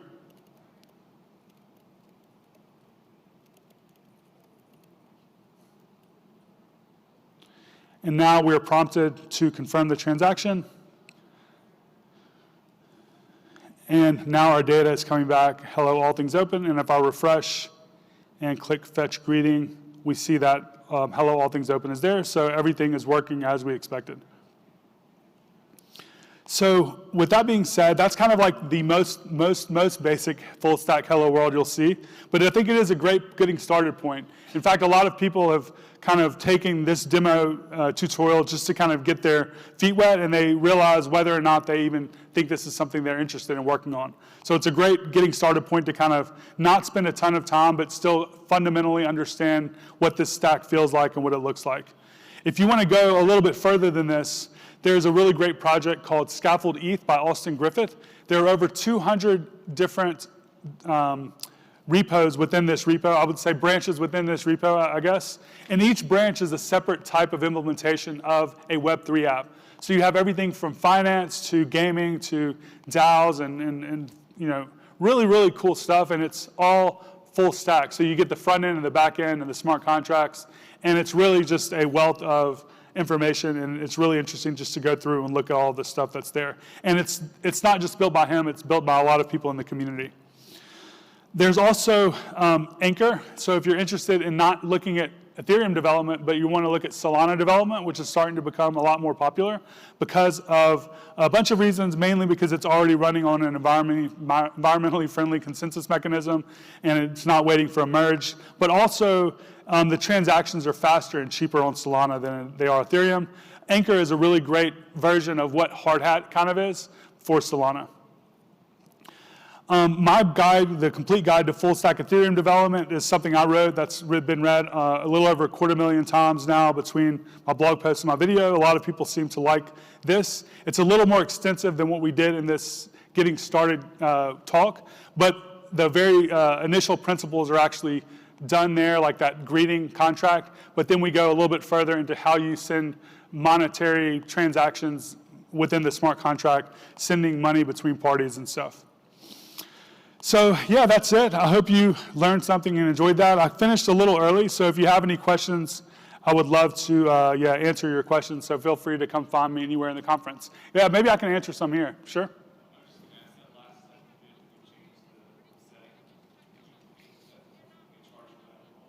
Oh no, they're all free.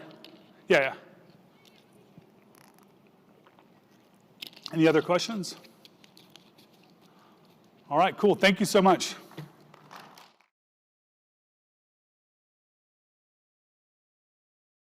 Thank you, everybody, for being here. Glad to see some, finally getting some in-person conferences. I've definitely missed that. My name is Moshe Zadka. My website is cobordism.com, where you can find every way of contacting me known to humankind. And today I want to talk to you about building containers for Python applications. Actually building good containers for Python application, because bad containers are pretty easy to build, but that's not very interesting. And I want to start with acknowledgement of country. I live in Belmont, which is in the San Francisco Bay Area Peninsula, the ancestral homeland of the Ramaytush Oholoni people. So, before we talk about how to build good containers, we need to talk about what is good. And I'm sure we all know what is good: to crush your enemies, to see them driven before you. I'm sorry, that's like the other talk I'm doing. Okay, cool. So back to this slide. Okay, so what is a good container, right? We want to be fast, right? Faster is, in general, all other things being the same, better. We want to be small, right? Regardless of how you're going to store your container images, right? So there's like a lot of ways. Eventually, you have to pay for the storage. Doesn't matter how many layers of abstraction. Eventually, you're paying for the storage one way or another. Less paying is good. You want to be secure, right? Like nothing more embarrassing than someone using the fact that you had like a old security hole lying around in your container to get into your environment. Definitely not a conversation you want to have. And you want to be usable, right? Like people need to be able to kind of, get that image, do whatever they need from that and deploy it, right? So that's, like basically our basic metrics. So, but those were like super high level. So what do we really want, right? Like, so all of these things, right, are supposed to accomplish the high level goals, right? So first of all, we want to make it easy to keep up to date, right? That's the most operationalized way to say secure, right? You can't build something that doesn't have security issues because there's gonna be. What you can do is make sure that at least any security issue that has been fixed is fixed in your container. You want to make sure that you build reproducible builds, right? If you have a small bug fix, you'd want to make sure that, like, you don't change other unrelated things because that's going to be fun to test and deploy, and that's going to be slower to deploy, especially with a hotfix or a security issue. This looks super specific, right? No comparison prod.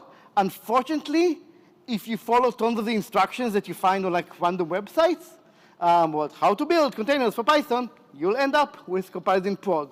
Sometimes because sometimes because the instructions are bad, sometimes because the instructions are not specific enough, and like a little bit of misinterpretation, and awesome. So, and again, like you want to keep size reasonably small. I say reasonably because it's really easy to go down the rabbit hole of like trying to slim down here and slim down there, and at some point it's gonna not be useful, and we'll talk, kind of in more details about that. But these are kind of like the operational requirements. Like we got like the high level, like what are our metrics? This is how we're gonna achieve those metrics, right? So that's good.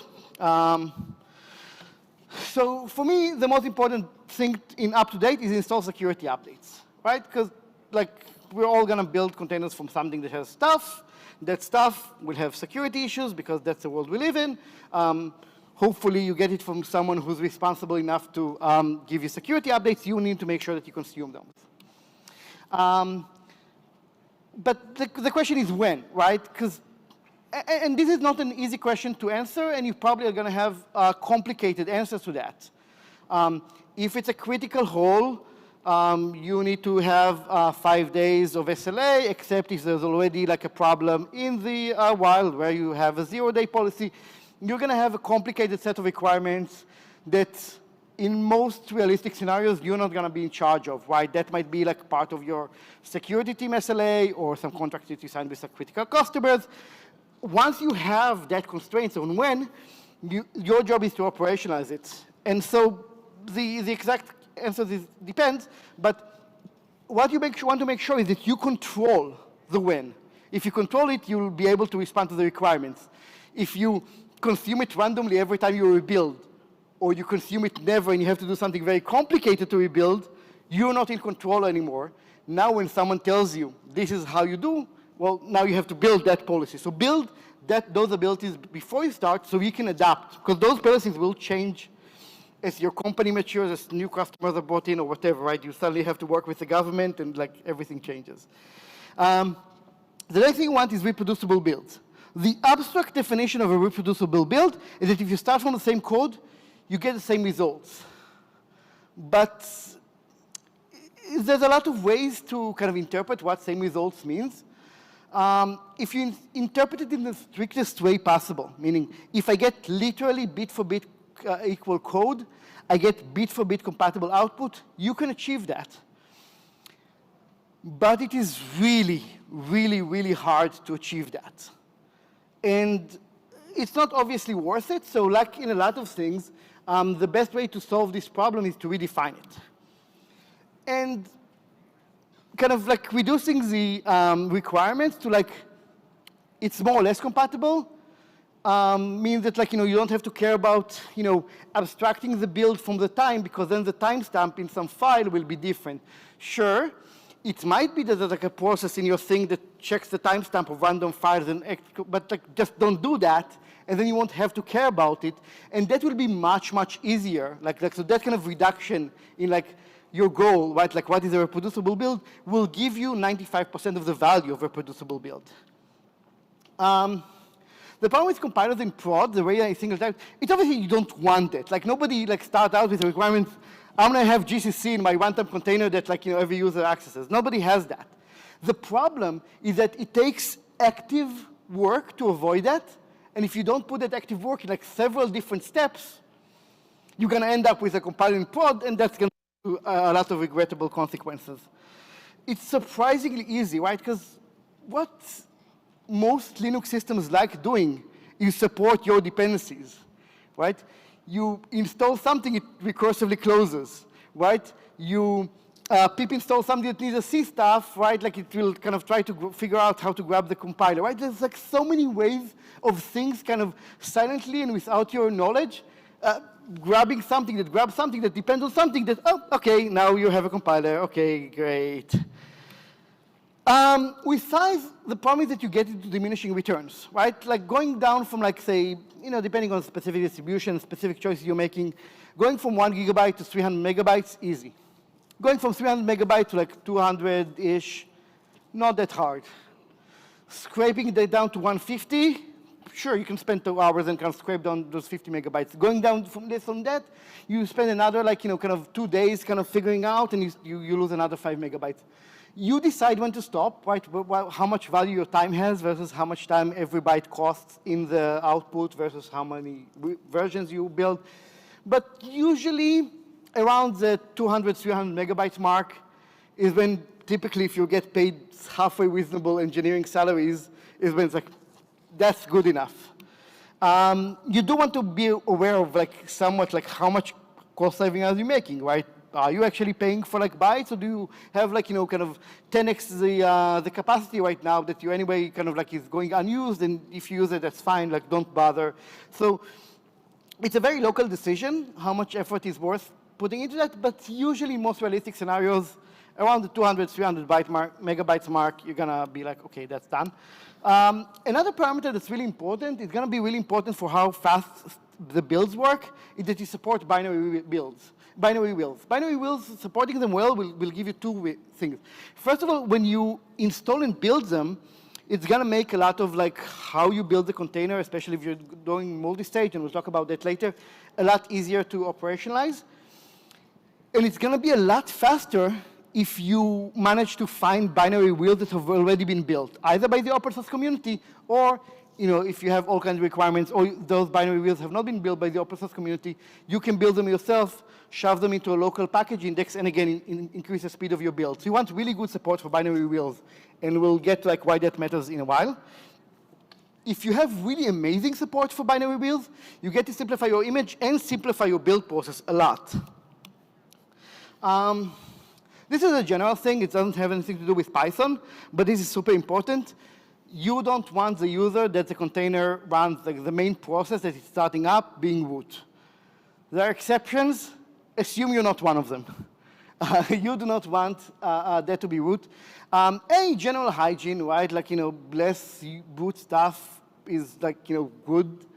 But specifically in containers, this is super important.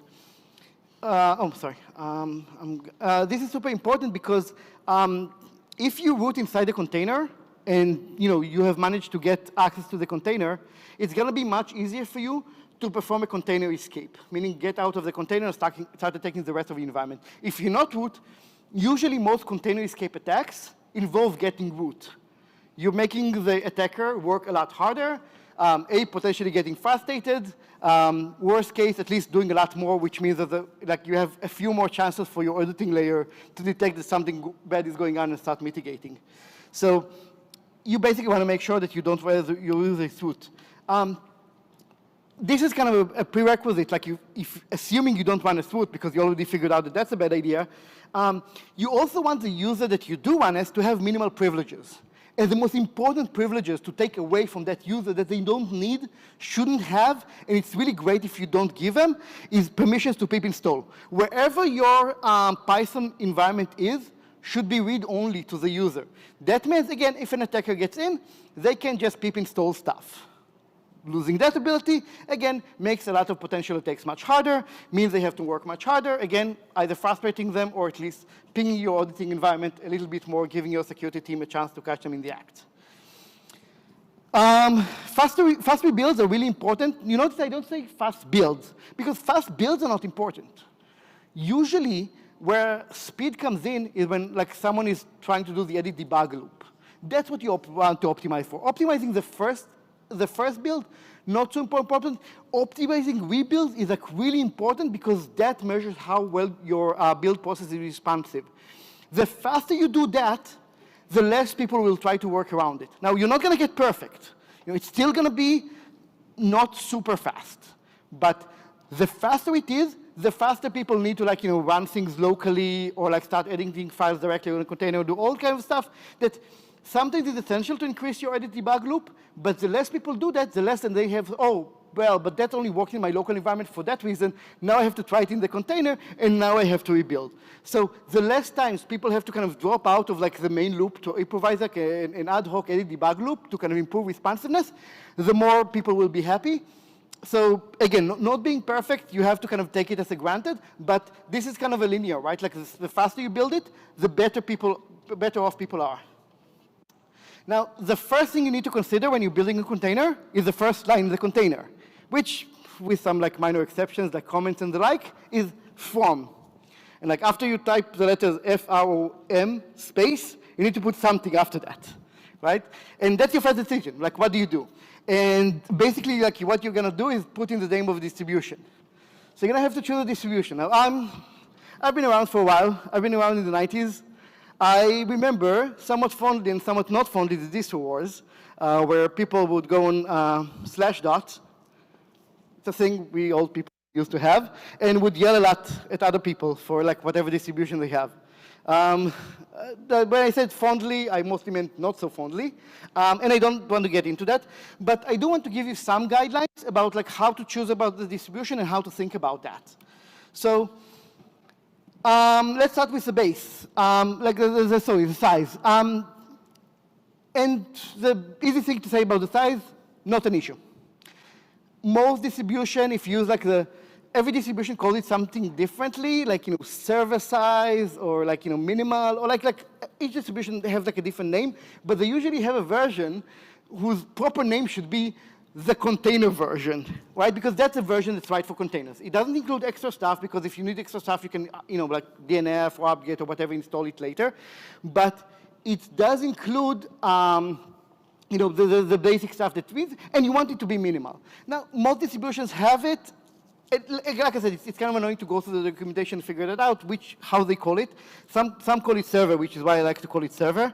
But if you're making a choice and you don't have any other constraints, I found that Debian is easiest to go smallest out of the valid options. We'll talk about why some options that you might be all thinking about are not great. Because like I said, this is not to say that they're not great for other reasons. We are specifically talking about containers for Python, right? Maybe they're great for other stuff, not for our use case. The next thing you want is to figure out your kind of long-term support version, right? And the reason is because you have some process right inside to figure out when you jump from one version to the other. You need to figure out when to do that. That jump usually includes upgrading a lot of stuff that might potentially break a lot of stuff. That's fine. That's part of life. That's why we have a job. But that, we also have other stuff to do at our jobs. And, maybe now is not the right time. Maybe it's a crunch time. Maybe you promised a version and it's on your OKR and you need to finish things by the end of the quarter. It gets dragged up to the next quarter. So 2 quarters, you really don't want to think about upgrading your best OS because you have to deliver a feature and nobody will even talk to you about that. You want to make sure that when that time comes, you're not but we are going to lose security support in 2 months. We have to do it now, right? That's not a good place to be in. So usually, most things have 5 years, and they have kind of 2 years release practice, which means you have 3 years. Now, if you're slumped for 3 years, I don't know what to tell you. Figure it out. You have 3 years to figure it out. But it's perfectly okay to be slumped for 6 months, 5 months, even a year, right? That happens. Business is business. But 3 years, I feel it's usually enough time that you can find some slot in those 3 years to do kind of the effort. So you want to look for something that has 5 years. Again, most distributions that you'll get usually give you at least 5 years. Some will give you more. That's okay. But that gives you the time to upgrade. The other thing you want to care about the volatility, right? So the reason you call it LTS or supported is because at the very least you'll get bug fix, you'll get security fixes, right? When you do whatever is your distro's version to get upgrade, DNF upgrade, whatever it is, then it will grab stuff. Now, you want the security updates, ideally backported security updates, so you don't upgrade any major versions, because again, that's not what you want. But what else does it give you? And this is a trade-off. Maybe you want some bug fixes, but you definitely don't want a lot of changes. If you want a lot of changes, you would just jump to the next version. So you want to understand the policy that whatever distribution you're using has. You want to make sure you understand it, and then you want to make sure that it's compatible with your desires, right? Like, I can tell you what you want, but I can tell you that it's really worthwhile to like look into that and think about it before you get the fix that you did not plan to fix, that upgrade something that you do not want to upgrade, that broke all your stuff. Much better to think about it in advance. So I'll give a couple of examples, right? Debian gives you a long-term support version of 5 years if you take like all the different steps that like takes like a few kind of hours to kind of figure out the details on the Debian, but that's like the bottom line. You get LTS, at least security support level for 5 years. Debian tends to be extremely conservative in what it allows. Critical fixes, security fixes, everything backported, no major version update, that's it, nothing else. Again, if that's what you want, that's good because you get that. Another example that a lot of people use, so I want to cover that. Ubuntu also gives you an LTS of 5 years. Except it's weird, and you have to understand what packages you get from the universe and the multiverse, and like I don't want to summarize that stuff, but like I said, you need to read and make sure that you understand what you're getting and why you want it. It's fairly conservative, not quite as conservative as Debian, but you know, so it will include some more bug fixes than Debian does, but it'll still not like do, most of the stuff will be backported. Alpine is a bad choice. Not in general, like, you know, there's a good reason for Alpine. Alpine solves the problems it's set out to solve really well. But Alpine uses muscle, not libc. Usually it doesn't matter too much, right? Like, you know, that's also a fine C library. Very few people use like the 3 features in GNU libc that only GNU libc has and not other libc because it would be weird and why would you do that? But the other kind of hidden feature in GNU libc, which is like not really easily spelled out, is GNU libc hasn't upgraded a major version since the last century. And it has perfect backwards compatibility inside of minor versions, which means if you built something on some version of glibc, like glibc 2 point something, it will run perfectly on any glibc that's 2 point a higher number. That feature of GNU libc is used in like what Python binary wheels call many Linux, which basically will build a version like a wheel on a really, really old version of something, you know, usually some variant on Debian or CentOS, something that gets supported for a long time. And then you can use that wheel no matter which version you're running because you're probably running a newer version. This is really nice because you can take that wheel, put it in, you know, again, if it's from the open source community, it's like built by the originators. That's already in PyPI. Even if not, you can build it locally. Push it into your local packaging index, which you probably have, and if you don't set up devpi, it takes about 5 minutes. And you get basically to not have to build it every container build because it's the same version and like people do the right thing. All that stuff straight out the window if you use Alpine. Nothing of that pipeline supports muscle, which means if you use Alpine, you're going to have slow, annoying builds. Not because Alpine is bad, because it's different than what Python binary will support. You probably don't want a distribution that has probably rolling releases because you'll get new stuff when you're trying to just get security updates. If you have an SLA for security updates, now that the SLA is compounded by, but we also have to test it, like, you know, these other 3 things, the upgrade doesn't break us. That's a lot less fun. You don't want it in your, again, you know, if you have a desktop with Linux, I have a desktop with Linux, rolling releases are great, not for that use case. Because the updates can change major versions are not backwards compatible, that's almost the definition of a major version. CentOS, since version 8, is a rolling release. So everything I said, it's not completely rolling release, but close enough to a rolling release in that if you're starting to use 8, you'll get major updates, and everything I said applies. So just a reminder, kind of, if you think about which distribution is right. So your next line, after you choose a form, right, and kind of everything I covered so far is your first line of your Docker container. So I better move fast because like you have a lot more lines in your Docker container. How much time would I have? OK, I'm good. So is how to get the Python, right? Like, you know, fine, you have a distribution. You chose a minimal version, which means you don't have Python on it. So you're going to have Python on it. OK, well, you have a lot of options. But let's first talk about, well, the one option you shouldn't use, which is apt-get DNF or whatever it is you use, install Python, not good. Distros use Python, the distro Python, for the distro packages. Unless you're building distro packages for your Python application, you do not want to use that Python. That Python is not designed for you. It looks tempting. If you use it, you're going to have a bad time. It's not designed for your user program. So, like, sometimes it doesn't even include pip or venv. Sometimes, like, they don't upgrade the patch version because they only patch security or critical updates. But if you have an application using Python that runs into a problem that Python fixed in the patch version, you probably do want that fix because your application is based on Python, right? So, and you're writing custom applications, right? So, System Python is going to have a bad time. You can choose a repo that's designed as a repo for Python versions for your OS build mechanisms. The most famous example is dead snakes for Ubuntu. So you add the dead snakes PPA is like something package, something, I don't remember what it stands for, but the idea is that you can add it as an extra source to your Ubuntu. Those Python, the ones in dead snakes, are designed for user programs. They do include stuff like pip and venv that you probably want. Another option is to get pyenv on your thing. Pyenv knows how to build and install Python. It knows how to manage Python versions. It does a reasonable job. However, it does leave behind like what pyenv calls the shims, which is like this weird layer of indirection for your Python versions. Not necessarily bad, but if you don't want it, you can use Python build. Python build is what pyenv uses under the cover. So it's perfectly fine. It's equally usable as pyenv. You do have to kind of tell it a bit more what to do, exactly where to install it, but that's sometimes actually what you want. It builds and installs Python. But at the end of the day, it doesn't do a lot more than just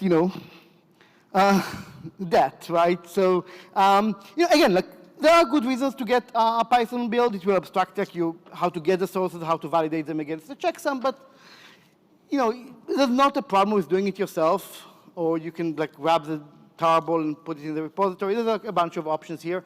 And then one configure, make install. That works equally well. I didn't specify the options for configure because you will have to think for more than 10 seconds about the options, but you'll figure out the options and you run it and you'll have a working version of Python. If you do that and you chose Debian in the earlier kind of choice options, then I have a cheat code for you. This. So Python images on Docker Hub are basically, they start with Debian and then they install Python more or less like that. Like I kind of simplified a bit, but that's basically what they do. No, like if you were going to do that anyway, you can outsource that part of your job. You want to use a slim version, but we'll talk about it later. But you want to be very, very careful about what you're doing. But basically, you can get that for free. And again, that's a valid option if you're already. I think the right way to model it is like first make your choices. If those ended up being your choices, use a cheat code. Don't start by using the cheat code. Start by like thinking what you need. If you have decided this is okay for you, you can basically take the shortcut. Every single one of those options has like a three-way trade-off. How much control you have about how you build your Python, your build options, like your optimization options, CPU, stuff like that. How much work does it take? All our time is valuable. You probably can be doing something else. And how many problems you can run into. It's a kind of three-level trade-off. You're going to choose one point on it, and like we'll have to live with the consequences. There's no way to avoid it. Like whatever you do, you're going to have to live with the trade-off. At least like now you know what you have to do.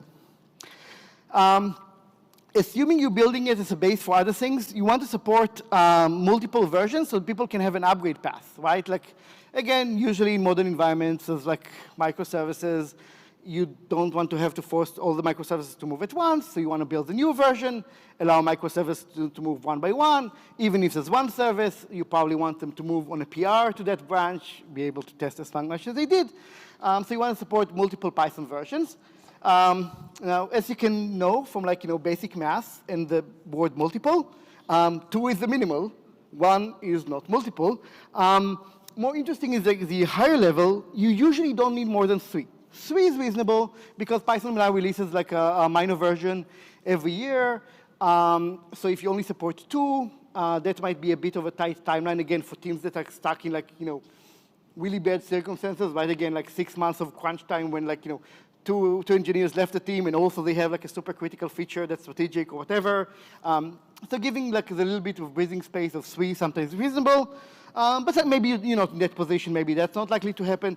2 is also a good number. Almost no other numbers make sense. Like I said, I already explained why 1 doesn't make sense. 4, they don't need that, right? Probably if they can't figure out in the span of 2 years how to upgrade the version, the problem is not the crunch time that the 2 engineers leaving. The problem is that they can't allocate work appropriately. Now, I'm going to talk a lot about how to use multistage to make things better. Multistage is, I guess, a new enough feature that I do want to give a quick recap of that. So when you have a Docker multistage, remember that only one stage will actually be part of the resulting output. Well, so why do we have the other stages, right? Are they just there for fun? Well, no, they're not just there for fun. The other stages will help producing the final output stage. And there's 2 ways to use previous stages in the stage that actually does the output. One is form. A stage can start with a previous stage. That's really helpful when you want to use when you want to use stages as modules, because you can have shared code in some base module and the other stages move from that. But honestly, if that was the only feature you got, some creative text munging on Dockerfile would have given you the same ability. Not a great option, but that's not the main benefit of multi-stage. Just once you have staging, you might as well do that. The real advantage is copy minus form. So a stage can copy minus form from a previous stage, which means one stage can prep files. It can install whatever it wants because it's not going to be in the output, and then you copy things from the previous stage to this stage. That is a really useful feature, and we'll talk about how you can use that when you're building Python applications. So this is not necessarily I wouldn't recommend using that as a good template, but this explains how you use stages as a module. So here is how I build both 3.8 and 3.9. Again, I really want to be clear that this is not how to build good containers. This just shows in a thing that fits on one slide how to use stages as a module. So usually the first stage will be slightly more complicated, and the other stages will be more complicated. But this fits on one slide. But the main benefit is you can separate the build and the runtime. Now, especially if you're building stuff from source. Doesn't matter if it's Python or if you're building some native extensions from source. You're building some from source, and the common thing that you need to build when you're building native extensions or Python is compilers. Just like Chekhov's gun, we talked earlier about how compilers in prod are kind of the weird monster that lies in the shadows ready to pounce. This is usually how it pounces. You try building from source, you install the compiler, and that's it, right? The whole movie ends. So then this is usually, so this is how to avoid the monster, right? Again, I simplified a bit to make it fit onto the slide, but you basically start with a builder version. You need to install build dependencies. I don't want to get into these details because there's a whole discussion I could do about that unfortunately I don't have time for that, but you can always catch up with me later if you want to talk about it. And then you build Python, say, to /opt/myorg/python. And then in the next stage, you do from Ubuntu as runtime, and then you copy the Python from the builder. That will give you what you want, right? Now you have something that has Python, does not have all the build dependencies that you installed in the first 2 stages, right? And that's basically the template for all variants, right? Regardless if it's Python you're building or the extensions you're building, that's kind of gonna be the basic structure, the basic skeleton that you're gonna fit your stuff into. And you'll also notice that I kind of try to optimize the layers, especially in the runtime. Again, we want Docker kind of startup time to be fast. The reason you want that is because that basically measures your elasticity. If you add another thing in your node, whatever kind of orchestration mechanism you use, Kubernetes, Swarm, manual, whatever you do, the first step is downloading the layers and extracting them. Less layers means that it's less complicated and faster to start up, and that measures your elasticity, which means how fast you respond to sudden increases in pressures, or how much extra capacity you need to build so that when you respond to extra capacities in pressure, you have time to respond. So either way, this will make things better for everybody. And basically the way to kind of do that is to make sure that you put everything under one big directory, which is op.myorg, and then copy one layer. So basically you have the base layer, you have the, and you have kind of the layer that has everything that's special for you. When you build Python, and this is why it's important to do it in multi-stage, you couldn't do it without multi-stage, but you are going to be torturing yourself, at least like since, I think like 2 or 3 months ago. Now Docker files can have here documents, so you don't need to put backslashes. That is a very, very small comfort to like, okay, that stage takes like 2 screenfuls. So that stage means like those 2 screenfuls are not cached, right? You can't cache in the middle of that. So that kind of sucks, because if anything changes, like the rebuild is no longer fast. And plus it's like less readable, less understandable, and things like that. Much better to do it in multi-stages. Who cares if you have a few extra layers on the build stuff? That's not going to be your bottleneck usually, even in most realistic CI environments. So after you build Python, now that you are kind of doing it in the build stage rather than the runtime stage, you have kind of like, a nice place in your Docker file to kind of, remove the tests, remove the, obviously you don't have the build dependencies in runtime, and there's like other stuff that you probably want to remove. I don't want to get into these details. You can see a bunch of like, kind of skeletons. You can, for example, look at the Docker file of the official Python image to get a good sense. But tests and the static library are usually the 2 things that are like, the most space consuming and the least useful in your runtime images. Okay, so you've done that. Next step is to like install your Python level dependencies, right? Until now, all we have installed is like operating system dependencies and Python itself. Great, that's awesome.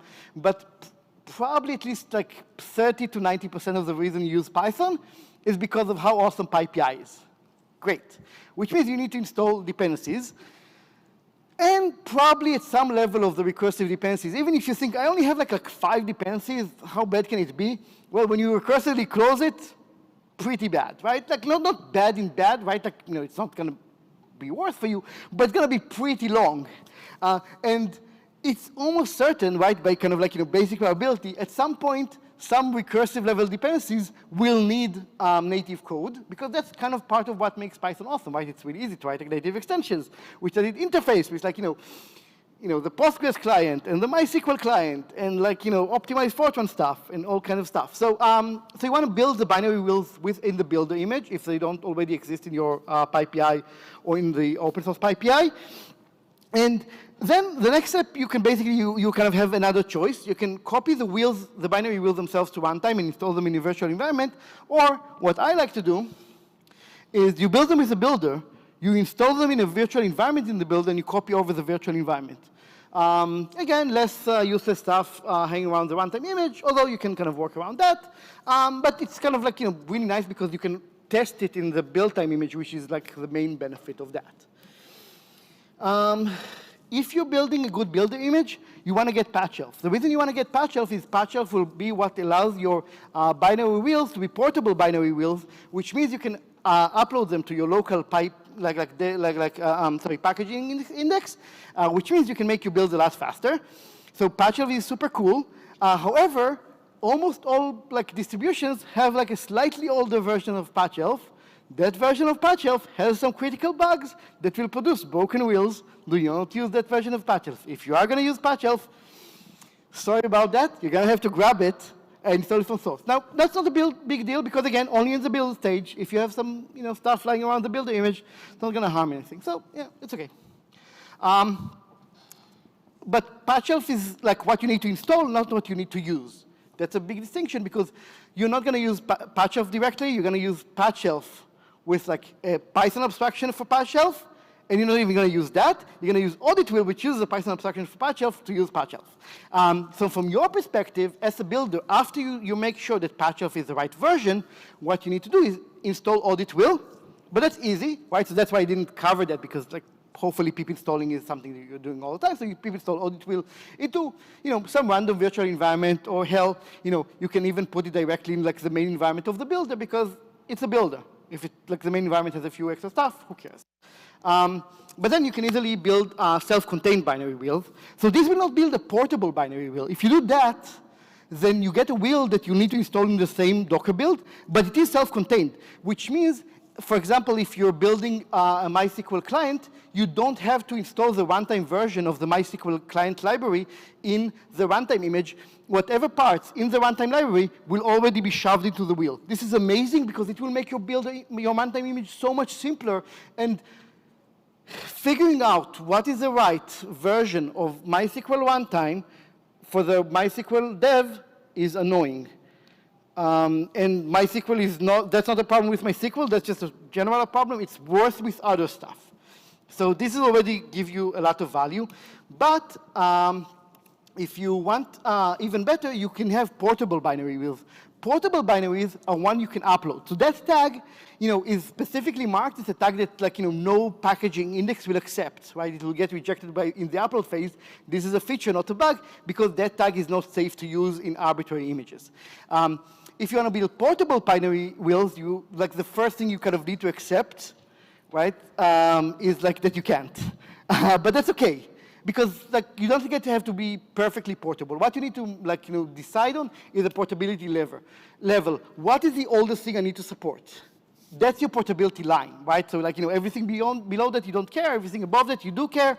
So after you've accepted that you can't do perfect, this is what you can do, and that's great. So figure out what is the oldest supported. And again, I can't tell you that because we already talked about how you need to choose a distribution and how you need to understand the LTS and how fast people upgrade to that. So I know what you chose, but you know what you chose, hopefully, and you know what people are using. Hopefully you can at least check or, talk to them, worst case. And so you figure out which version they need support for, and that's the version you're going to build the portable binary wheel for. Once you've figured out all this stuff, which is not a technical issue, that's a social issue. You need to at some point actually talk to some human being. This is a good example of a many links tag. 227, I believe, corresponds to basically Debian versions after the thing that's before Buster. But I'm not going to trust my memory. It's a fairly new thing, but it's not super new. So probably that's a good approximation if you're building it right now. If you're watching this talk on a video, in the future, I hope this is a great future, and you probably want a different time. So how to generate binary wheels? I also can't tell you. That's because every single binary, to misquote Anna Karenina, every Python, pure Python wheel is the same. Every binary wheel you have to build in its own way, right? There's usually documentation. Some documentation is good. Some documentation is so-so. Some documentation is an insult to humankind. That's the world we live in. I'm not going to sugarcoat it for you. Sometimes it does take a while to read the documentation, to understand what they're trying to do. But you try and try and try. Eventually, hopefully you succeed. Ideally, they have some unit tests that you can run to make sure that their build is correct. The nice thing is that after you have suffered, and I'm not using this word lightly, sometimes it will be suffering, but after you have suffered, you can, make sure that no one else suffers by encoding these build instructions in a Docker file, right? You build the dependencies, you build the PyPI, you upload it to your native Python images, and that's done, right? They have a new version. First, depending on your religion, pray to whatever things you believe in. They've not changed how they build stuff.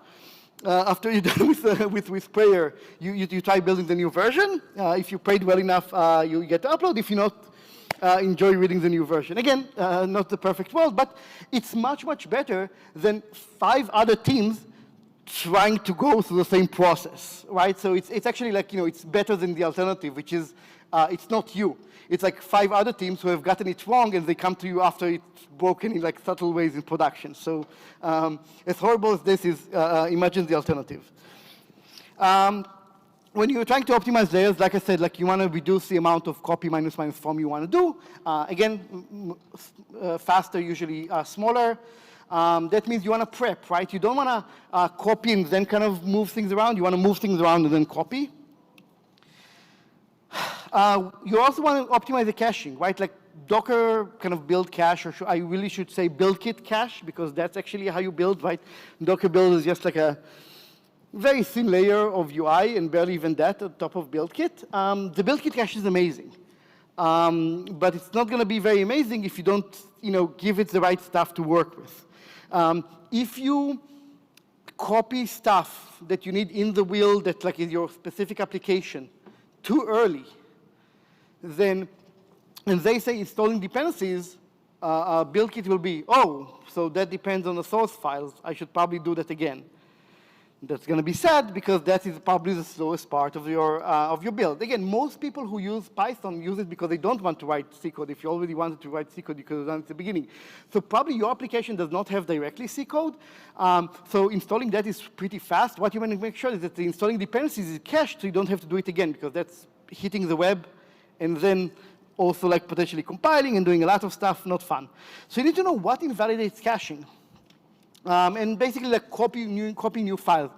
So one trick I like is like, first you copy over the requirements files, then you install them, then like pip install -r, and then only then you copy the sources. Your requirements files probably are not going to change. Your source files probably change because that is what the application engineers are actually debugging. Sure, occasionally you upgrade a version, but that doesn't happen again. And again, rebuild speed, right? This is what we're trying to optimize, rebuild speed, right? So you copy the requirements, you install the requirements, then you copy over the source files, then you build the wheel, then you install the files. It's going to get you a much, much better cached build. So you kind of communicate with build kit in a much better way. So I want to leave you with these thoughts. I don't think I like this phrasing anymore. Like it is kind of true, but I think instead of the word wrong, what I want to say is kind of okay or serviceable, right? It's really easy to, like pump out a Docker file that will kind of work, right? I've seen it happen a lot of times. It's much, much easier than to, kind of follow instructions I have laid over like almost 40 minutes now, right? It's much, much easier, right? Like I've told you what kind of things you need to think about. All that thought takes time, right? All this, like, kind of documenting all that research into what other teams need and who we have and who's going to use it. That takes time. That takes a lot of work. But when you do all of the things I suggested, you get a much, much better thing. You get something that you can easily redeploy. You can easily intake hot fixes, right? When people are asking, like, how long does it take to deploy a security fix? When people are asking, how long does it take to debug? When people are asking, like, how long does it take to be more elastic? You have much better answers for them, right? You're in a much better place. You can get to amazing, right? So kind of don't give up on, like, don't give up and do the obvious thing, right? Go the extra mile, spend some time, think before you Docker, right? Before you start, VI Docker file, before you, like, put the first byte, spend the, kind of day, 2-3 days, you probably they're gonna be paid off. Think about it, right? Like, write the list of all the decisions you need to make, write the list of trade-offs you're gonna need to make. Do research, ask people, write some prototypes. That's gonna be work. But if you put in your work, you're going to get something pretty great. I think that's pretty close to my time and also pretty close to the end. So once again, thank you all for being here and listening to me chat about one of my favorite obsessions. Once again, thank you all, and thank you all for coming. I hope you enjoyed that.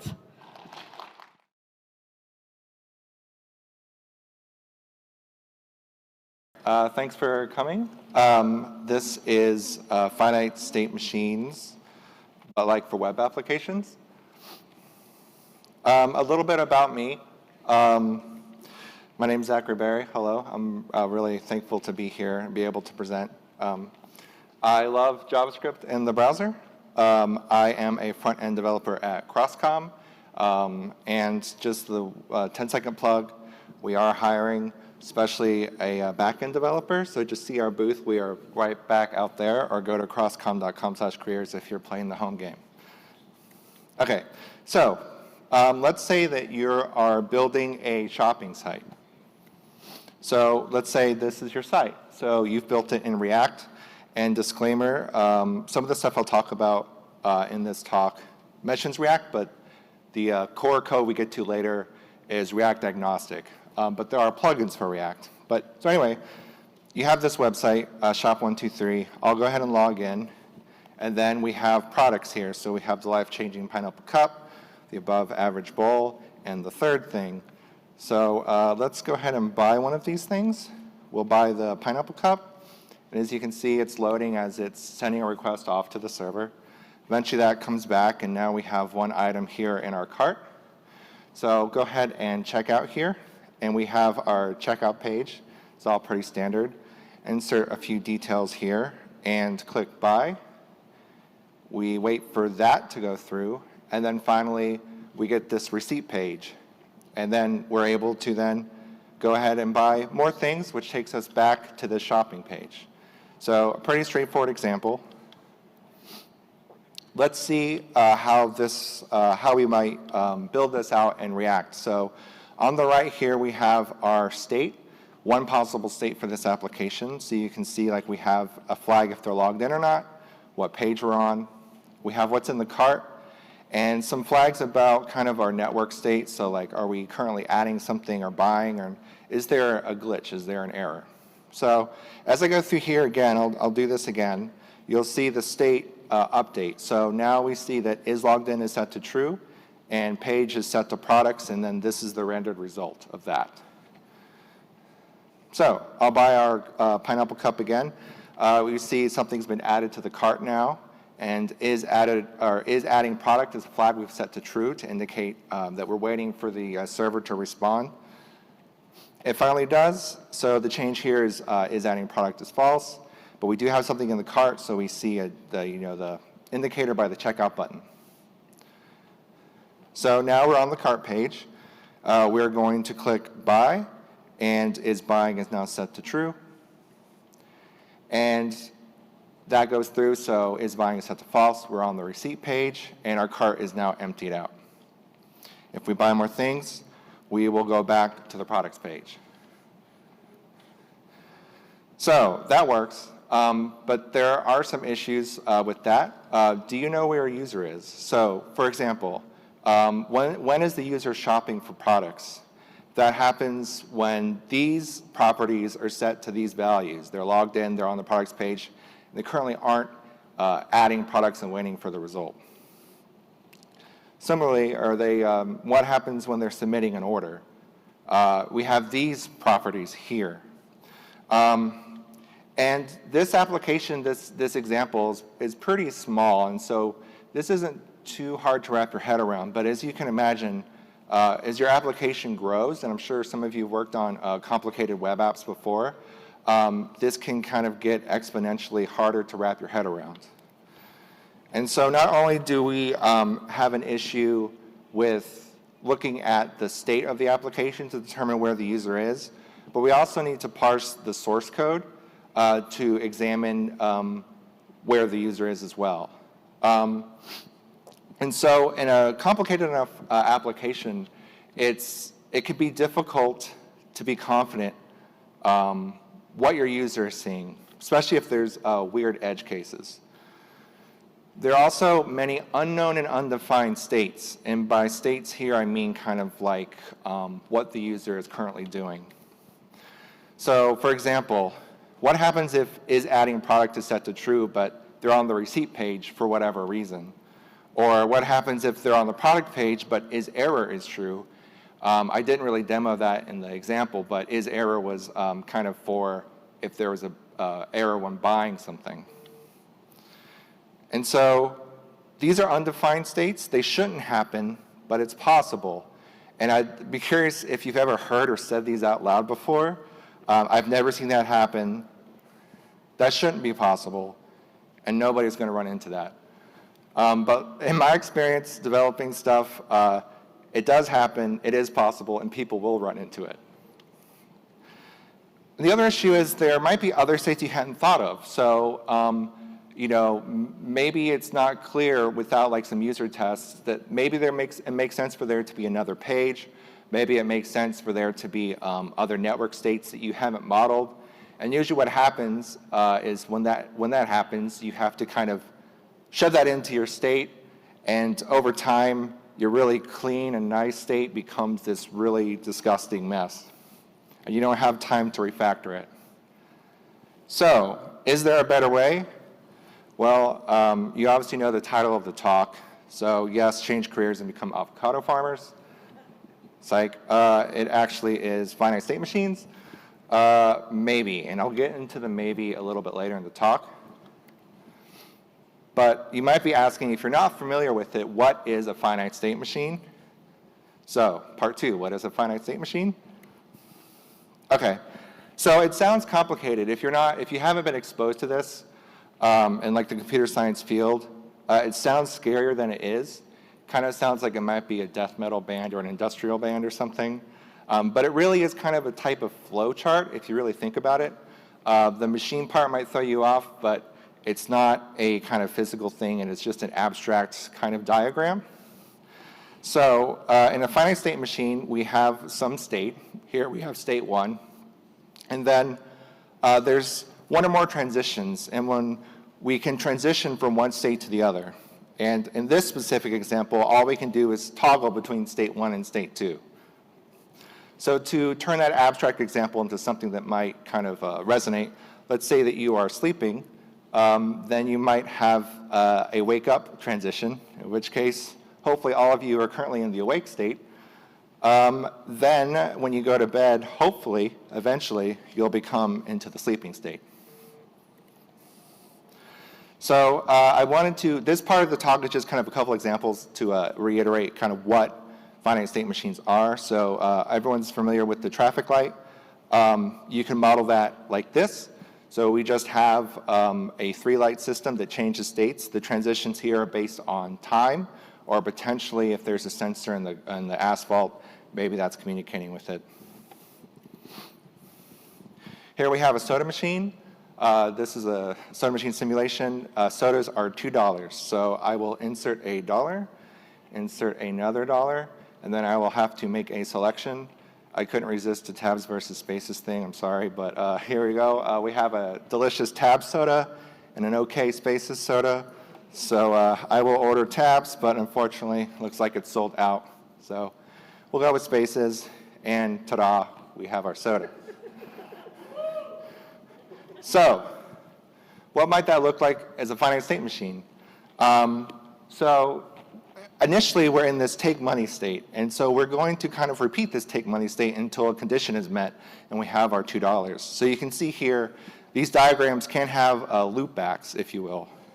So I will insert a dollar, we'll loop back, and we're still in the take money state because we haven't reached our total of $2. Insert again, and we reach our $2, and now we're in a choose state, and the LED or LCD is changed into a make selection message. If I try to buy tabs, it's sold out. If I try to buy spaces, it's in stock, and it will dispense my soda again. Get out of here. All right. Forget if this is the last or second to last example, but so we have regex, if you're familiar, or just string parsing, really. We have this contrived sentence that helps my example, Dave's dozy dog. Let's say that we are searching for the string dog in this string. So we could model this with a state diagram. So we start off with state as 0, and that's basically we have nothing. And we have two options. We can find a D, which is good, or we can find a not D. And if you have not seen it before, this weird kind of angular symbol is just another way to say not. And so if we are to get to the D state, we then look for an O. And if we find that, that's great. If we find another D, we can kind of just hang out here and keep waiting for a second D or a third D. If we don't find an O, though, we have to start back to the beginning. Lastly, if we're on the O, all we need is that G, and if we don't get it, we have to start over. So I think you guys know where this is going, but we will go through the simulation anyway. So as it reads these, it's looking for a D. It found it at first, but then it had to give up. Finally, we find a D, and we find an O. But unfortunately, we don't seal the deal. We're back at Z, and then we're back at state S0. But if you can imagine it, we will reach our dog. And I like this effect, so I'll do it one more time. So, and then we have kind of a practical example that might make sense in our world. Here's a network kind of simulation. So we start at this idle state, and we load some sort of request. Excuse me. And so then we reach into this loading state. We have kind of two options. The network could fail or send us some sort of error and we're in a failure state. Perhaps we've built our application to have a retry functionality and we can resend our request, in which case we're back in the loading state. And when we get a response, a successful response, we migrate to the success state. Okay, so that covers some examples. Hopefully that sort of makes some sense if you haven't been exposed to these. How do we apply that? So we have our shopping site yet again. This time, let's think about how we can model this in a state machine. So initially, we're in this logged out state. And we only have one option is we can log in. And when we log in, we move to shopping. While we're shopping, if we add stuff to the cart, we go up to this adding state. Excuse me. And then on the adding state, when that succeeds, we kind of come back to the shopping state.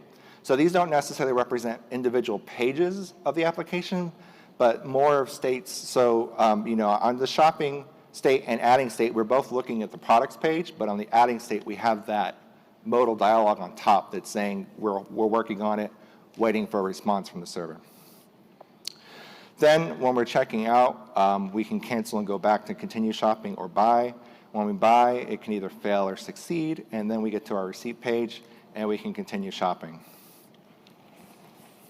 So I think hopefully that's kind of obvious, but I will just go through it real quick. So I will submit, and we're in our shopping state. This time, let's add the bowl. Actually, I didn't make it work with the bowl. We'll keep buying the pineapple cup. And then it's loading. It's finished adding, and now it's successful. We're back at shopping, but this time we have this checkout button. Checking out, we will buy our cup yet again. We really like pineapple cups.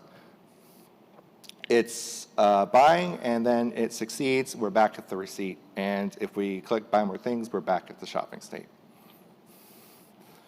Okay, so why is this good?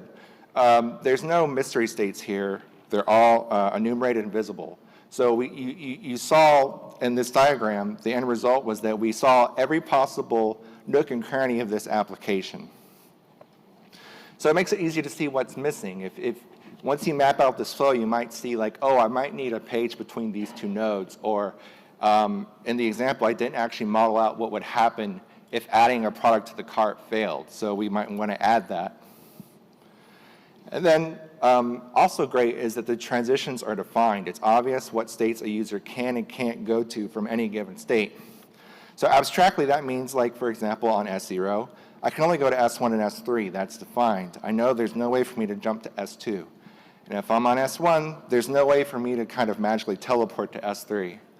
And so what could happen in a traditional application is that these state properties change to things you don't expect because of a bug in the code, and all of a sudden your user's teleported to somewhere you didn't expect, or they're on some sort of page that isn't planned for, and that's when things go wrong and weird. So, JavaScript, which is where this gets useful.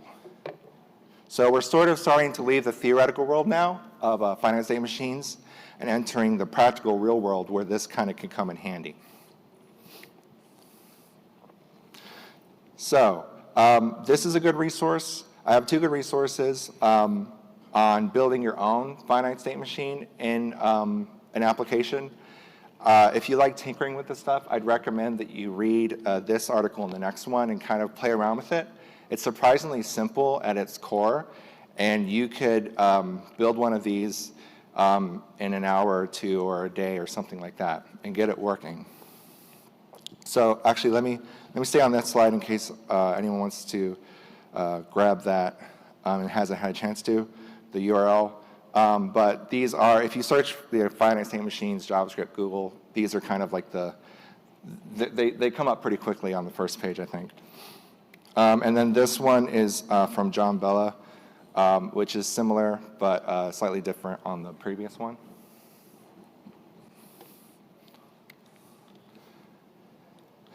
And now this is where the code comes in, but I try to keep it pretty light on code. But this is using a library, XState, and I'll talk about Lucene a little bit later. So XState is a pretty mature library. I had built out a finite state machine using some of those earlier examples I just showed you. And that was working really well, but I started to come across some edge cases that I needed to then build into my finite state machine. It's been a little while, so I forget exactly what those were. But then I had to make a decision. Like, I could keep kind of tinkering with my own little finite state machine, but I knew that this existed. And so I made the decision that I would just try this. It felt like overkill at the time, but they have kind of worked through every little edge case and kind of need that you'll probably run into. And so I was like, okay, I'll use XState. And again, this is agnostic to your framework. So it has bindings for React and Vue, but you don't need any of those to use it, which is great. It's pretty well documented. It also mentions state charts here, if you're familiar with that term. I didn't want to get into it in this talk, but it's similar to the idea of a finite state machine, just more has been added. So if you see that term, it's really interesting to look into, but that's kind of the relation between that and finite state machines. So we're taking a slice of our example from earlier, and we're going to put it into XState code. So we don't have the login state. I'm just sort of looking here at when we're shopping, adding stuff to cart, and then going to the checkout process. So this is what it looks like defining something in XState. We have a machine here. We need to give our machine an ID. And then we can define an initial state. That's where we start. So as you can imagine, we start at this not logged in state. And then we have this object here, which is context. In the real world, when you're using these in your applications, you'll find that you actually, you still need data. So for example, like the shopping cart. And so XState realizes this, and they give you this object called context.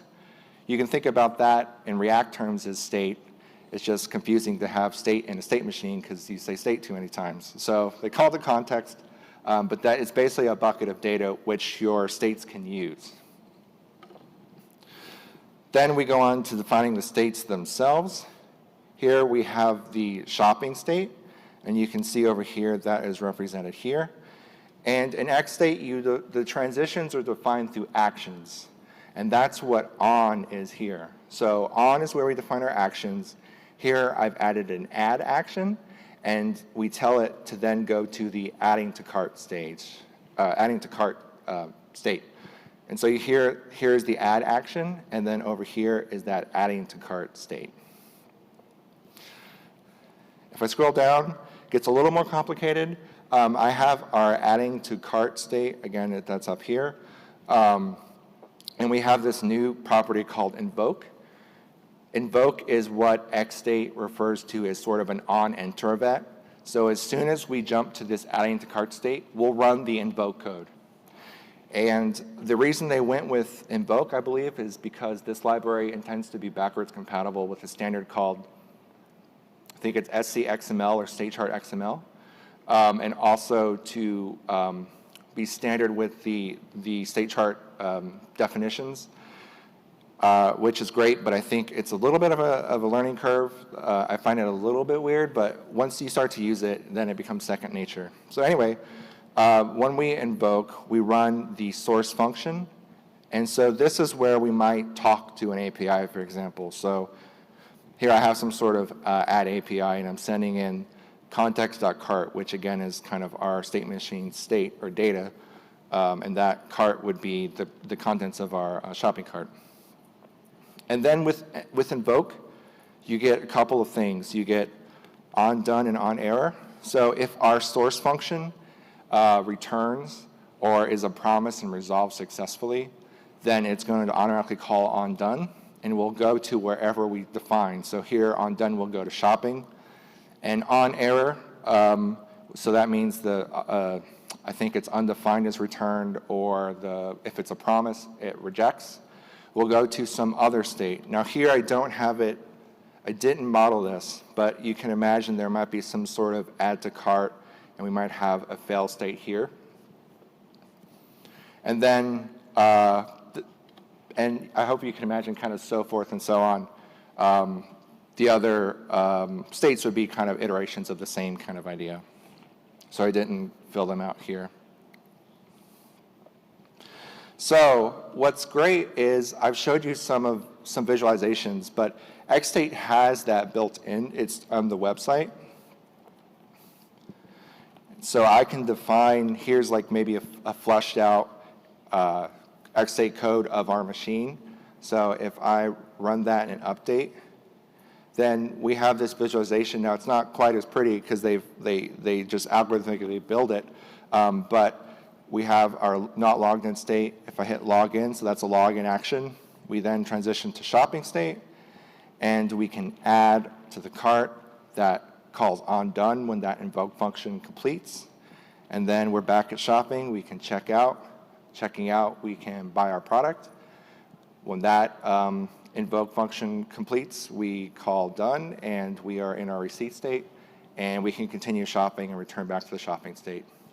So what's great about this is as you're playing with it, this is super helpful to visualize if you have any bugs. Obviously, if you have like some source code issues, it's not going to compile. And all that's really helpful as you're building some of this stuff out.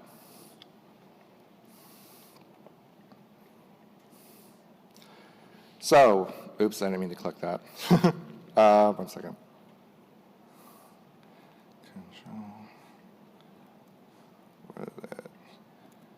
Here we go. So I have a real world example. I used to work on an open source project called Obojobo. This was a learning module platform. It's still out there, it's still open source, but this talk isn't really about kind of plugging that. It's more about a real world example of how this helped an application I was working on. So I have this GIF here just to kind of show you what it looks like so you're not curious. But the piece that I'll be talking about is this assessment piece. So students would come to the assessment of these modules, and then they would see a pretest page. They would then, which would give them instructions about what to expect on this assessment test. Then they would take the assessment test, which would be a couple of questions, and then finally they would submit that. That would then process and then show this results screen that you're seeing, that you just saw there for a second. So here are the pages that I talked about. There was a couple of dialogues. So if they lost network connection and came back, we would resume their attempt. If there was an error, obviously we would show them an error. Then we have that results dialogue. And then we have a bunch of data to determine what to render. So some of our state values we cared about, and this is not exhaustive, but like how many attempts have they completed? Is there any incomplete attempts? How many attempts do they have remaining? Is there any sort of error? Did we get successful responses? So then as time went on, we added a bunch of features and things exploded. So now we have new dialogues. We need to let them import a previous attempt. We need to, because of changes we made to the application, there were new question types, and it resulted in us needing to kind of save the responses and then send them all at once. So we now needed to let them know if it was taking a while that we are currently sending their responses up. Did that fail or did that succeed? We also wanted them to confirm to submit their attempt in case they accidentally hit the button and they weren't finished, or if they hit the button and they had some answers that they didn't fill out yet. And then the data also increased. So, you know, does this module include importing? What's the response of when we're sending all the responses?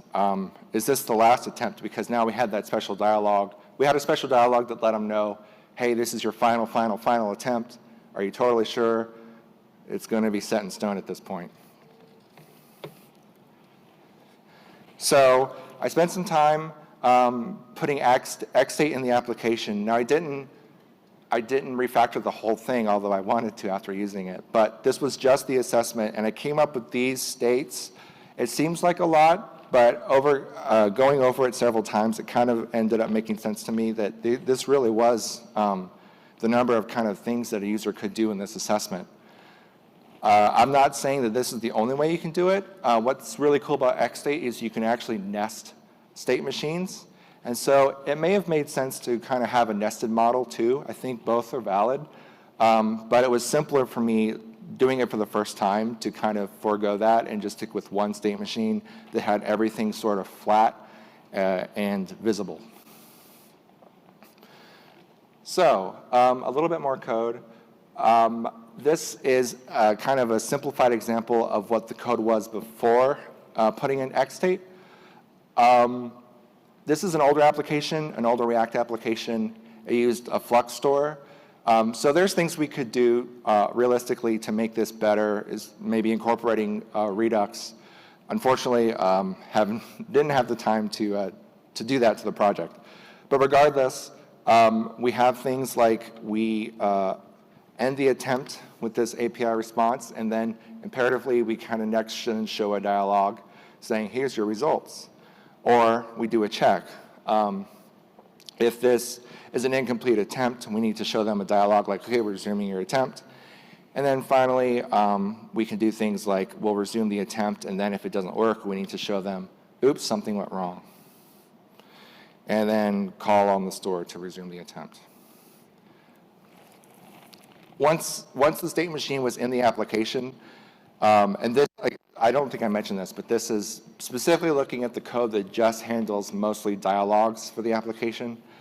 You saw one of them in the GIF earlier. But regardless, it made this way easier to reason about. So now I just had this big switch statement, and I had all the states that were important to showing a dialogue. So when the end attempt successful state was happening, I could then be like, oh, okay, I'll show them the results of that attempt. Or if we're asking them to resume, we'll show that dialogue. If that didn't work, we'll show them another dialogue. And so once that was in place, it was amazing, because before this was kind of in bits and pieces, and again, could have been improved with things like Redux, but this really helped out to understand and work on the application going forward. So, preparing for this talk, about a week ago, a friend of mine pointed out this thing which I had not heard of, that he heard on, I think, the Chris Coyer podcast, called Lucy. And this is sort of a DSL, its own little language that then transpiles into XState code. So here's what that looks like. Again, this is our fleshed out example of our shop123 site. On the left here, we have our XState code. You've seen this a couple times now. On the right, and forgive the syntax highlighting is a bit weird because there is no Lucy syntax highlighter, but this is what it would look like in Lucy land. So over here, we have a bunch of actions. You can define these inline, but I do kind of like that they have them all put up here at the top. And then we define an initial state. And otherwise, other than this initial word, all these states are kind of in the same definition. We just say state, the state that we want to call it. And then we add our actions over here, and those actions then transition to other states. And you know we covered the invoke, so that just looks like this. We call invoke in our source function, in this case, our onEnter, so to speak. Is this update cart method. And this update cart method is maybe some API request again. That would come externally and sort of be slotted in here. That's not necessarily defined in Lucy. Lucy is really just more interested in building out your state machine. And I thought this was pretty cool. It has connections with like Snowpack and Rollup, but you could even forego all of that and then just build this on your own in a command line, and then run the command line script to then convert it into XState, copy that, and put it in your project if you didn't want to get it, spend the work to get it too integrated. And that works fine.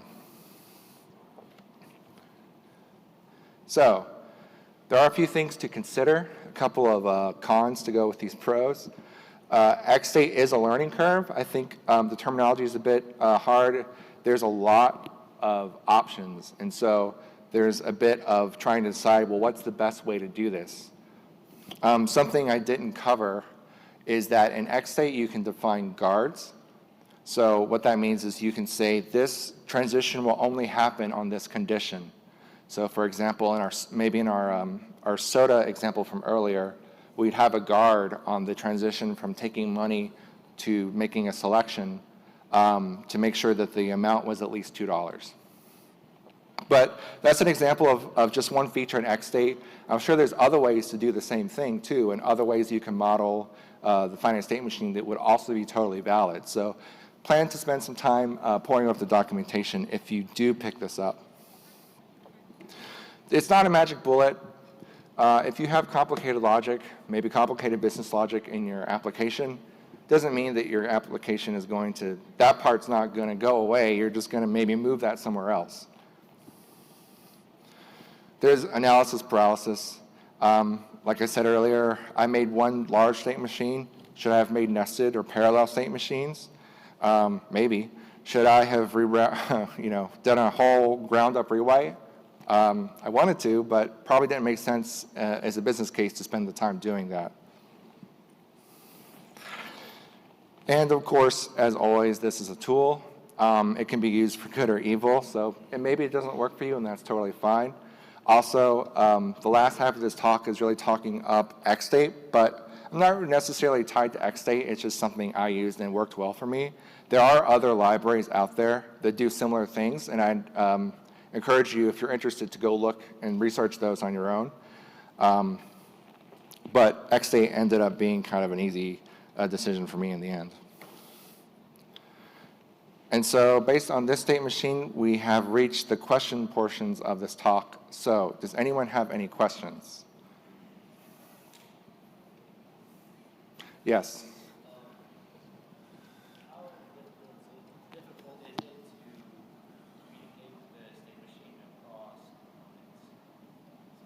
I think, so the question was, how difficult is it to communicate the state machine across components?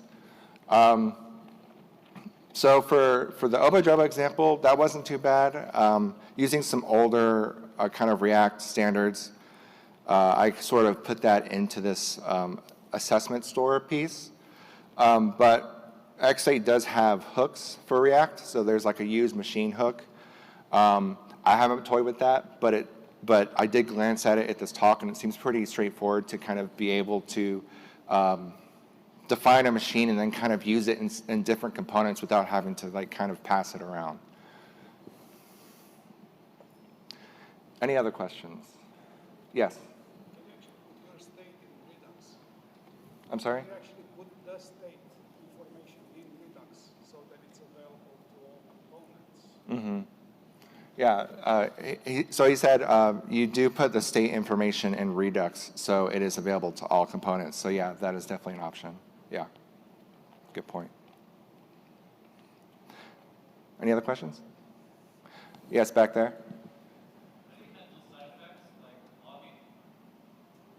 The question was, how do you handle side effects? I missed the last part though. Like error logging? Trying to remember. It's been a little while since I incorporated it. I think a lot of that is handled through, so you saw that invoke method, and then there was that onDone handler. That's kind of where side effects happen.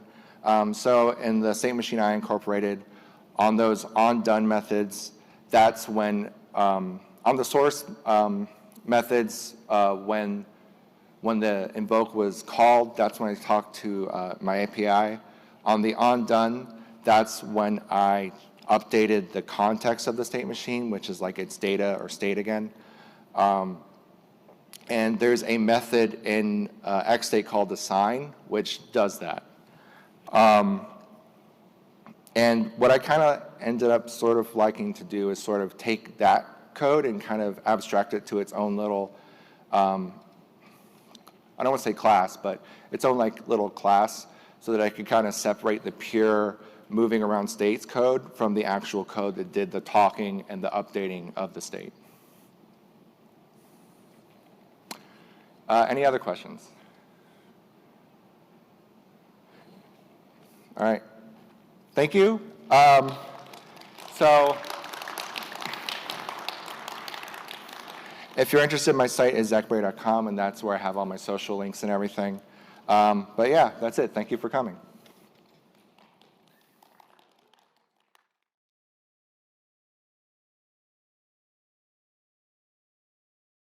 So thank you all for staying around.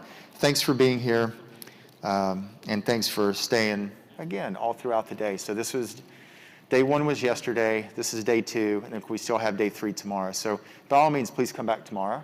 We'd love to have you back. We're going to start an hour later tomorrow morning, so we're going to start at 9:45 instead of 8:45. And we do that for a variety of reasons, but primary among them is, you know, people are a little tired after the first day and don't feel like getting on it quite as early or as early on day 2 or day 3 in this case as they were and they did on day 2. So we try to give you a break and start an hour later. But the programming tomorrow is going to be amazing. World-class speakers again, and it's really going to be a great day. So as more people are coming in, I want to remind you of the RIoT event downstairs. You know, historically, if you've been to how many people have been to ATO before? Most of you. How many people are here for the first time? Whoa, a lot of you. So, wow, that's really great. If you've been with us before, you know our Monday night social, we typically do 2 things. One is the RIoT event. They have always hosted their demo night here. But the second thing, the other thing that we do, the ATO social, is at Jimmy V's, and we're out on the patio, and we actually buy the restaurant out. We didn't do that this year. Obviously, we're in the age of COVID, so we didn't feel comfortable putting people inside Jimmy V's elbow to elbow. We just didn't think it was the right thing to do. So we have partnered with RIoT, and we are just going to walk downstairs. If you've seen the second floor, it's huge, and we've distanced everything, and we are going to be serving food and drinks down there. Well distanced, we've done our best to distance you as much as we possibly can. So right after we wrap up here, and I'm only going to be 5 minutes, I promise, we will go right downstairs, and then that's where we'll do the social. So if any of you are playing the game, and if any of you have downloaded the app, and if you've gone around today and you've wanted points, this is the wrap-up keynote or the wrap-up session, and the code for this session is Neptune 5. Neptune 5, Neptune 5, Neptune 5. So I hope you all played. I know a good number of you are because I've seen the leaderboard, and some of you are taking this pretty serious, which I don't blame you because if you've seen the prizes, they're pretty cool. They're stuff I would want to win, frankly. So again, which, as I said this morning, is always our barometer. We always want to give things away if we're going to go through the trouble of making it something that we would be excited about, and if we won, we would actually use. So the items that we're giving away are quite nice. Now I will tell you that the final event tonight that is worth points is the RIoT event. So go down there, there's another code, and I think it's worth 250 points if I'm not mistaken. But again, it's something new we're doing this year. Hopefully you've had fun with it. Hopefully you've engaged with people that you might not otherwise have engaged with, because you know, you're here not only for the educational component, that's number one. I think that's why most people attend events. But the second is the networking too. We want you to meet people. This year's a little bit different. You can't get quite as close to people, et cetera. We know that's a little bit different, but you still want to meet people while you're here. And if we can facilitate that in some way, we certainly want to do that, because we want you to come out of here with relationships and contacts that you didn't have coming in with, and ones that can help you long after you leave. So years after, we want you to think back of All Things Open 2021 and say things like, gosh, you know, I'm still in contact with this person, or I got a job because of this person that I met at ATO 2021. And we have a lot of people that come back and tell us that. So we want to encourage that and facilitate that all that we can. Tom, I mean, we're getting ready to head downstairs, right? Any preview or anything? I don't mean to put you on the spot. I'm sure you're like, Todd, why do you do this to me? Don't do this to me, man.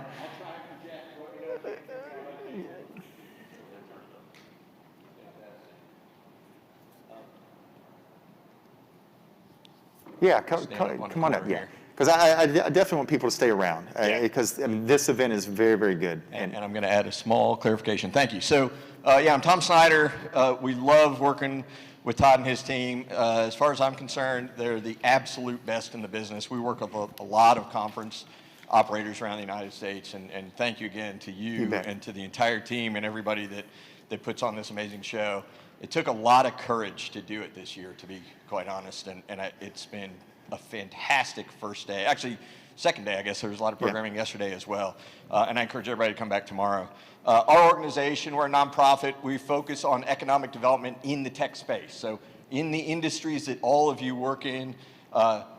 As new technologies come about. We've heard a lot about kind of future-looking stuff, right? This morning at the keynotes, we talked about, technology on Mars, and we talked about Web 3 and this transition from Web 2 to 3. And, as new technologies emerge, that's where the best new jobs happen.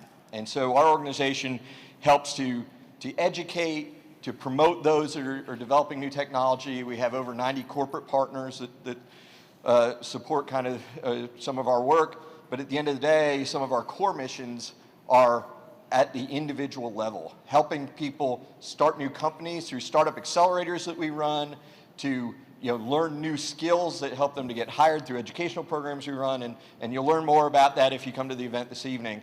In terms of the mechanics, we've got on the mezzanine floor, second level, street level on this side of the building, my left, your right, we'll have over 50 demonstrations, technology demonstrations, IoT demonstrations, robotic medical devices, all different kinds of things. It's a cool event. We do have a short talk about supply chain this evening. That'll be in this room at 5:30. And at that talk is where we will announce the code for those of you that are working on working towards these great prizes that. Well, thank you for the clarification, because I obviously got that way wrong. Yeah, so no, that's great. The exhibiting and everything opens at 5. You can go down. If you want to come up and listen to the talk, everybody has heard about the challenges in the supply chain so far, and we have a pretty interesting story about how a small software team helped Panera Bread Company to avoid all of the perishable food in their supply chain from spoiling when all of a sudden all the restaurants had to shut down. It's a pretty cool story, had a great impact. We'll give that short talk, we'll give out the prize code, a little bit of information. That's only gonna last for about 15 minutes or so, and then you can go right back down, keep networking, and as was mentioned before, we got food, we've got drinks, a bunch of great sponsors that have helped to set that up. We'll promote them, and we look forward to seeing you this evening. So I'll say this, we're gonna try to give away prizes tonight.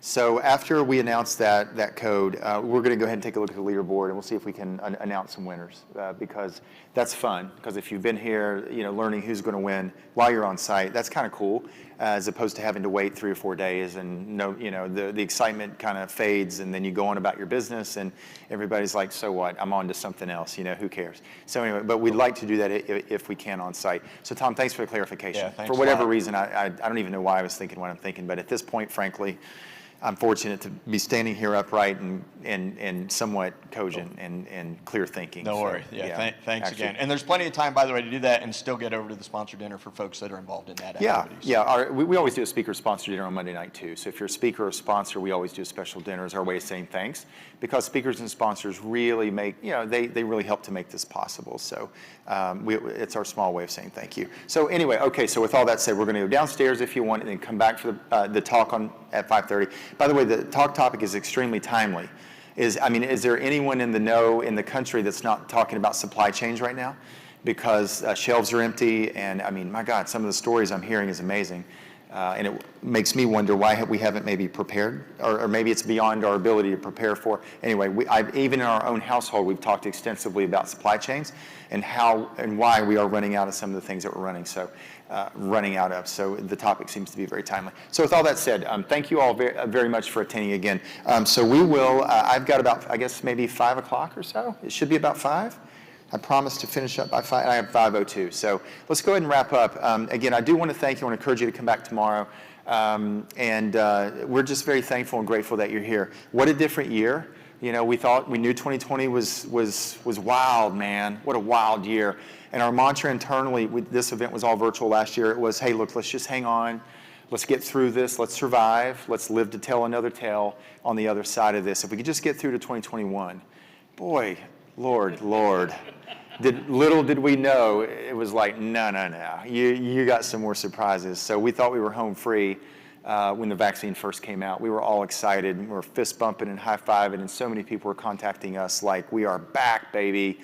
And little did we know Delta had something else in mind. So we just didn't know. So our fingers are crossed for 2022. I want to thank our AV team. I want to thank Brandon and his team. AV team's done an amazing job today. Thank you all. Thank you. And I'll say this, right? I don't want to end on a negative note, and I don't mean this negative in any way. But those of you that are here for the first time, and this is your first ATO, keep in mind, this is a very different year, okay? This is not normal. And all the people that have been here, and in this room, there's a really good mix. About equal number of hands went up for have been here, and I've been here multiple years, versus this is my first time. If you're here for a first time, talk to people that have been here for multiple years. This is not representative of what ATO is normally like. So, and I don't know how else to say that. And I don't mean that negative. You're here, so it's a great day. I can see half your face. That's wonderful. I'll take that. That is, you're gorgeous people, beautiful people, and I'm genuinely thankful. But do just keep in mind, right, we're coming out of a pandemic. You know, not normally what you'd expect at ATO or any events. So, and I've talked to a number of people that have traveled the country and attended events in this cycle, September, October. Everybody's coming out of it. We're all seeing exactly the same thing. Some people are just slower coming out. This is going to take some time. So please keep that in mind as you plan for 2022. Our dates for 2022, I think October the 22nd or 23rd through the 25th. I think we're about a week later next year, but it's our 10-year anniversary. So please put us on your calendar for our 10-year anniversary. We want to do something really special. So we're already working on that event, assuming that we're going to be in much better shape from a COVID standpoint. And we are going to do some really special things next year, because next year does mark 10 years. And anytime I think anybody can stick around 10 years, that's something to be commemorated and something to be proud of. So we sure are. But ultimately, we're thankful to you because you have made this possible. And so we want to reward you next year and just... I don't know, we're going to do more giveaways than we've ever done. We're going to give away nicer things than we've ever given away as a very small way of saying thank you, because you all have helped us get to this point. So, okay, with that said, I'll go ahead and wrap up. Let's close out day one. For those of you that have never heard, the reason we bring it back in here is because we start the day together, but we also wrap the day together up. Something that we've, together, something that we've always done with ATO. We created All Things Open because we wanted to focus on people and human beings. I had attended many other tech conferences, and there's nothing wrong with them. It's hard to do one of these events, and if you're an organizer, you know where I'm coming from. If you do a small event with 2 speakers, it's hard because you've got so many variables and they're all moving because we're dealing with human beings. So it's forever changing. So to do an event with 2 people is a hard thing to pull off. So I have a great amount of respect for that. But anyway, anyway, we are grateful and truly appreciative. Where was I going with that? What was I going somewhere with that? My God, I even forgot where I was. Oh, focus on people, of course. You can tell I've gone a long time without sleep. This is what no sleep looks like. It's not pretty, folks. It's not pretty. I also have young kids, and boy, that's just icing on the cake. I'm thankful, but man, is that ever icing on the cake. But other events put the tech first. Led with tech. We've always led with people, because at the end of the day, it's human beings that implement technology and create new technology and innovate. So we've always tried to be real with human beings, our fellow humans, and treat them with respect. And that's why we've always focused on inclusion and diversity from the very beginning, because that stuff's really important, because at the end of the day, we're all just trying to make it. We all are trying to get along. And to us, the humanity, the human element of this outweighs and supersedes, frankly, the technology. We love the tech and the education, but at the end of the day, this is about human beings. And that's what we've always started with, and then the tech will follow that. And we're big believers that if you start with the human element, the rest will fall into place. And for us to be around 10 years, kind of a miracle, right? Most events don't last 10 years, or most companies don't last 10 years. But we believe that that's a big reason for it. And so if you're here for the first time, hopefully you've noticed that. Hopefully you've noticed that we genuinely care about you.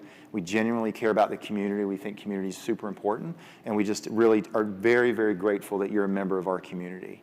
So I'll thank you 400 more times. And if you see me, I'll say, hey, thank you. I'll lead with thank you, because we're genuinely grateful, okay? So with that, I promise to shut it down now. Now we're for reals done, and now we're going to head downstairs, but come back at 5:30 for supply chain. Thank you all.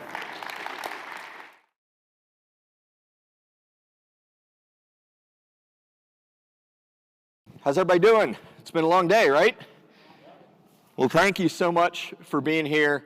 My name is Tom Snyder. I lead RIoT. We're a local nonprofit organization, and today we're going to dig in a little bit to supply chain.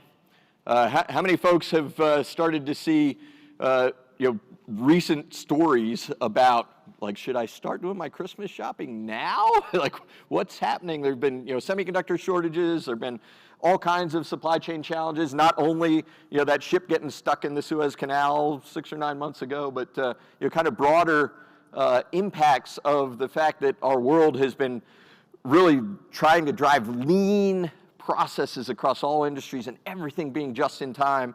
And when you have a speed bump as big as a pandemic, it can create some challenges. And so we're going to talk a little bit about that. We call it the world's largest chain as we think about the supply chain, the interconnectedness of everything. But before we dive into that, just real briefly, our organization, RIoT, we're headquartered here in Raleigh, North Carolina. We're proud that this is our home, but we operate across the United States. We have team in about 6 different states. We run programs that really support entrepreneurship and job creation in the areas of emerging technology. Everyone that's here today in some way is probably connected to the tech sector. That's great. We're excited to have you here. But for many folks, they discover, through their life that they, some folks have a great run in a company for their entire career. Some folks jump company to company, but many people at some level have that entrepreneurial itch. You have that idea that you either want to take forward independently through a new startup company, or that maybe you want to champion from within your organization to create change in your organization. And oftentimes those ideas are rooted on the fact that as technologies evolve, we can solve customer problems in new ways. Our nonprofit is focused on helping to create jobs in kind of emerging technology areas. We started back in 2014 around Internet of Things. In fact, we started as a meetup group. The Raleigh Internet of Things meetup was what RIoT was. We grew and became the regional Internet of Things, and now we're operating at a national level, so we're RIoT. You can find us at riot.org, but we operate chapters in multiple states. We run equity-free startup accelerator programs, helping entrepreneurs to grow, helping corporate innovation teams to drive new lines of revenue.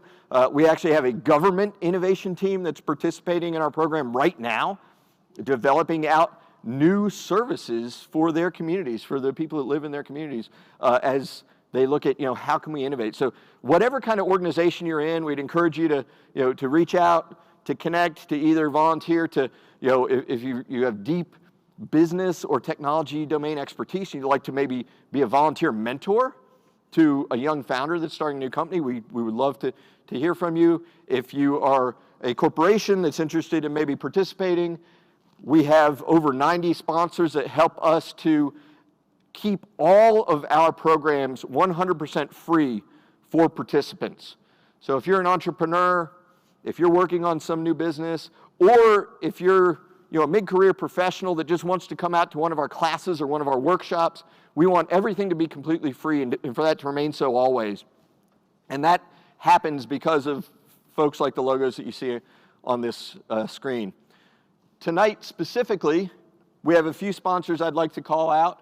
Styra does amazing work. If you don't know about some of their programs, please reach out. Are you in the room right now? Some of the Styra folks, they may be downstairs already at their booths, but they are one of the major sponsors of All Things Open, and they're enabling tonight's event to happen and also to be free, including food and beverage. We also have Napino, one of large manufacturing institutions that helps people in particular that have hardware products through their R&D, their distribution, their connected components, and then eventually building out products. DNA Group, right here locally, is oftentimes the crowd favorite sponsor. They're often our beer sponsor. They're also another manufacturing organization in the area that helps with folks that are building hardware products. I know that we're at a software conference, or at least it's thought of that way. Todd, if you heard his closing remarks this evening, said really we're a people conference, and we're also a people organization. The future economy is being driven by data. It's being driven by, thank you, Todd, by real-time use of data. So anything that is happening in the AI, the machine learning space, anything that's involved in blockchain and public ledgers, all these are data technologies, and they're software driven. But data is generated by hardware, by sensors, by devices, and as we're now learning, we're seeing this transition from cloud computing out to the edge because of the latency advantages and things that you heard from Red Hat CTO this morning. We're seeing more and more real-time information, collect data, immediately do something with it, automate solutions. Sometimes we ourselves are the data creators, right, when we're inputting things into our phones or into our computers and other things. But we see the future as a much more close merging of both hardware and software. And so we try and bring all those communities together. And as soon as we're done with a short talk here, I encourage you to go downstairs, see technology demos, learn about this kind of fusion of both hardware and software and IoT and data. It's a whole lot of fun. At 6 o'clock, we're going to roll out the food and the beer that these sponsors are bringing forward. But back to our topic for the evening, supply chain. Everything we can look at in this room came from somewhere, right? The tables, the chairs, the AV equipment, all the food that's up on this slide. This is a Panera slide. You're going to hear a Panera story in a moment. It all comes from somewhere, and it has to get from A to B. And we don't always think about the complex networks of aircraft and shipping and rail and trucking and all these different interconnected things that physically get our stuff from place to place. And the fact that all of this is really driven by software. So this is another hardware and software fusion coming together to create an interconnected system that ideally gets things from place to place, as Amazon would try, within 2-hour delivery, right? How do you develop out these optimizations and efficiencies that whatever you might want at whatever time you think you might want it, it can get there? Well, what happens when all of a sudden you have something like a pandemic that completely disrupts where things are going and why? I'm really excited to hear the story of one of our software partners, Tibco, and how they helped one of their customers to maintain and completely re-engineer through software innovation a supply chain in the midst of the pandemic. And so with that, Jesus Centeno, I'll ask you to come up to the stage and tell your story. Thank you, Tom. Thank you. Can you guys hear me okay? Yep, sounds is good, yeah, okay. That's a really big picture, so let's move on to the next slide. So, hello everyone, my name is Jesus Centeno, and today I'm joined virtually by Noel Nitichek, who is Director of Enterprise Services at Panera Bread. Unfortunately, he didn't get clearance to travel and be here with us today, but we'll be hearing the story directly from him on how they basically leverage technology to re-innovate and reinvent their supply chain, basically, right? So as Tom mentioned, I work for a company called Tibco Software. For those of you that are not familiar with the company, we've been in the industry for over 2 decades. We do a lot of data related things, right? Like it was interesting to hear Tom saying how everything comes from the data itself, right? So think of Tibco as a way to not just connect to the data, but integrate it, move it, virtualize it, analyze it. So things like analytics, machine learning, MDM, right? Like those are embedded in our DNA for sure. These next couple of slides are interesting, right? Because oftentimes when you hear the word supply chain, people will think of different things, right? And sometimes it really depends on what world they're coming from, right? Like, is it more like the technical side? Is it more like the business side?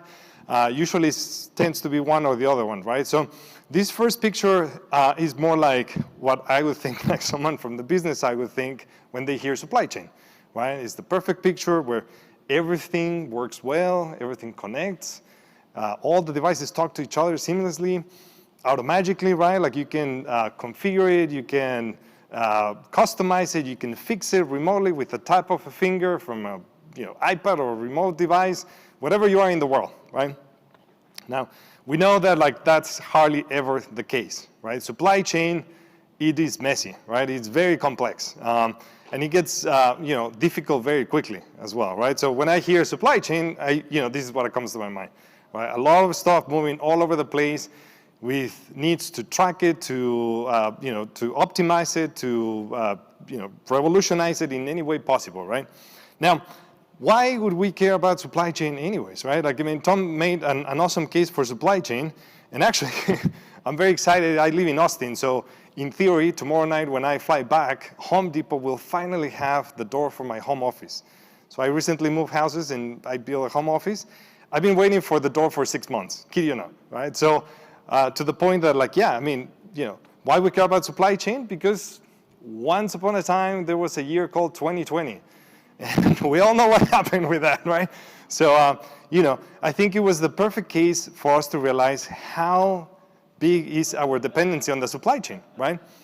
Actually, I don't think I ever got to the bottom of this, right? Like, what happened with the toilet paper? Like, where did it go? Like, anyways, it's an interesting story. But, it's clear that, like, we depend largely on the supply chain to get a lot of, like, the products and items and services that we consume on daily basis, right? That they have become part of most of our own existence, right? So that's why we care, right? And we all of us in the technology field, right, we have the responsibility to leverage the best in breed technologies out there, powerful technologies that we have nowadays to make the supply chain the best that it can be, as efficient and as productive and as cost efficient, right, as possible, right? So let's talk about, like, some of the different technologies that can shape the supply chain, right? So number one, blockchain, and social sustainability, right, is top of the mind of a lot of, like, the consumers out there, right? Like, this notion of, I just don't want to buy. I want to know what I'm buying, and I know who I'm buying it from, and where that product has been, and how it was manufacturing, and what were the standards and the policies, and et cetera, that were followed to produce and manufacture that item that I'm thinking of buying, right? And I want to make sure that they stick to my view of the world, right? And so this requirement, right, to understand the lineage, the track and tracing capabilities is becoming more and more common, right? So blockchain is a technology that can definitely be leveraged for those type of scenarios. Now, digital twins as well.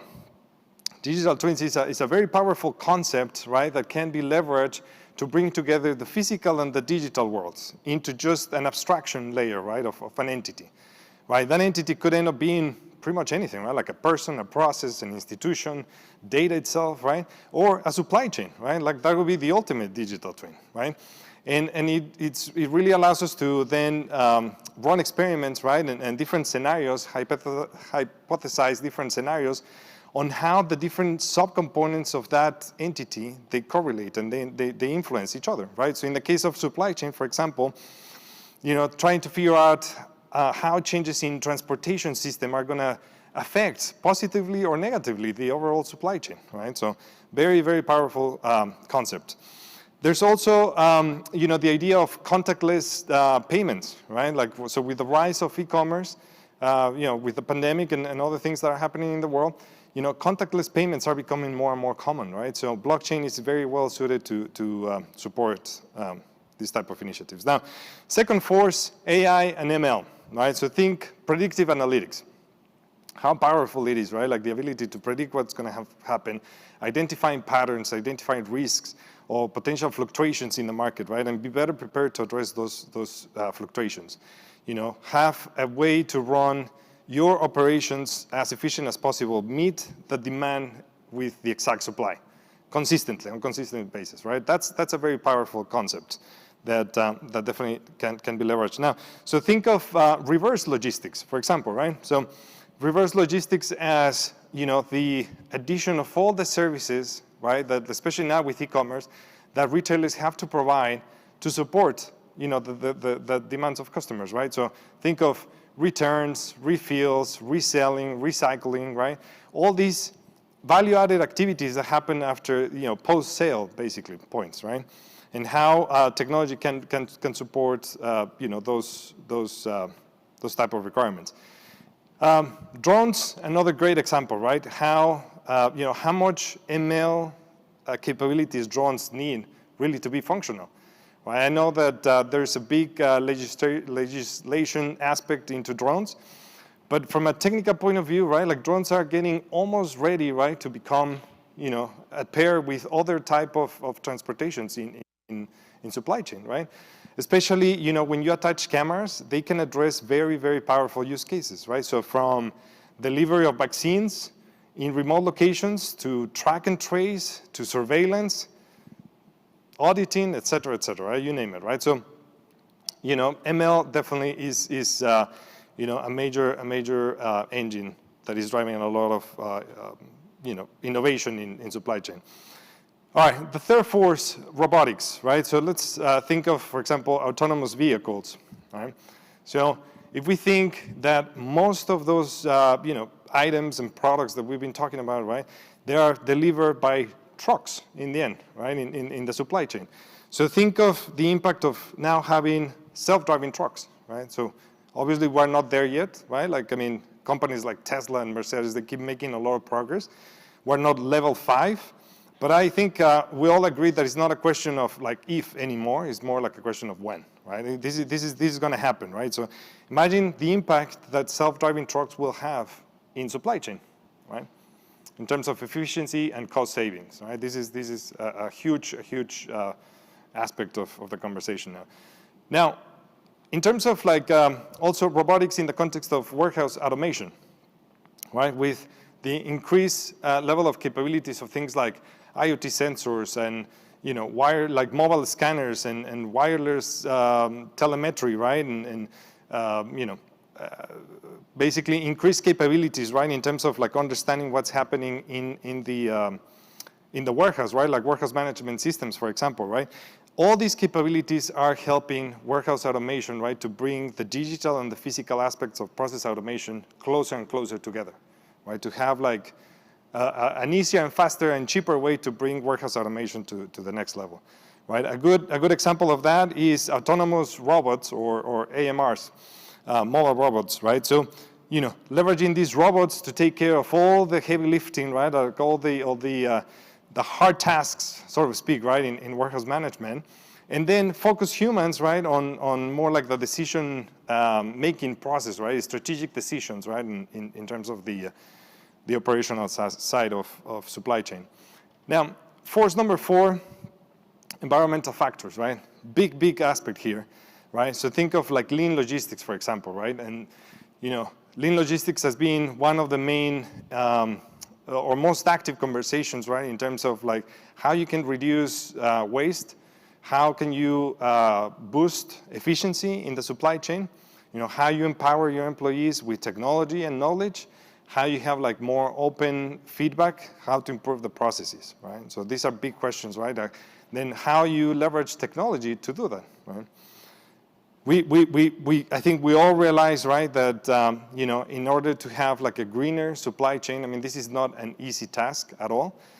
You're looking at, you know, leveraging a lot of different technologies from, you know, materializing efficiencies, but also, you know, training employees to perform their jobs the best they can in the most cost-efficient way possible, right?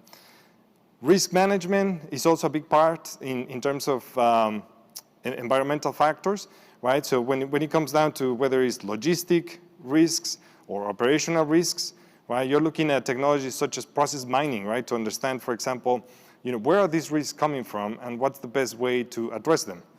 What are the factors that are driving those risks in my process, in my business process, and what's the best way to address them proactively, not reactively, right? So that's another big aspect. Now, last but not least, IoT, right? Like core topic for this conference that we're all in. So IoT being defined oftentimes as the eyes and ears of supply chain, so very well positioned to make a huge impact, right? As we've seen it.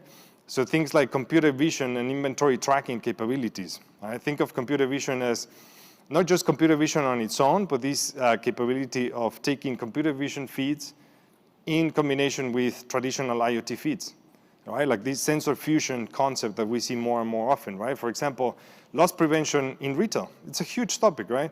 And when you think of what needs to happen at a point of sale in, let's say, a Target or a Walmart, you have the kiosk, you have a camera, you have a scanner, you have an RFID mat, you have a scale, and all these readings, they have to be understood real time together in a split of a second to determine if there's an anomaly or not, right? Very, very powerful concepts, right, to identify anomalies and have a way to react in real time to those events.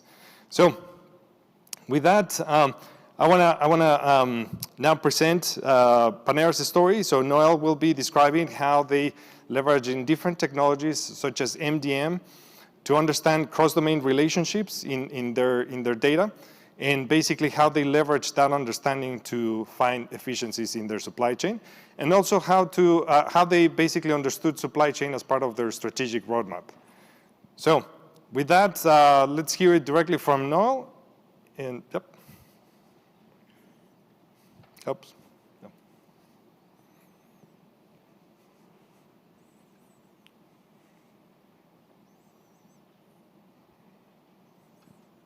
Thanks, Jesus. I'm happy to be able to speak with you today about how we've been able to transform the TIBCO, meeting new challenges by having greater ability to manage the data underlying our business. At Panera Bread, our focus is on giving our customers good, real food that they love with a friendly touch that we call Panera Warmth. Whether you're in the business of food and beverage, retail, hospitality, or any other, the ability to adapt and manage constant change is crucial for success, whether those changes are customer tastes, market demands, or real-world events. In case you haven't heard of us, Panera Bread is a fast casual bakery cafe chain of more than 2,000 locations across North America. We focus on natural, real foods without artificial additives or preservatives, sandwiches, soups, salads, and we've even launched a line of flatbread pizzas that are delicious. Panera has experienced rapid growth over time, and it's because we led the industry in technical innovation with things such as mobile ordering, fast lane kiosks, and rapid pickup stations. The expansive My Panera loyalty program has tens of millions of customers, and we've also partnered with third-party delivery services nationwide. That rapid growth came with a lot of data challenges for our company. For a lot of our teams, we were heavily reliant on manual processes, spreadsheets, wiki pages, manual SQL scripts where we were updating data directly in production databases. What that led to is a lot of complexity and also a lot of risk. So with all those handoffs and all those manual processes, and you look at the extent of our menu, whether the variety of items that we offer around the country based on regional tastes, all of the pricing differences that exist because of different markets and the different price points that we offer items, nutritional data, municipal tax codes around the country, the data elements and the data points that we manage are well into the millions. And things are changing every day with new innovation. And new changes and new items that we're testing. And so needless to say, that's a lot of data to keep up with. And so we partnered with TIBCO, and we've solved our data management challenges with using what we call the Panera Data Pantry. And we've built that on TIBCO's EBX platform. It's our master data management system, and it's now a critical function to all of the systems around Panera that require data about our cafes or our menu or our inventory items. And so we can focus on those things and we can quickly pivot because now we know that the data is in place. We have those integrations tightly built, and so that when things change in the marketplace, we can react very quickly. So one thing I do want to focus on based on the nature of this event is our supply chain.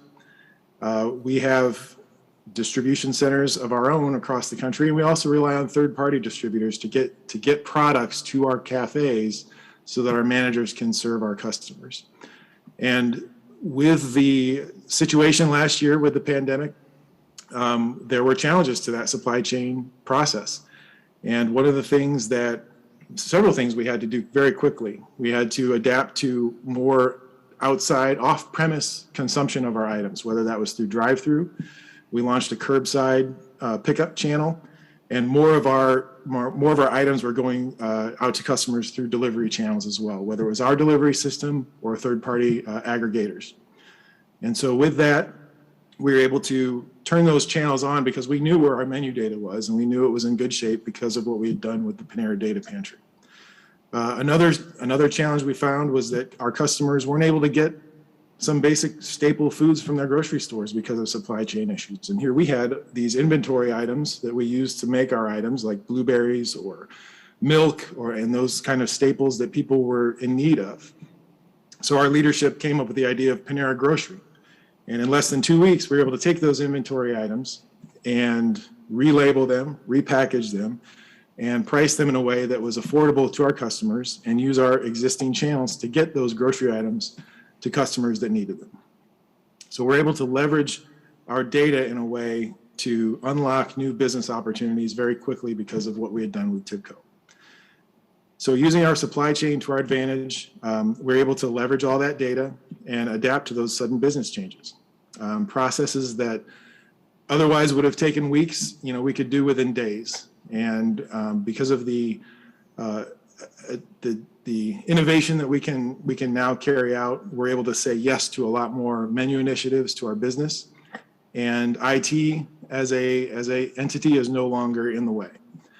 We put the management of the data into the hands of the business owners, and we're able to implement changes to the menus and build a lot of more seamless processes, supporting even new locations spinning up a lot faster and not being the bottleneck within the IT department. Our data governance is also streamlined through the company. We use the workflow functionalities with EBX to make that possible, to keep our data quality high. And we also are able to use that data to provide our loyal customers with the quality food they expect. And while continuing to innovate on the menu side and continue to grow that customer base. And it's because of what we've done with TIBCO that helps make that possible. We look forward to future partnerships and continuing to innovate with TIBCO. And I want to thank you all for listening to me now, inviting me to share with you today. I hope you all enjoy the rest of this fantastic event. Jesus, back to you. There's one line that I love in that story, right? Like, I don't know if you caught that, but in 2 weeks, basically, they were able to reinvent their business model, right? And make sure not to lose the investment that they had on inventory. That is just a great, great story. So really quickly, just to, some closing thoughts. Technology keeps being the propeller of progress in the world. There's no doubt about that, right? And as problems become more complex, right, like the solutions, they need to be more and more creative. Always keeping innovation at the core of everything. So feel free to stop by. I'll have a table at the expo hall, and I would love to chat with all of you. So thanks for your time.